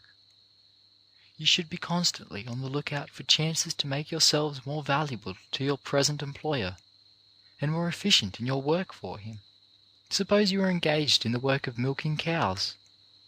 I think it better to talk of practical things with which you all are acquainted, although I know that many of you boys had rather I would tell you how to go to Congress than how to become successful milkers. Inasmuch, though, As I suspect a good many more of us will have to milk cows than go to Congress, I think it will not hurt us to talk about milking. If the boy who milks cows now does that thoroughly, by doing it he may lay the foundation to go to Congress later. The point is that we want to be constantly on the lookout for ways of improving whatever work we are engaged in, whether that work be milking cows or doing something else. In whatever you are doing, there are a great many improvements which you want to become acquainted with. If your work is dairying, read the dairy journals. Get hold of every book or paper that you can which has anything to do with your line of work. Be sure that you know all, or as nearly as possible, all there is to know about milking cows. And then don't be content with what you get out of books and newspapers, for that information is only the result of some other person's experience. By conversing with intelligent and experienced persons, and by your own experiments, you can get much valuable information about your work. Never get to the point where you are ashamed to ask somebody else for information. The ignorant man will always be ignorant if he fears that by asking for information he will betray his lack of knowledge. Know all there is to be known about the position you occupy, but ever feel that there is more for you to learn. There is no person who makes himself of so little use in the world as the one who feels that he knows all there is to be known about his work. If you are milking cows, and feel that you know all there is to be known about that subject, you have simply reached a point where you are practically useless and unfitted for the work. Feel that you can always learn something from somebody else. It is a mark of intelligence to learn, even from the humblest person. I do not mean for you always to put into practice every suggestion that is made to you, or to agree with every statement made to you. But listen to what people say, weigh their plans alongside of your own, and then profit by the one which you are convinced is the best. Persevere in such conversation, and in reading. You will constantly be surprised to find how little you really know about your work, and how much more somebody else knows about it than you do. You want to get to the point where you can anticipate the wants of your employer. In this way, you will make yourself of great service to him. You do not know how vexing and discouraging it is to a man to be compelled to say every morning to those in his employ, "Do this at 9 o'clock, and that at 12 o'clock, and the other at 5. Or how pleasant it is to have a person with whom you come in contact anticipate the needs of the man who employs him. Then you can make yourself valuable and in demand, just in proportion as you consider that the work you are performing is your own. Do not consider that it is being performed for a certain man or a particular organization. Make haste and get to the point where you can feel that everything connected with the shop in which you work, or in the office, or in the stable, is under your care, and that you alone are responsible for it. If you are at the head of a stable or barn, plan day by day how you can best provide for the well-being of your cows and horses. When you make yourself master of these humble positions, you will find that the calls to higher places will come to you. The men you see spending most of their times looking for higher and more lucrative positions are, 9 times out of 10, men who have made worthless failures in other places. End of chapter 27. Getting on in the world. Recording by Luke Sartor, Griffith, New South Wales.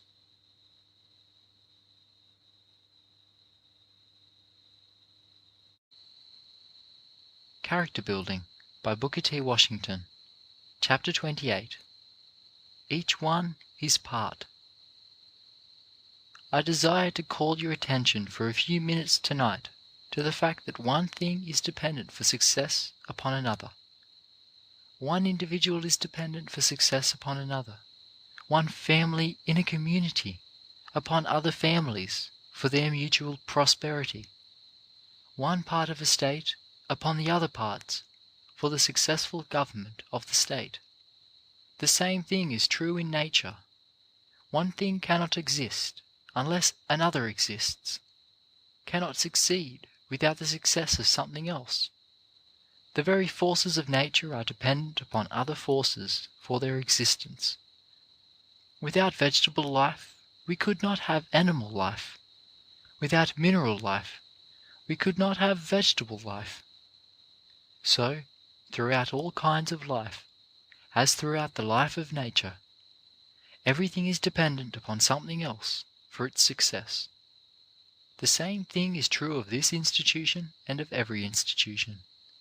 The success of the whole depends upon having every person connected with the institution do his or her whole duty. We are very apt to get the idea that there are high positions and that there are low positions, that there is important service and unimportant service. But I believe that God expects the same amount of conscientious work from a person in a low position as from one in a high position, that He expects the same conscientious service, whether the work be a big task or a little one. We are dependent as an institution, every institution is dependent, for success upon the individual consciences of those connected with it as teachers and students. And there is nothing that gives me more satisfaction and pleasure, and more faith in the future of the school, than to see examples of conscientious work here. I remember a special instance of this kind that occurred at one of our commencements. I believe that commencement, more than any other time in the school year, is an occasion where there is excitement and a desire to witness the exercises.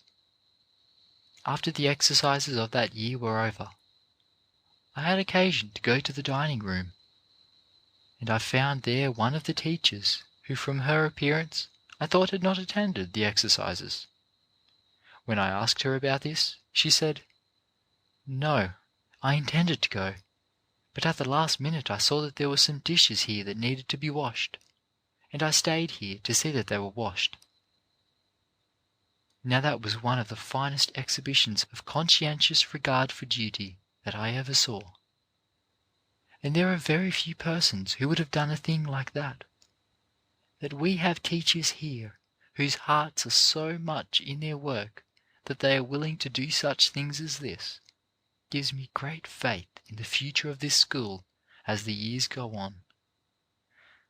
It takes a person with a conscience, when there are public men of note here, a great many strangers and many things to attract attention, to be so mindful of her duty that she will stay behind and wash dishes when everyone else is in attendance upon the exercises and seeking enjoyment. When the people connected with this institution can bring themselves up to that point, I have no fear for the success of the institution, and it can succeed only as they do bring their consciences up to that point. If I were to ask you individually as students to deliver an address upon this platform, or to read an essay, I should not be at all afraid that you would fail. I believe that you would carefully prepare that address or essay. You would look up all the references necessary in order to give you what information you needed, and then you would get up here and speak or read successfully. I feel sure that I would hear something that I should not be ashamed of. The average man and woman do succeed when before the public, but where I fear for your success is when you come to the performance of the small duties, the duties which you think no one else will know about, the things which no one will see you do. It is when you think that no one is going to see you washing dishes or getting dirt out of crevices that I am afraid you are going to fail. I remember that some time ago, when I was travelling in a buggy from one New England village to another, after we had gone some miles on our way, the young man who was driving me stopped the horse and got out.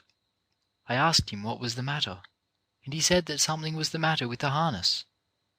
I looked with all the eyes I had, and yet I could see nothing at fault. Still, the man mended a piece of harness that he said was not as it should be. It had not seemed to me that this fault in the harness had been irritating the horse or hindering him from going so fast as he ought. But after it had been repaired, I could see a difference for the better. That, to my mind, was a great lesson. It taught me how the people of New England have educated their consciences, so that they cannot allow themselves to let even the smallest thing go undone, or be improperly done. It is this trait in the New England character that has come to make the very name itself of that part of the country a synonym for success. Don't we wish that we had 100 such men as that driver here? If I could put my hand on 1,000 such persons as that, we could find employment for all of them as soon as they got their diplomas. One learns to judge persons by their character in this respect. Not long ago I had an opportunity to go through the jail of this county. As the sheriff showed me through the building, I was impressed to see how clean everything was, and I noticed that the man who seemed to be the janitor of the jail, although he too was a prisoner, seemed to take a great deal of pride in showing me the cleanness of the corners and the general good appearance of the place. He seemed to put his whole heart into the keeping of that jail clean. "Who is that man?" I asked the sheriff, after we had got out of the janitor's hearing. "He is a prisoner," the sheriff replied, "but I believe he is innocent. I do not believe that a man can be so honest and faithful about his work and be guilty of a crime. When I see how well he does his work here, notwithstanding the fact that he is shut up here in prison, I believe that he is an honest man and deserves his freedom." In plain words, then, the problem we must work out here is not, can you master algebra or literature? We know you can do that. We know you can master the sciences. The general problem we have to work out here, and work it out with fear and trembling, is, can we educate the individual conscience? Can we so educate a group of students that there will be in every one of them a conscience on which we can depend? Can we educate a class of girls here who will not be satisfied, when sweeping their rooms, to make the middle of the rooms look clean, but leave a trail of dirt in the corners and under the furniture? Will they see to it that everything is properly cleaned and put in its appropriate place? Can we educate a class of young men who will do their duty on the farm as they would do it on this platform? Can we educate your consciences so that you will do certain things, not because it is the rule that they should be done, but because they should be done? These are the problems we must work out here. End of chapter 28. Each one his part. Recording by Luke Sartor, Griffith, New South Wales.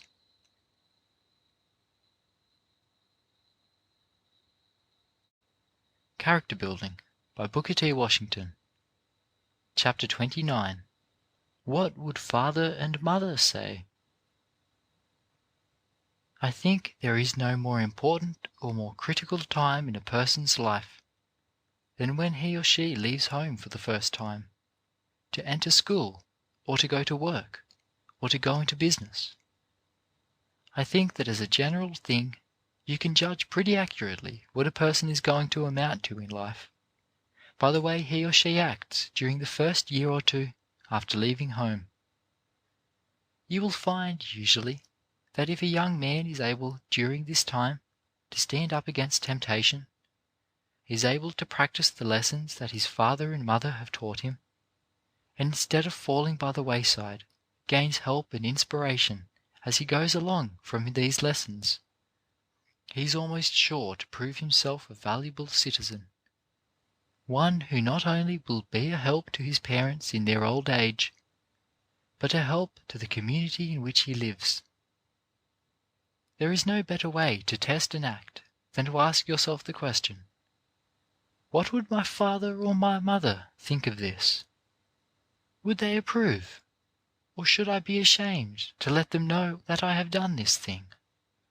If you will ask yourselves these questions day by day, I think you will find that you will get a great deal of assistance from them in the shaping of your lives while you are here at school. I want you to put that question to yourselves with regard to deportment, because that is a thing on which we must lay emphasis. We can fill your heads with knowledge, and we can train your hands to work with skill. But unless all this training of head and hand is based upon high, upright character, upon a true heart, it will amount to nothing. You will be no better off than the most ignorant. Now, one of the ways in which young people are likely to go astray, especially when they first go away from home to school, is in yielding to a temptation to spend their time with persons who have mean and low dispositions, persons whom you would be ashamed to have your parents know that you kept company with. Avoid that. Be sure that the young men and women with whom you associate are persons who are able to raise you up, persons who will help to make you stronger in every way. I do not need to tell you, I am sure, of the consequences of association with persons who will have a bad influence upon you, or the results of a disregard of admonitions for good. A student who persistently keeps bad company, who breaks rules, who is constantly disobedient, who is repeatedly behind at roll call, who, time after time, has to be called up by the officer of the day, or watched in the dining room, or on the parade ground, is the student who in a few years is going to bring sorrow to the hearts of his parents. There is no getting away from that. Only today the mother of one of the students came here with a message from another mother, whose son had been sent here. She told me how this anxious mother had told her to impress upon her son the necessity of obeying every rule here, and how she wanted him to put in every moment in hard study and honest work. She wanted this woman to impress upon the man how hard his mother was struggling every day so that she could keep him here, and at the same time provide for the younger children of the family at home. Now, when this message was delivered, where was that boy? Was he doing as his mother was so earnestly praying him to do? No. He had already disgraced himself and had been sent away from the institution. How much sorrow will he bring to his poor mother's heart when she knows? No wonder he was trying to conceal his misconduct and disgrace from her. Let me entreat you then, if you are inclined to fritter away the best hours of your lives, think how the news of your misconduct will act upon the hearts of your parents, those fathers and mothers whose every thought is of you.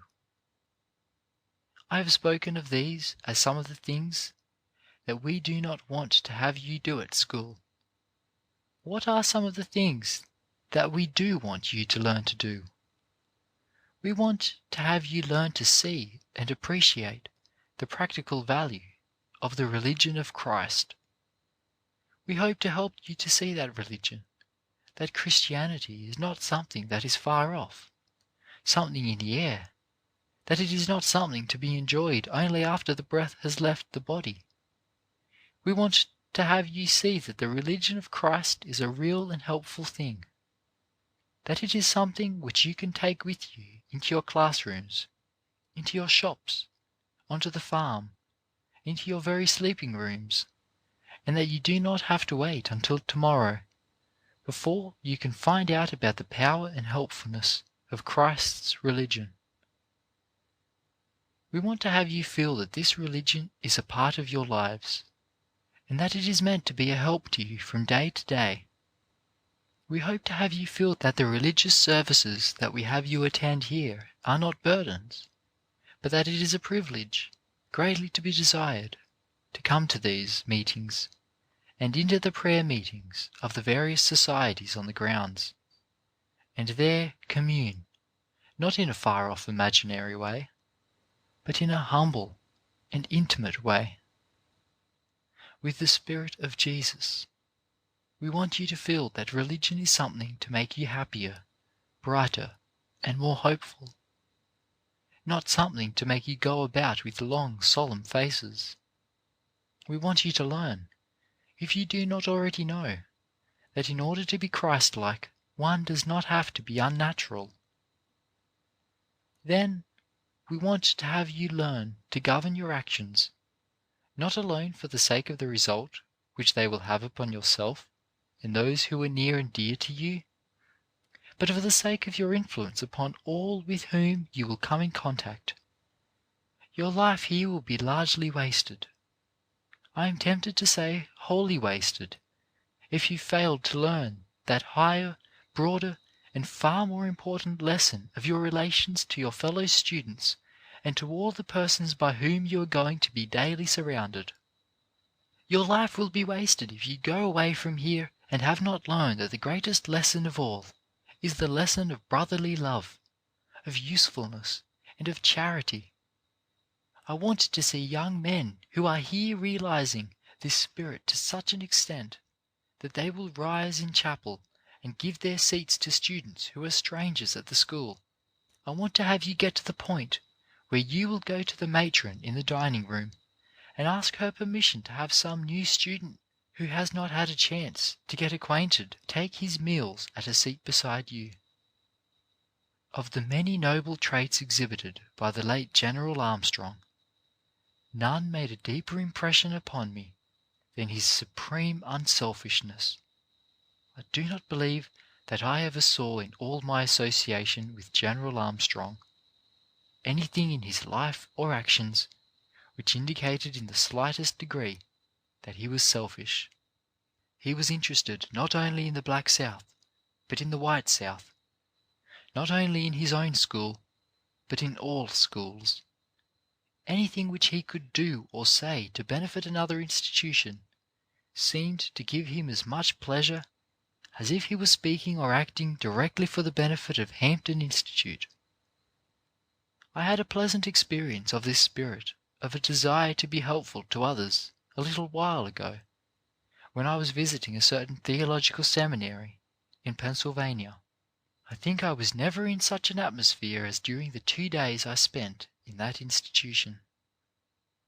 I was surrounded by a crowd of young men whose sole object seemed to be to make me comfortable and happy. Most of these young men were far advanced in the study of theology and the sciences, and yet they were not above serving me, even to the extent of offering to black my boots. When I came away, several wished to carry my luggage to the station. This is the kind of thoughtfulness we want to have in every corner of this institution. Get hold of the spirit of wanting to help somebody else. Seek every opportunity possible to make somebody happy and comfortable. Do all this, and you will find that the years will not be many before we will have one of the best institutions on the face of the globe, and that you, in helping to make it such, have been doing these things that, when you ask yourselves, "What would father and mother say about my doing this?" will enable you to answer the question with pride and satisfaction. End of chapter 29. What would father and mother say? Recording by Luke Sartor, Griffith, New South Wales.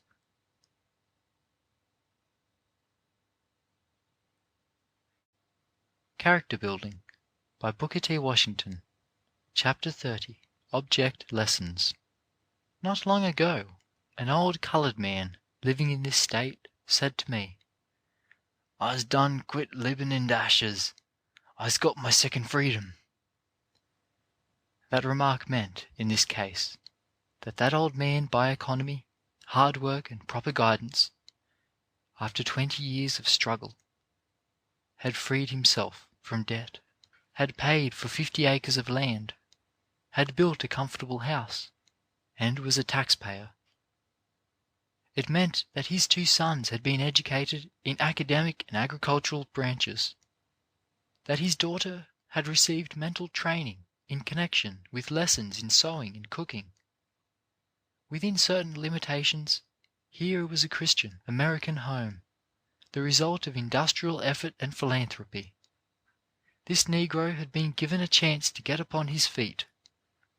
That is all that any Negro in America asks. That is all that you in this school ask. What position in state, in letters, or in commerce and in business the offspring of that man is to occupy must be left to the future and the capacity of the race. What position you are to occupy must be left to your future and to your capacity. During the days of slavery, we were shielded from competition. Today, unless we prepare ourselves to compete with the world, we must go to the wall as a race. If I were to go into certain communities in the United States and say that the German is ignorant, I should be pointed to the best paying truck farm in that neighborhood, owned and operated by a German.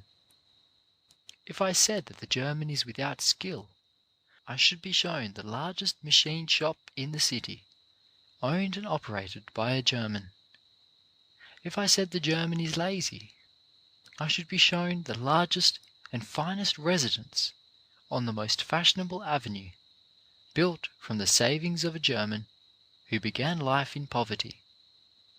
If I said that the German could not be trusted, I should be introduced to a man of that race who is the president of the largest bank in the city.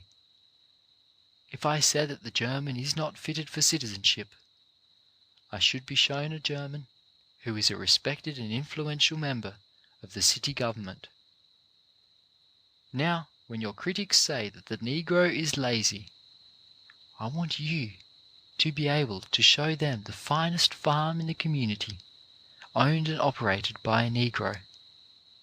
When they ask if the Negro is honest, I want you to show them a Negro whose note is acceptable at the bank for $5,000.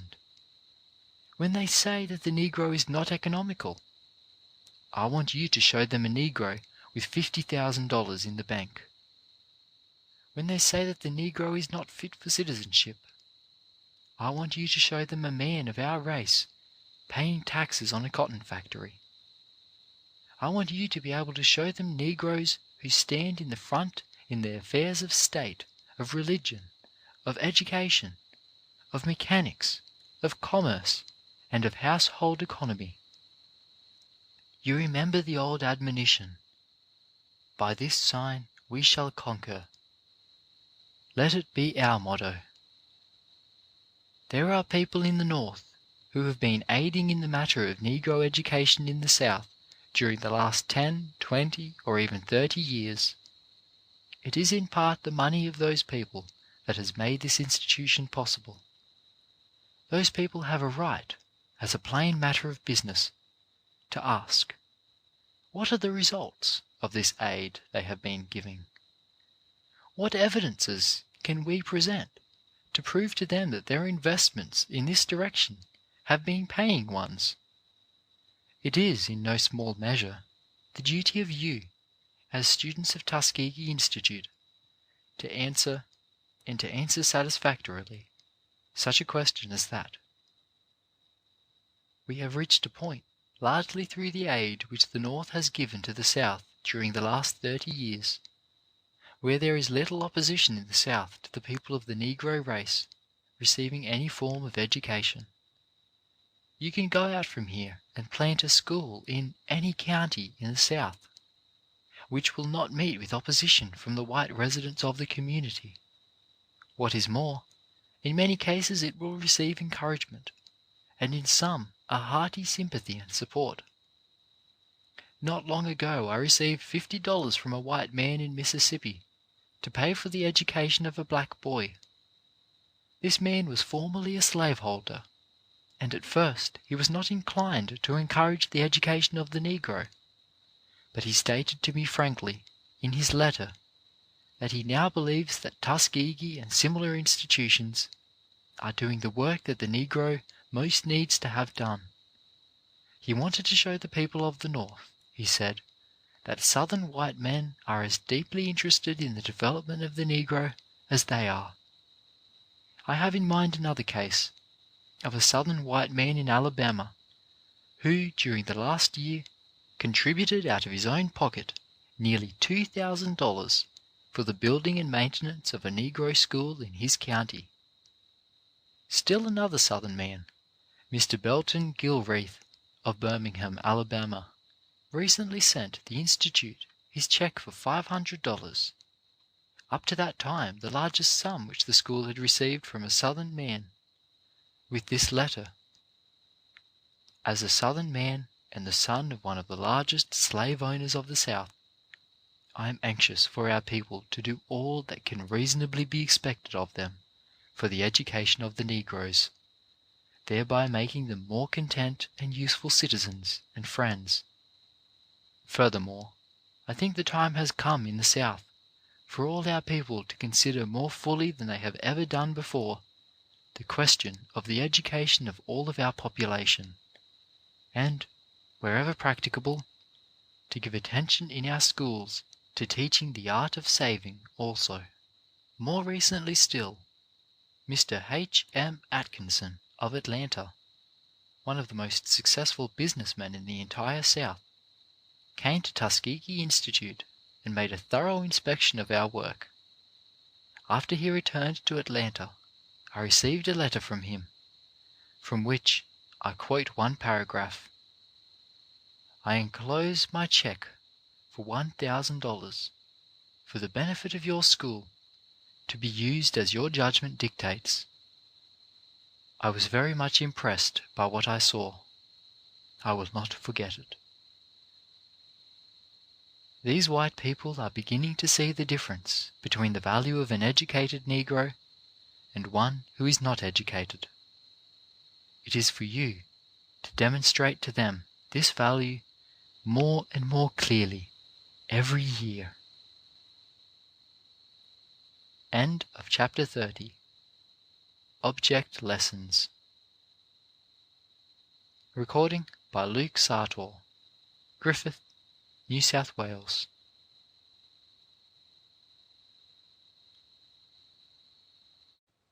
Character Building by Booker T. Washington.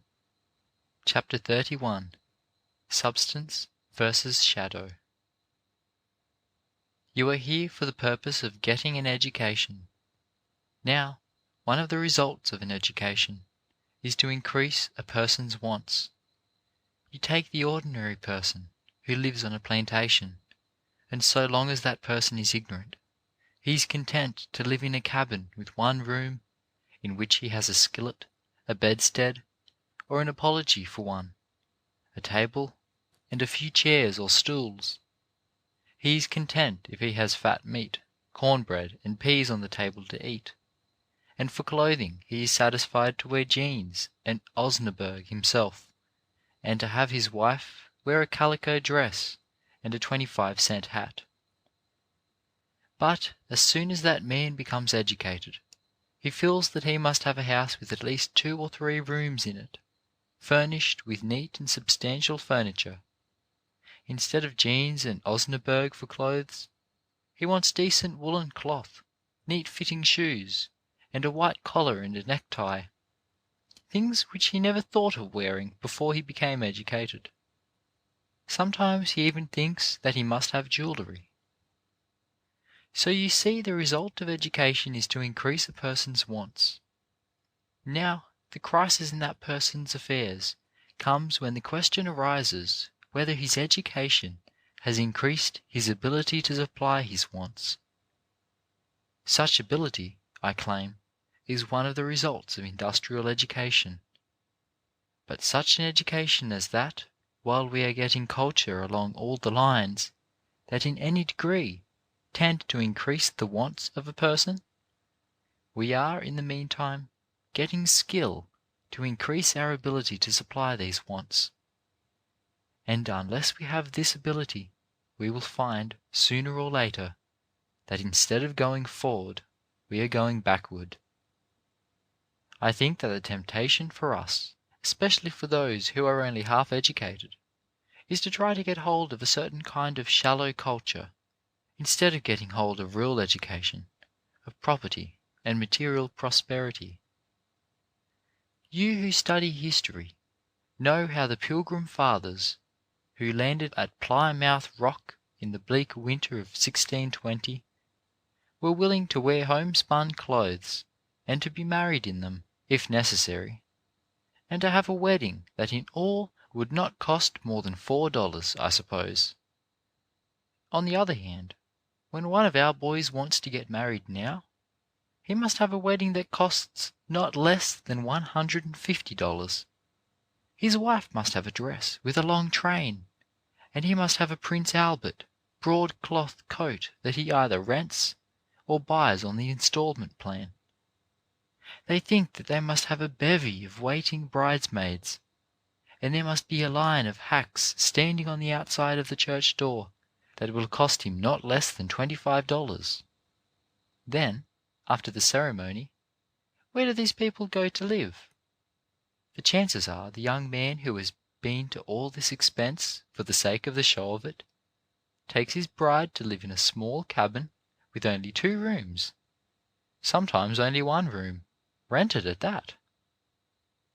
This is what I mean by getting the superficial culture before the dollars are made, grasping at the shadow instead of the substance. Now what we want to do here is to send out a set of young men and young women who will go into the communities where such mistakes as these are made, and show the people by example and by work how much better it is to get married for $4 and to pay as you go, than to get married for $150 and then pay $4 a month to live in a rented cabin. When I go to New York or to any large city, there is nothing more discouraging than to see people of this very class I am speaking of, people who seek the superficial culture, the shadow, rather than the substantial dollars and education. If you stand for a few minutes on any of the fashionable streets in the northern cities, you will see these elaborately dressed men, wearing $5 hats on heads that at most are not worth more than 50 cents. This is the class of people who have got just enough education to make them want everything they see, but who have not got enough to make them able to get what they want, unless they go beyond their means to do so. A superficial education, too, makes us inclined to seek show in other things besides dress. We are inclined, for one thing, to seek to show off in the use of titles. I remember that once I was introduced to a company of about 60 men, and out of the whole number there were only 6 who were not doctors, professors, or colonels, or who did not have some title. I must say I thought more of the 6 who were just plain misters than I did of all the rest, for among the others there were some very hard-looking doctors and professors. An over-desire for these things shows a shallowness in us which makes us ridiculous. We want to stop making that kind of mistake. If you are a mister, encourage the people to call you by that name. If you are a minister and preach interesting and instructive sermons, people are going to be impressed by what you say, and not by the title you bear. The title is the shadow. What you say is the substance. When a person is simple, he is on the strong side. People not only have more respect for him, but he accomplishes more. I was once at a memorial meeting held in honor of a man who had done a great and useful work, not only for the race, but for the school with which he had been connected. After about 2 hours of speech making, somebody took the platform and said that a collection ought to be taken up for the benefit of the school which this man had worked so hard for, to show the appreciation which those present felt for this man's service.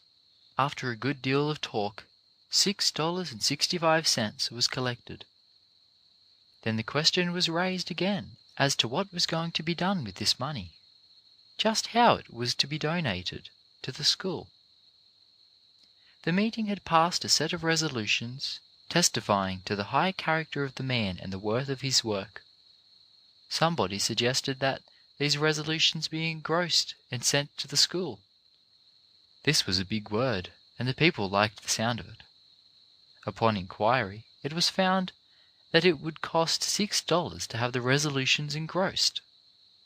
It was voted to have this done, and it was done, when the resolutions would have done just as much good typewritten at a cost of 25 cents.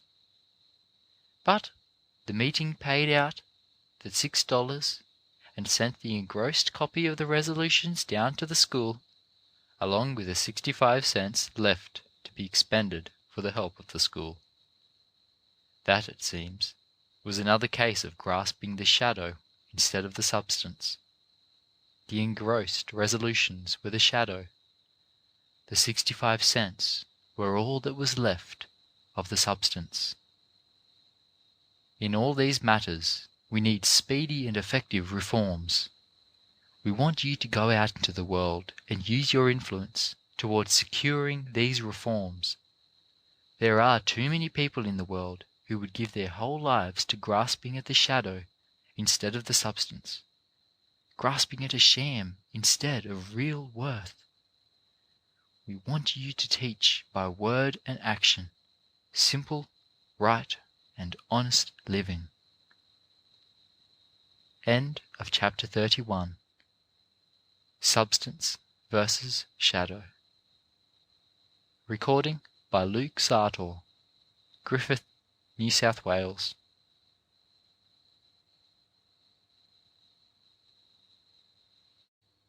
Character Building by Booker T. Washington. Chapter 32. Character as shown in dress. It is surprising how much we can tell about a person's character by his dress. I think it is very seldom that we cannot tell whether a person is ignorant or educated simply by his dress. And there are some few plain facts about dress that I am going to mention to you tonight. While it is hard to lay down any rules as to how we must dress, I think there are some well-defined principles of dress to which all well-educated persons will conform. I think we will all agree that our dress should be clean. There is little excuse for persons wearing filthy clothes. I think we all will agree as to that. It is disgraceful for a man to go about with ragged clothes, or with clothes fastened together with pins where buttons ought to be. It is disgraceful for a girl to go about with a soiled apron, or with her clothes pinned together. Our clothes should be kept clean and in good repair. Thus far, I think, we shall have no disagreement. But there are some people who make the mistake of giving their whole mind to the subject of dress. From the very beginning of the week, you will find that a great part of their thought and attention is given to planning what they are going to wear the next Sunday. Some people will go in rags all through the week in order to have something showy to wear on Sunday. I think we should respect Sunday by putting on something different from what we wear during the week, if we can.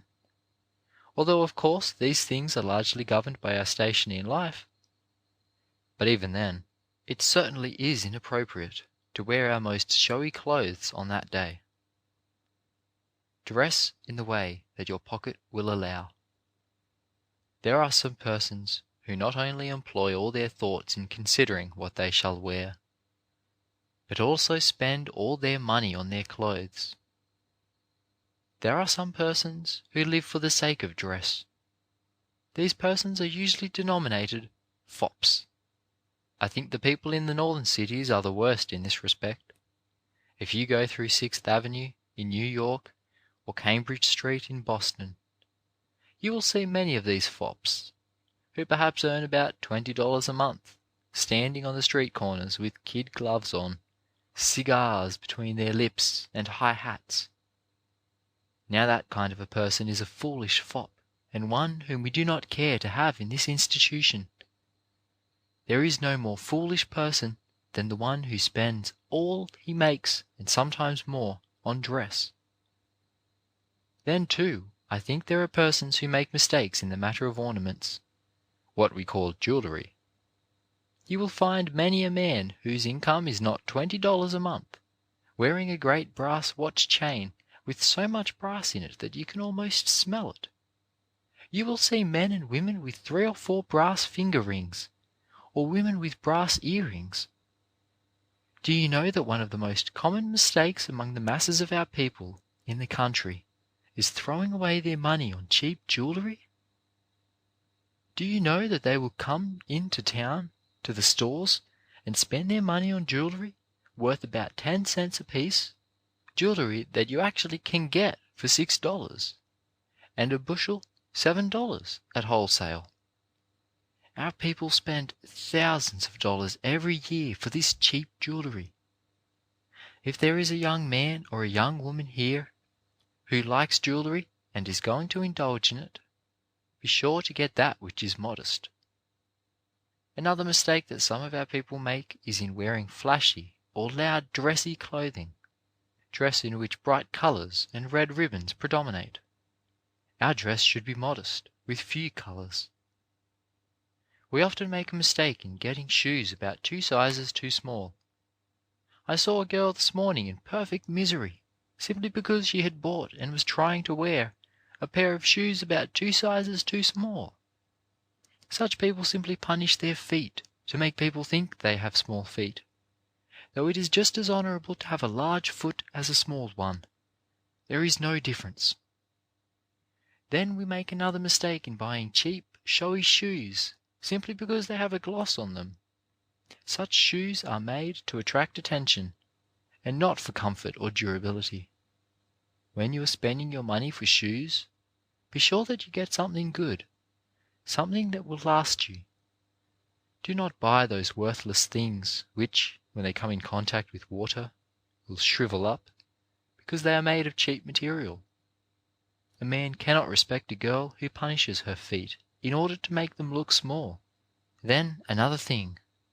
Some of us think we can improve our colour. Some get flour, and others get other kinds of mixtures, which are called face powders. There is no use for this. Any man will lose respect for a girl who abuses herself in this way. Only get something into your head, and then you will find that these matters of dress will adjust themselves. While some of you do not dress so well as you might, yet, if you will give the contents of your heads the proper attention, you will find that the matter of dress will not trouble you. You can get dresses and clothes after you have secured your education. But now is the only time that you have in which to secure the education. End of chapter 32. Character as shown in dress. Recording by Luke Sartor, Griffith, New South Wales.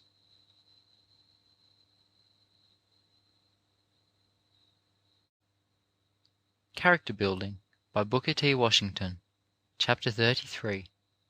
Sing the Old Songs.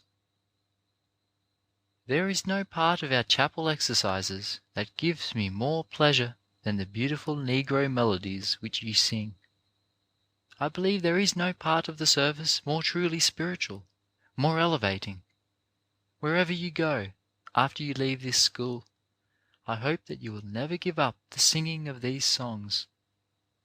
If you go out to have schools of your own, have your pupils sing them as you have sung them here, and teach them to see the beauty which dwells in these songs. When in New York, not long ago, I had the pleasure of conversing with Prince Henry of Prussia. He spoke particularly of the beauty of these songs, and said that in his own home in Germany, he and his family often sing them. He asked if there was any printed collection of these songs, that a copy might be sent him, and I have since then forwarded to him a copy of the Book of Plantation Melodies, collected and published under the auspices of Hampton Institute. When Christ was upon this earth, he said, "A little child shall lead them." Whence comes this supreme power of leadership? In this age, when we hear so much said about leaders of men, about successful leadership, we do well to stop to consider this admonition of the Saviour. Some are said to lead in business, others in education, others in politics or in religion. What is the explanation of "a little child shall lead them"? Simply this: a little child, under all circumstances, is its simple, pure, sweet self, never appearing big when it is little, never appearing learned when it is ignorant, never appearing wealthy when it is in poverty, never appearing important when it is unimportant. In a word, the life of the child is founded upon the great and immutable, and yet simple, tender, and delicate laws of nature. There is no pretense, there is no mockery. There is an unconscious, beautiful, strong clinging to truth.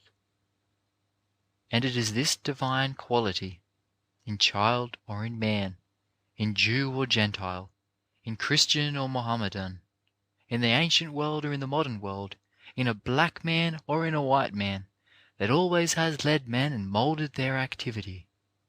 The men who have been brave enough, wise enough, simple enough, self-denying enough to plant themselves upon this rock of truth and there stand, have, in the end, drawn the world unto them, even as Christ said, "I will draw all men unto me." Such a man was Luther. Such a man was Wesley. Such a man was Carlyle. Such a man was Cromwell. Such were Garrison and Phillips. Such was Abraham Lincoln. And such was our own great Frederick Douglass.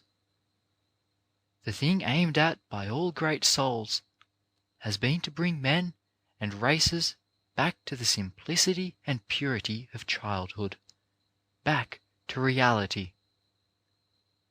What is the most original product with which the Negro race stands accredited? Yes, I am almost ready to add, with which America stands accredited. Without hesitation I answer, those beautiful, weird, quaint, sweet melodies which were the simple, childlike expression of the anguish, the joy, the hopes, the burdens, the faith, the trials of our forefathers, who were the yoke of slavery. Why are they the admiration of the world? Why does every attempt at improvement spoil them? Why do they never fail to touch the tenderest chord, to bring tears from the eyes of rich and poor, from king and humblest toiler alike?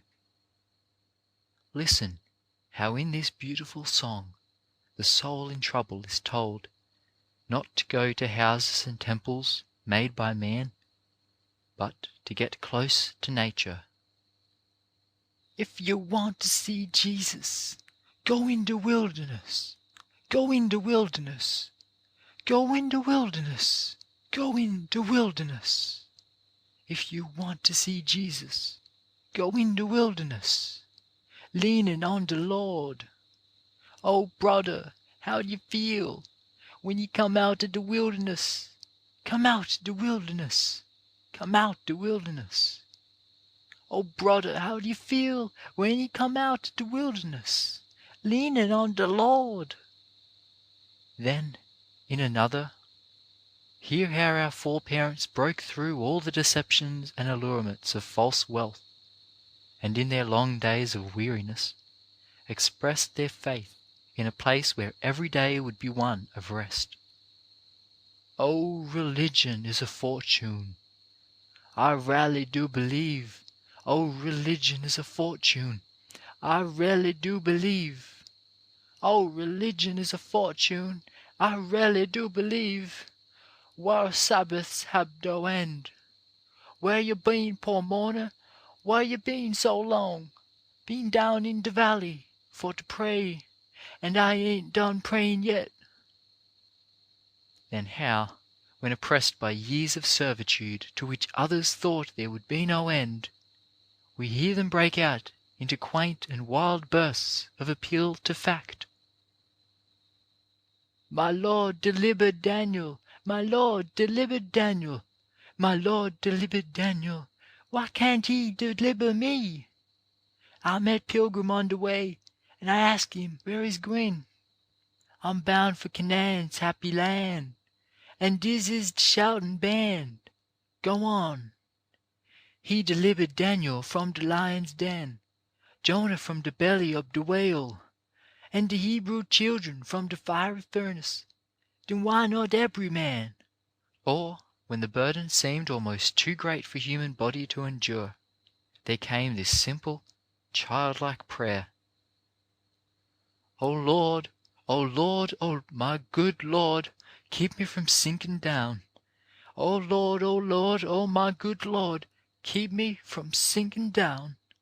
I tell you what I mean to do, keep me from sinking down. I mean to go to heaven too, keep me from sinking down."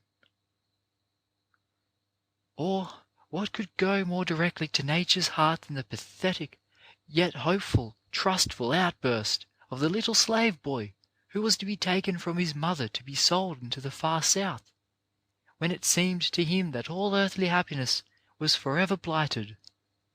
Hear him: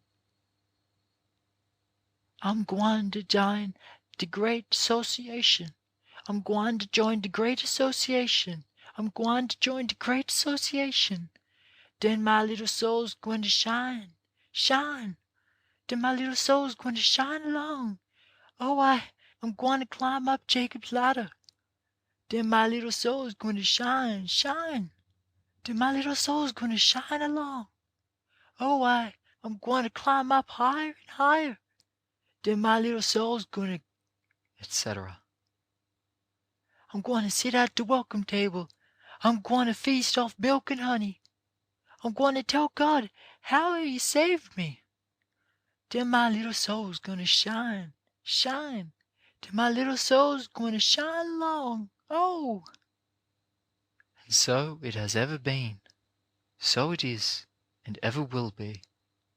The world, regardless of race or color or condition, admires and approves a real thing. But sham, buffoonery, mere imitation, mere superficiality never has brought success and never will bring it. An individual or a race that is strong enough, is wise enough, to disregard makeshifts, customs, prejudices, alluring temptations, deceptions, imitations, to throw off the mask of unreality and plant itself deep down in the clay, or on the solid granite of nature, is the individual or the race that will crawl up, struggle up, yes, even burst up, and in the effort of doing so will gain a strength that will command for it respect and recognition. Before an individual or a race thus equipped, race prejudice, senseless customs, oppressions, will hide their faces forever in blushing shame. End of chapter 33. Sing the Old Songs. Recording by Luke Sartor, Griffith, New South Wales.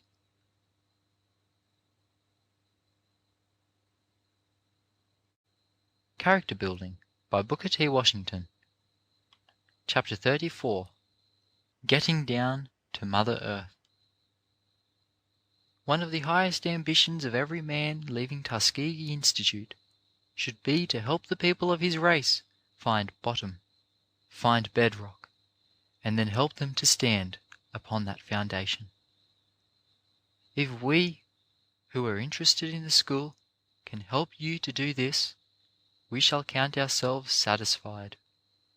And until the bedrock of our life is found, and until we are planted thereon, all else is but plaster, but make-believe, but the paper on the walls of a house without framework.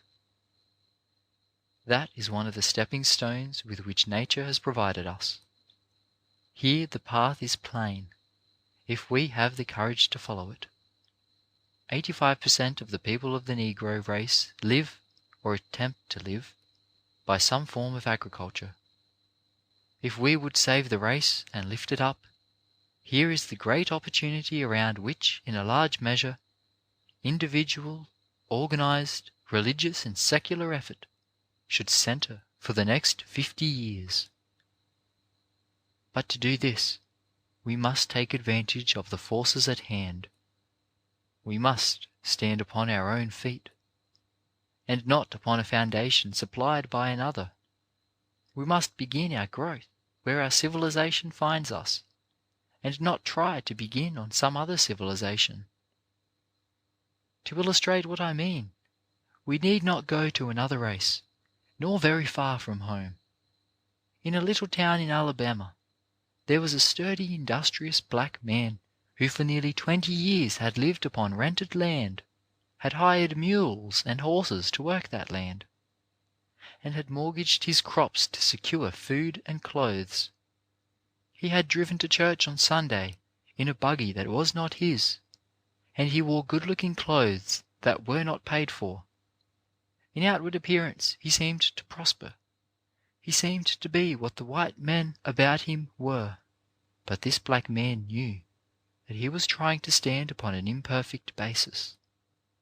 And so, one day, about a dozen years ago, he made up his mind that henceforth he would be himself, that he would stand upon his own foundation.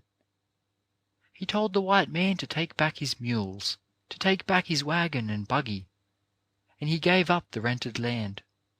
He had resolved to be a man. A few acres of land were secured. He made his bed in the cottonseed at night. He hired a boy to come to his place at night, and by moonlight he pulled a plough which the boy guided. In this way a cotton crop was made free from debt. With the small surplus which he got from this, he bought an ox, and with this beast made a second crop free from debt. A mule was bought, and then another. Today, this man is the owner of a comfortable home, is a stockholder in one of the banks of his county, and his note or check will be honored by any business house there. While others were talking or debating over second-hand doctrines learned by rote, this strong son of nature had found himself and solved his own problem. I might tell you the story of another man of our race who began his successful business life in the hollow of a tree for his home, without furniture or bed clothing. But that tree and the land on which it stood were his own. You had better begin life in a hollow tree and be a man, than begin it in a rented house and be a mere tool, the imitation of a man. If you were to go into the western part of this country, you would find it filled with men of the highest culture, profound scholarship, and enduring wealth, whose ancestors a few generations ago began life in a dugout, in a hay loft, or in a hole in the side of a mountain.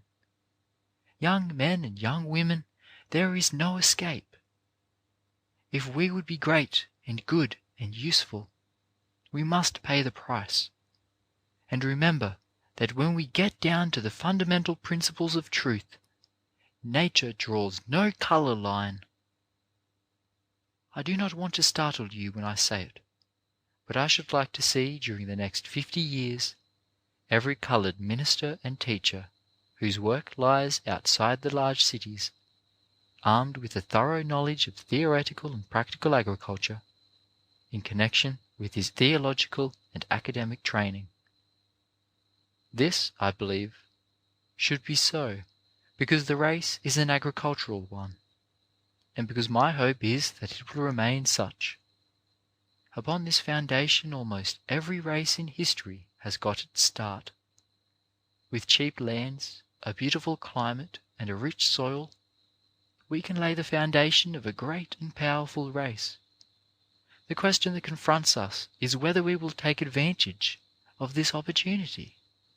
In a recent number of the New York Independent, Reverend Russell H. Conwell, the pastor of the great Temple Baptist Church in Philadelphia, a church that has a membership of 3,000 persons, tells of the pastor of a small country church in Massachusetts, who, in perplexity at the eternally recurring question of how to make his church pay its expenses, asked Mr. Conwell's advice.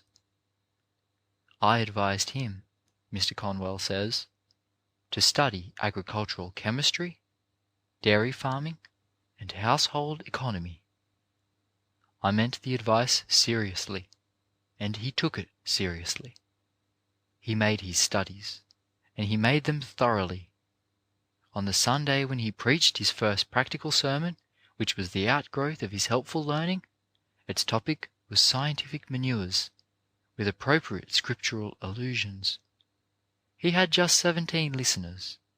These 17, however, were greatly interested. Later on, they discussed the remarkable departure with their friends who had not attended the service. The result was that within 5 Sundays the church was packed with worshippers, who had discovered that heaven is not such a long distance from earth after all. In the present condition of our race, what an immense gain it would be if from every church in the vast agricultural region of the South there could be preached every Sunday 2 sermons on religion, and a lesson or lecture given on the principles of intelligent agriculture, on the importance of the ownership of land, and on the importance of building comfortable homes.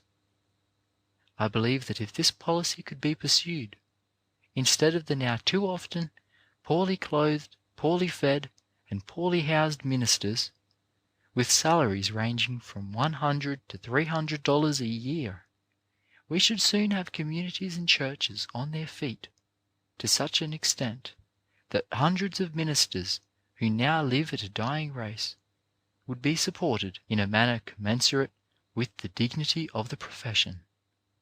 Not only this, but such a policy would result in giving the ministry such an ideal of the dignity of labor and such a love for it that the minister's own home and garden and farm would be constant object lessons for his followers, and at the same time sources from which he could draw support, which would make him in a large measure independent. One of the most successful and most honored ministers I know is a man who owns and cultivates 50 acres of land. This land yields him an income sufficient to live on each year. This man's note or check is gladly honored at the bank. Because of his independence, he leads his people instead of having to cater to their whims. It may be suggested that what I plead for has not been done by others after this fashion. It was done in the early years of the settlement of New England, and persevered in by the ministers there until the people of the country had become sufficiently prosperous to support their ministers suitably. Besides, if one race of people, or one individual, is simply to follow in the steps of another, no progress would ever be possible in the world. Let us remember that no other race of people ever had such a problem to work out as we have. What I have tried to say to you tonight about agricultural life may be said with equal emphasis about city occupations. Show me the race that leads in work, in wood and in metal, in the building of houses and factories, and in the constructing and operating of machinery, and I will show you the race that in the long run molds public thought, that controls government, that leads in commerce, in the sciences, in the arts, and in the professions. What we should do in all our schools is to turn out fewer job seekers and more job makers. Anyone can seek a job, but it requires a person of rare ability to create a job. If it may seem to some of you that what I have been saying overlooks the development of the race in morals, ethics, religion, and statesmanship, My answer would be this: you might as well argue that because a tree is planted deep down in Mother Earth, because it comes in contact with clay and rocks and sand and water, that through its graceful branches, its beautiful leaves, and its fragrant blossoms, it teaches no lesson of truth, beauty, and divinity. You cannot plant a tree in air and have it live. Try it. No matter how much we may praise its proportions and enjoy its beauty, it dies unless its roots and fibers touch and have their foundation in Mother Earth. What is true of the tree is true of a race. End of chapter 34. Getting Down to Mother Earth. Recording by Luke Sartor. Griffith, New South Wales.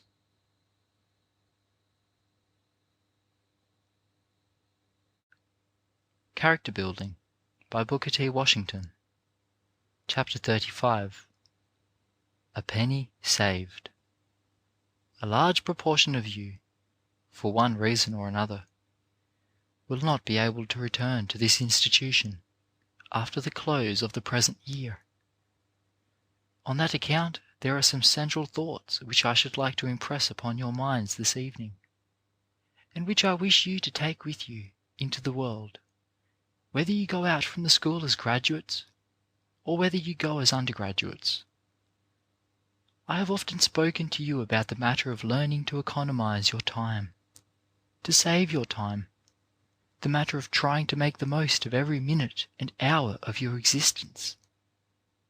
And I have often spoke to you about the hurtful reputation which a large proportion of the people of our race get in one way or another because of this seeming inability to put a proper value upon time, or a proper value upon the importance of keeping one's word in connection with obligations.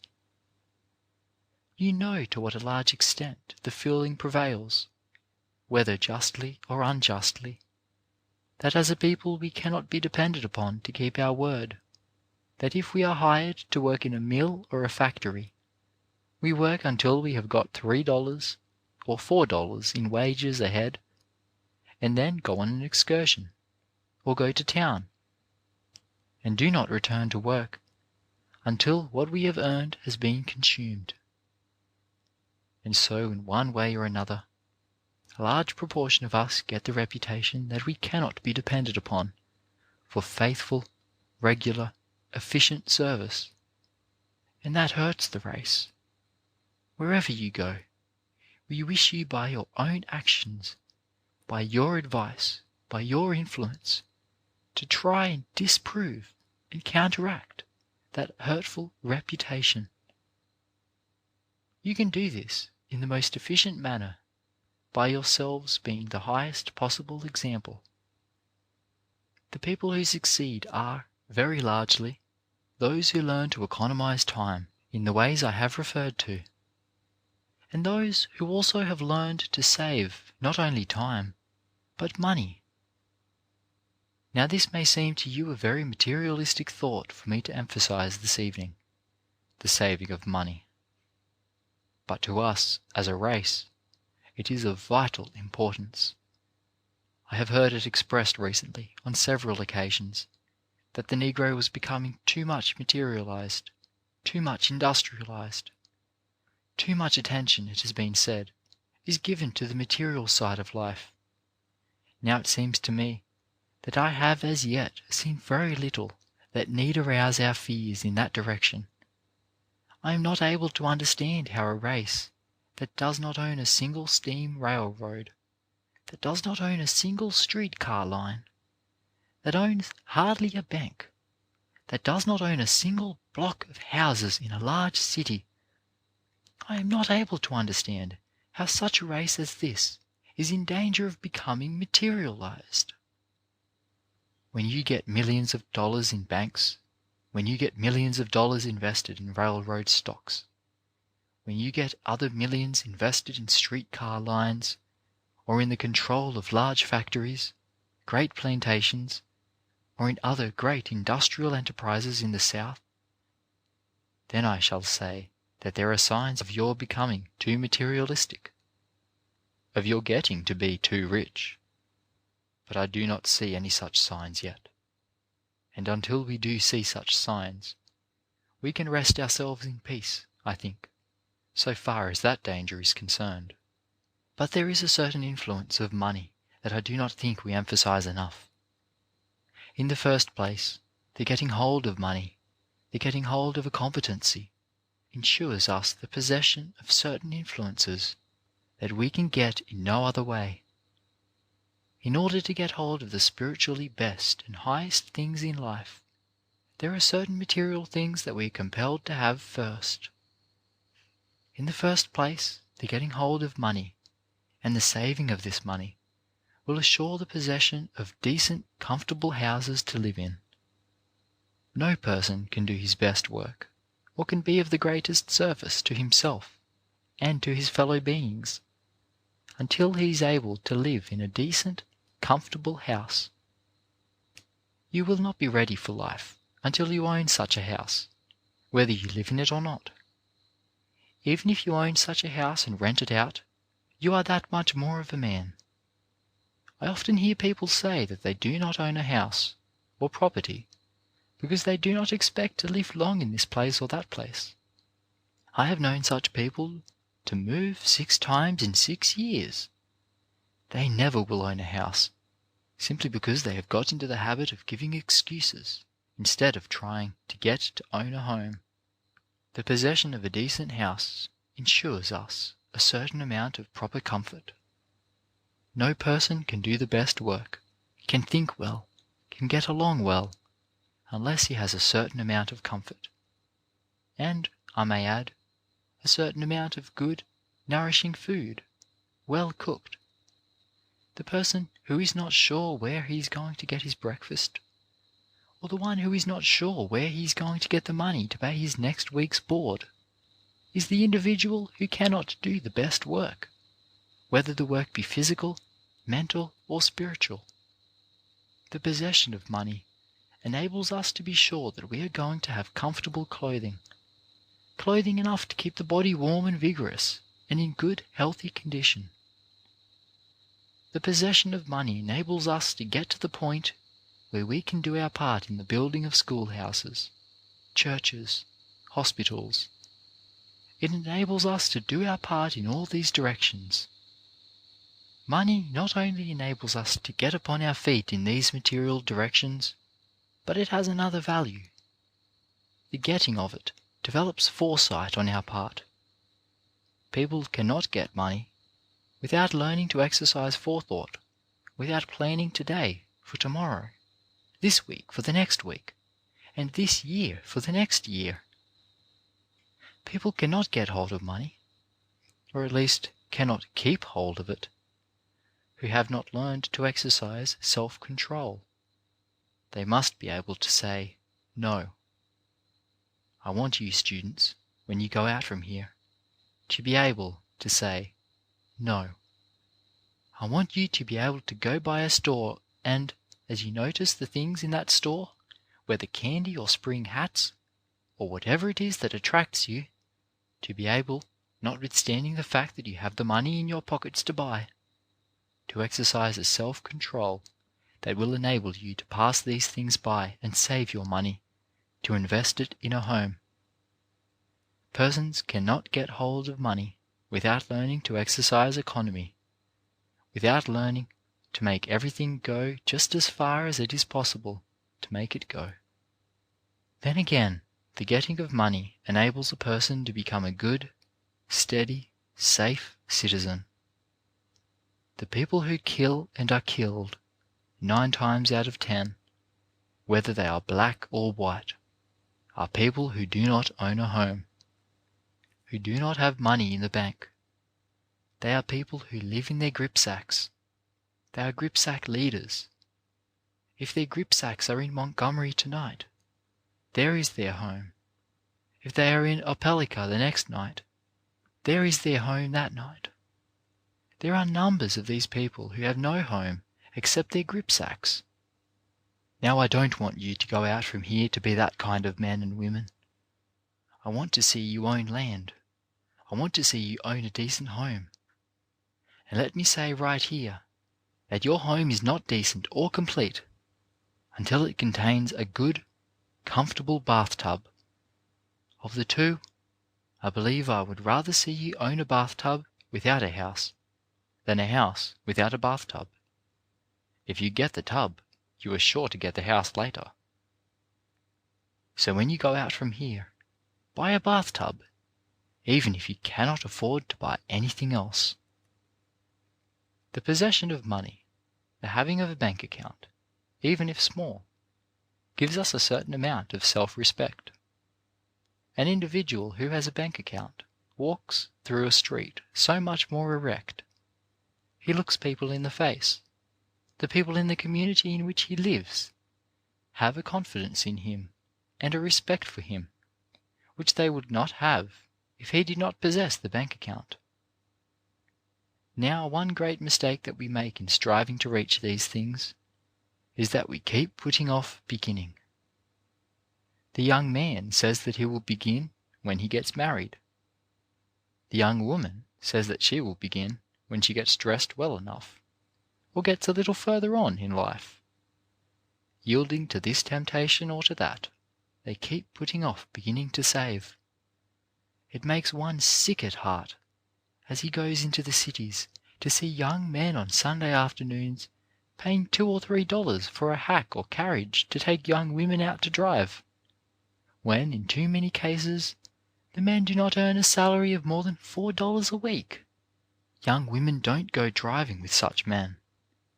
A man who goes driving on a salary of $4 a week cannot own a home or possess a bank account. When you are asked to go to drive by such a man as that, tell him you would rather he put his money in the bank, because you know he is not able to afford to spend it in that way. I like to see people comfortably dressed and neatly dressed, but there is no sadder sight than to see young men and women yielding to the temptation to spend all they earn upon clothes. Then, when they die, in many, many cases, somebody has to pass around a hat to take up a collection in order that they may be decently put away. Do not make that mistake. Resolve that no matter how little you may earn, you will put a part of the money in the bank. If you earn $5 a week, put $2 in the bank. If you earn $10, save 4 of them. Put the money in the bank. Let it stay there. When it begins to draw interest, you will find that you will appreciate the value of money. A little while ago I was in the city of New Bedford, the city which was formerly the home of Mrs. Hetty Green, who is said to be the richest woman in the world.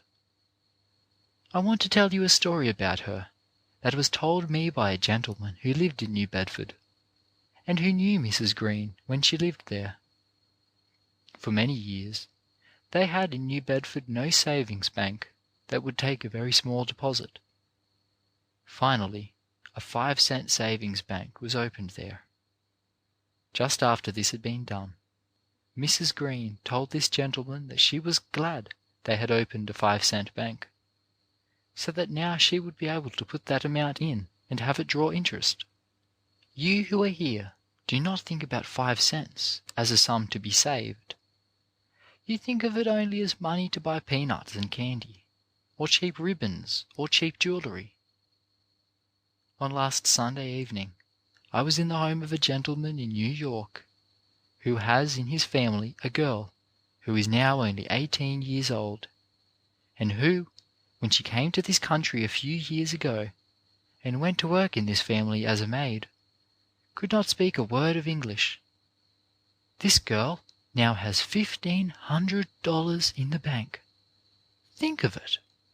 A young woman coming to this country poor and unable to speak a word of English has saved in a short time $1,500. I wonder how many of you, 5 years from now, will have $1,500 in the bank or in some other safe kind of property. The civilization of New England and of other such prosperous regions, rests more, perhaps, upon the savings banks of the country than upon any other one thing. You ask where the wealth of New England is. It is not in the hands of millionaires. It is in the hands of individuals who have a few hundreds or a few thousands of dollars put safely away in some bank or banks. You will find that the savings banks of New England, and of all countries that are prosperous, are filled with the dollars of poor people, dollars aggregating millions in all. We cannot get upon our feet as a people until we learn the saving habit, until we learn to save every nickel, every dime, and every dollar that we can spare. End of chapter 35. A Penny Saved. Recording by Luke Sartor. Griffith, New South Wales.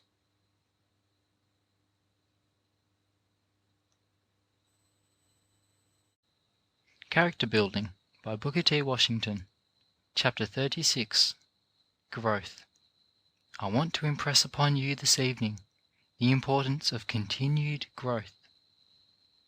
I very much wish that each one of you might imagine this evening your father and your mother to be looking at you and examining into every act of your life while here.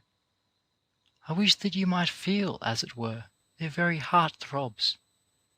I wish that you might realize, perhaps as you have never realized before, how anxious they are that you should succeed here. I wish that you could know how many prayers they send up day after day, that your school life may be more and more successful as one day succeeds another, that you may grow to be successful, studious, strong men and women who will reflect credit upon yourselves and honor upon your families. Each one of you must have had some thoughts about those who are anxious about you, some thought for those persons whose hearts are very often bowed down in anxiety because they fear your school life here will not be useful, not only for your own sake, but for the sake of those who are near and dear to you, those who have done more for you than anybody else.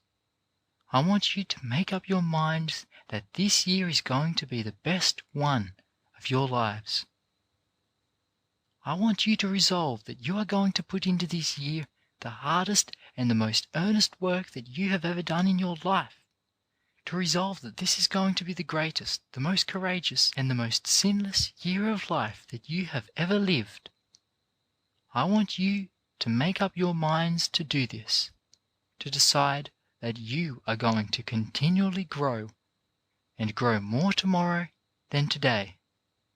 There are but two directions in this life in which you can grow, backward or forward. You can grow stronger or you can grow weaker. You can grow greater or smaller, but it will be impossible for you to stand still. Now, in regard to your studies, your lessons, I want you to make up your minds that you are going to be more and more thorough in your lessons each day you remain here, that you are going to so discipline yourselves that each morning will find you in the recitation rooms with your lessons more thoroughly and more conscientiously prepared for the day's work than they were for the work of the day before. I want you to make up your minds that you are going to be more nearly perfect, are going to put more manly and womanly strength into the preparation of your lessons each day, that you may be more useful.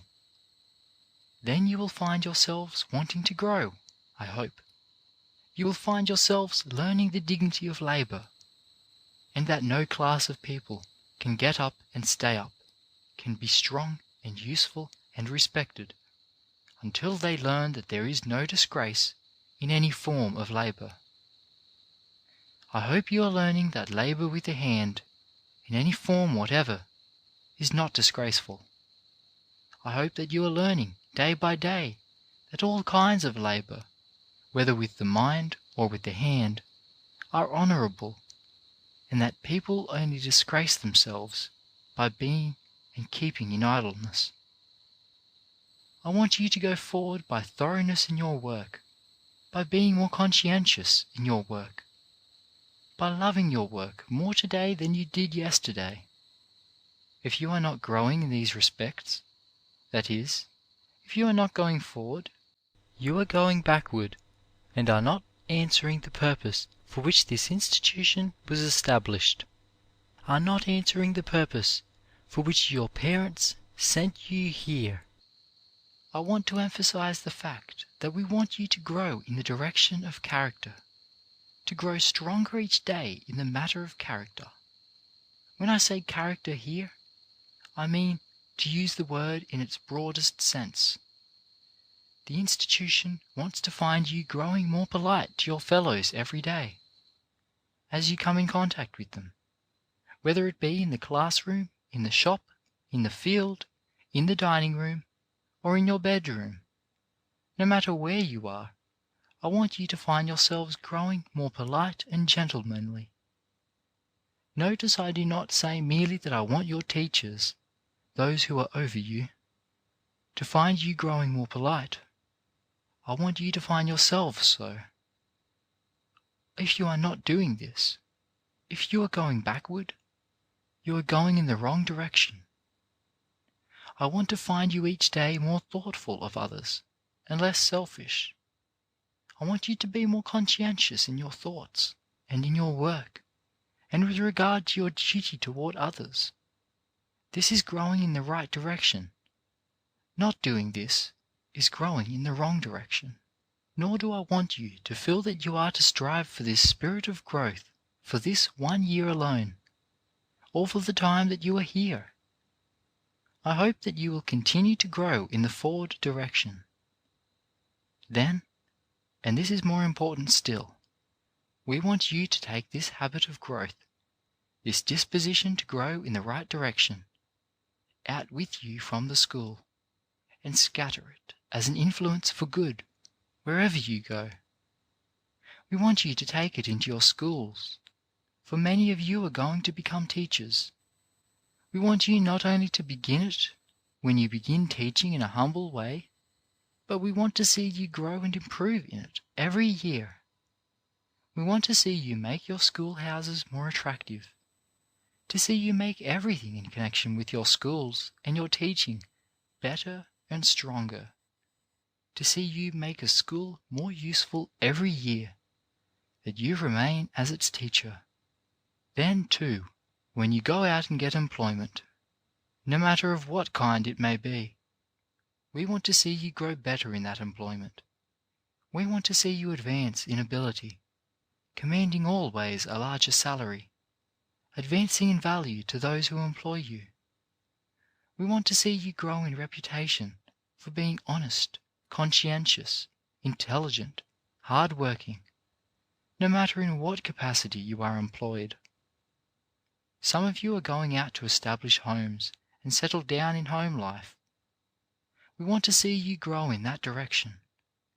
Nothing is so disheartening, there is nothing so discouraging, as to see a man or woman settle down in a home, and then not to see that home grow more beautiful, inside and outside, to see it, instead of this, each year grow dingy and dirty, because it each year receives less and less attention. We want Tuskegee students to go out from here and establish homes that will be models in every respect for those about them, homes that will show that the lives of the persons who have established them are models for the lives of those who live about them. If you do this, your lives are going to be a constant going forward, for, I repeat, your lives are going to be one thing or the other, continually going backward or continually going forward. End of chapter 36. Growth. Recording by Luke Sartor, Griffith, New South Wales.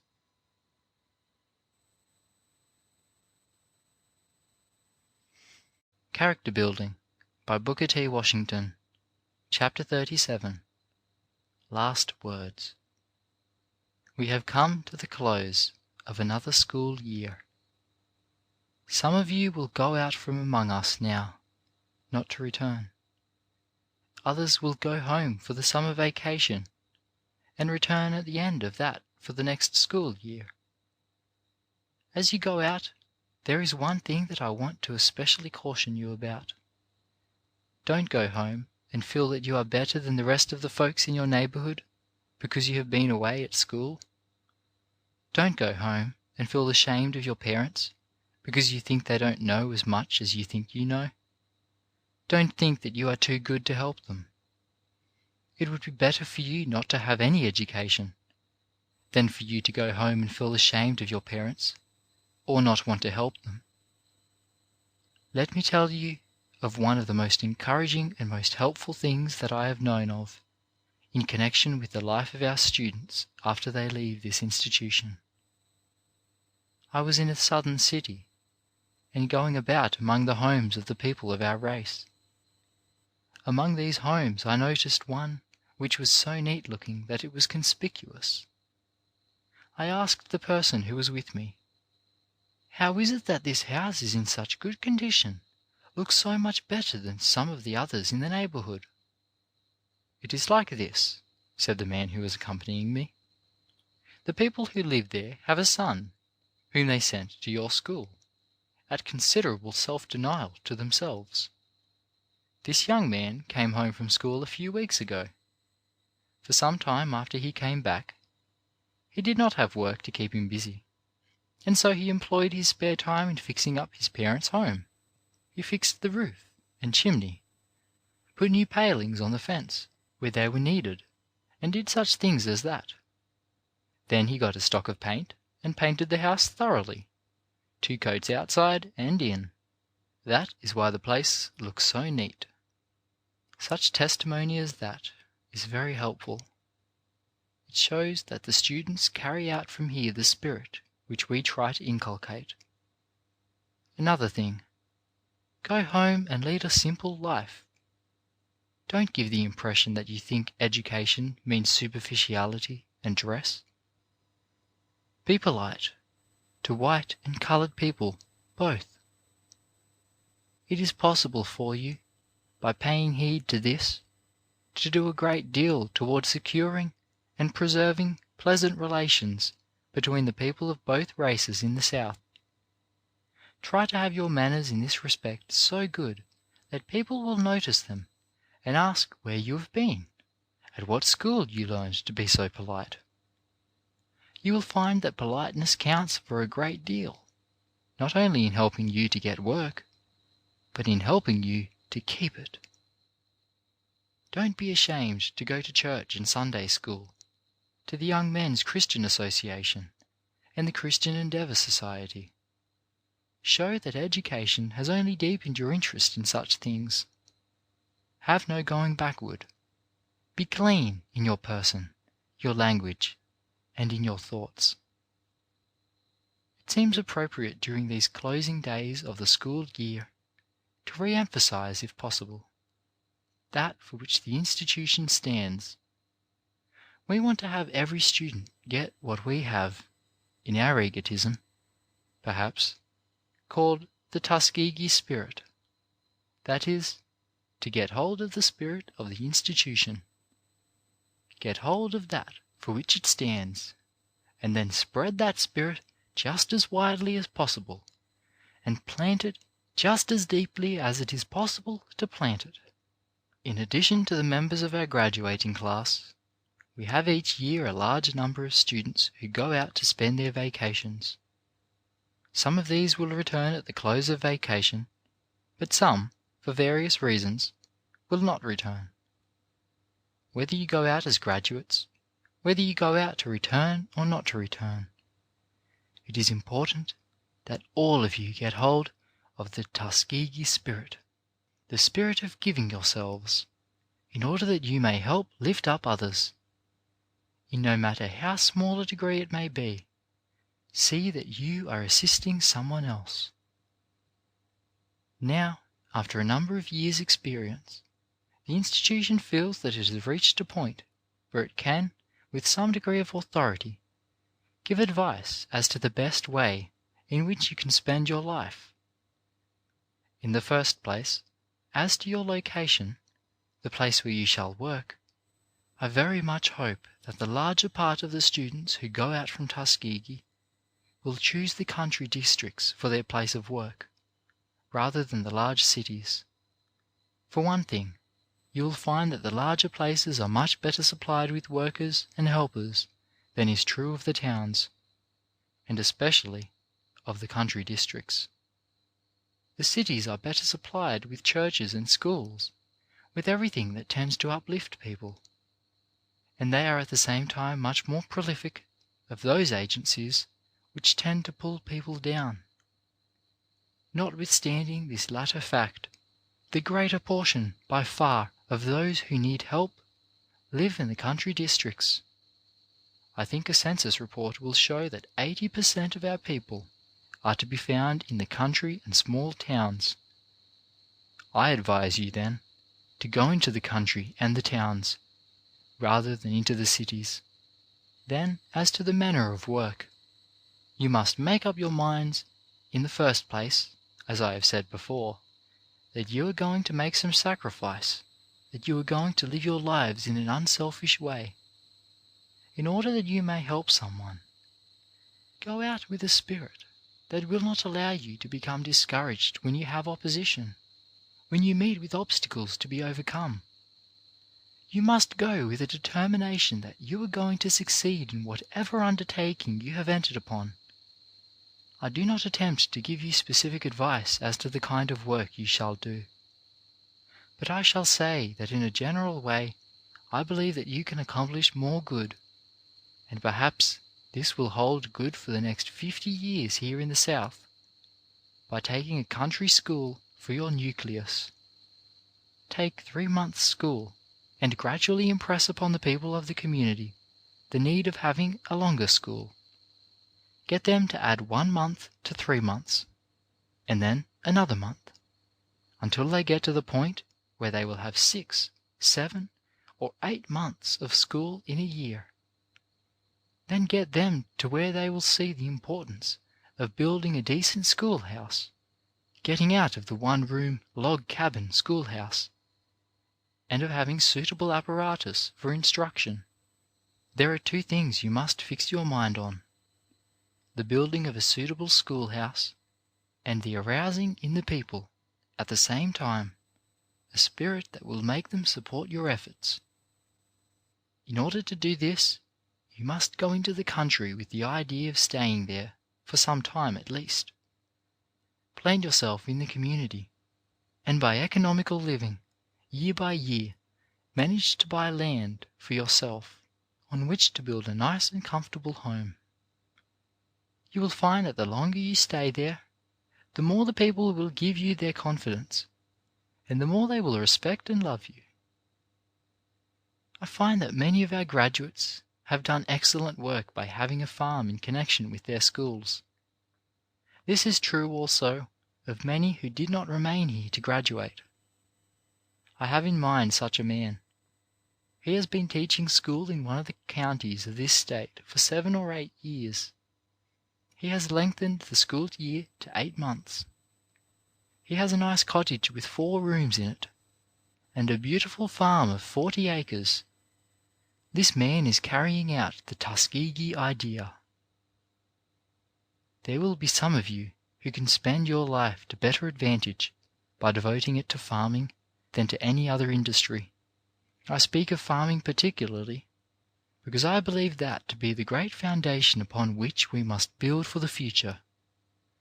I believe that we are coming to the point where we are going to be recognized for our worth in the proportion that we secure an agricultural foundation. Throughout the South, we can give ourselves in a free, open way to getting hold of property and building homes, in a way that we cannot do in any other industry. In farming, as in teaching, no matter where you go, remember to go with the Tuskegee spirit. I want the boys to go out and do as Mr. N. E. Henry is doing. I want the girls to go out and do as Miss Anna Davis and Miss Lizzie Wright are doing. I want you to go out into the country districts and build up schools. I would not advise you to be too ambitious at first. Be willing to begin with a small salary and work your way up gradually. I have in mind one young man who began teaching school for $5 a month, another who began teaching in the open air under a tree. Then, too, I want you to go out in a spirit of liberality toward the white people with whom you come in contact. That is an important matter. When I say this, I do not mean that you shall go lowering your manhood or your dignity. Go in a manly way, in a straightforward and honourable way, and then you will show the white people that you are not of a belittling race, that the prejudice which so many people possess cannot come among you and those with whom you work. If you can extend a helping hand to a white person, feel just as happy in doing so as in helping a black person. In the sight of God, there is no colour line, and we want to cultivate a spirit that will make us forget that there is such a line anywhere. We want to be larger and broader than the people who would oppress us on account of our colour. No one ever loses anything by being a gentleman or a lady. No person ever lost anything by being broad.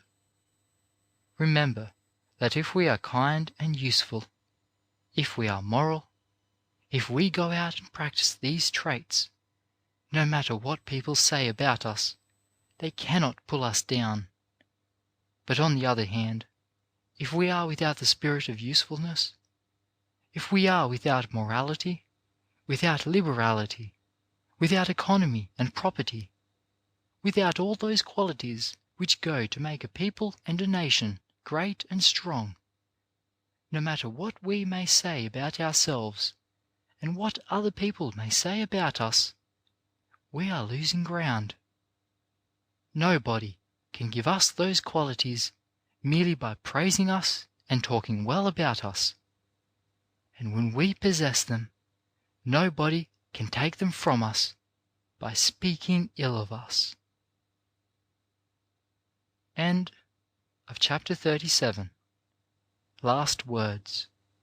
End of Character Building by Booker T. Washington. Recording by Luke Sartor, Griffith, New South Wales.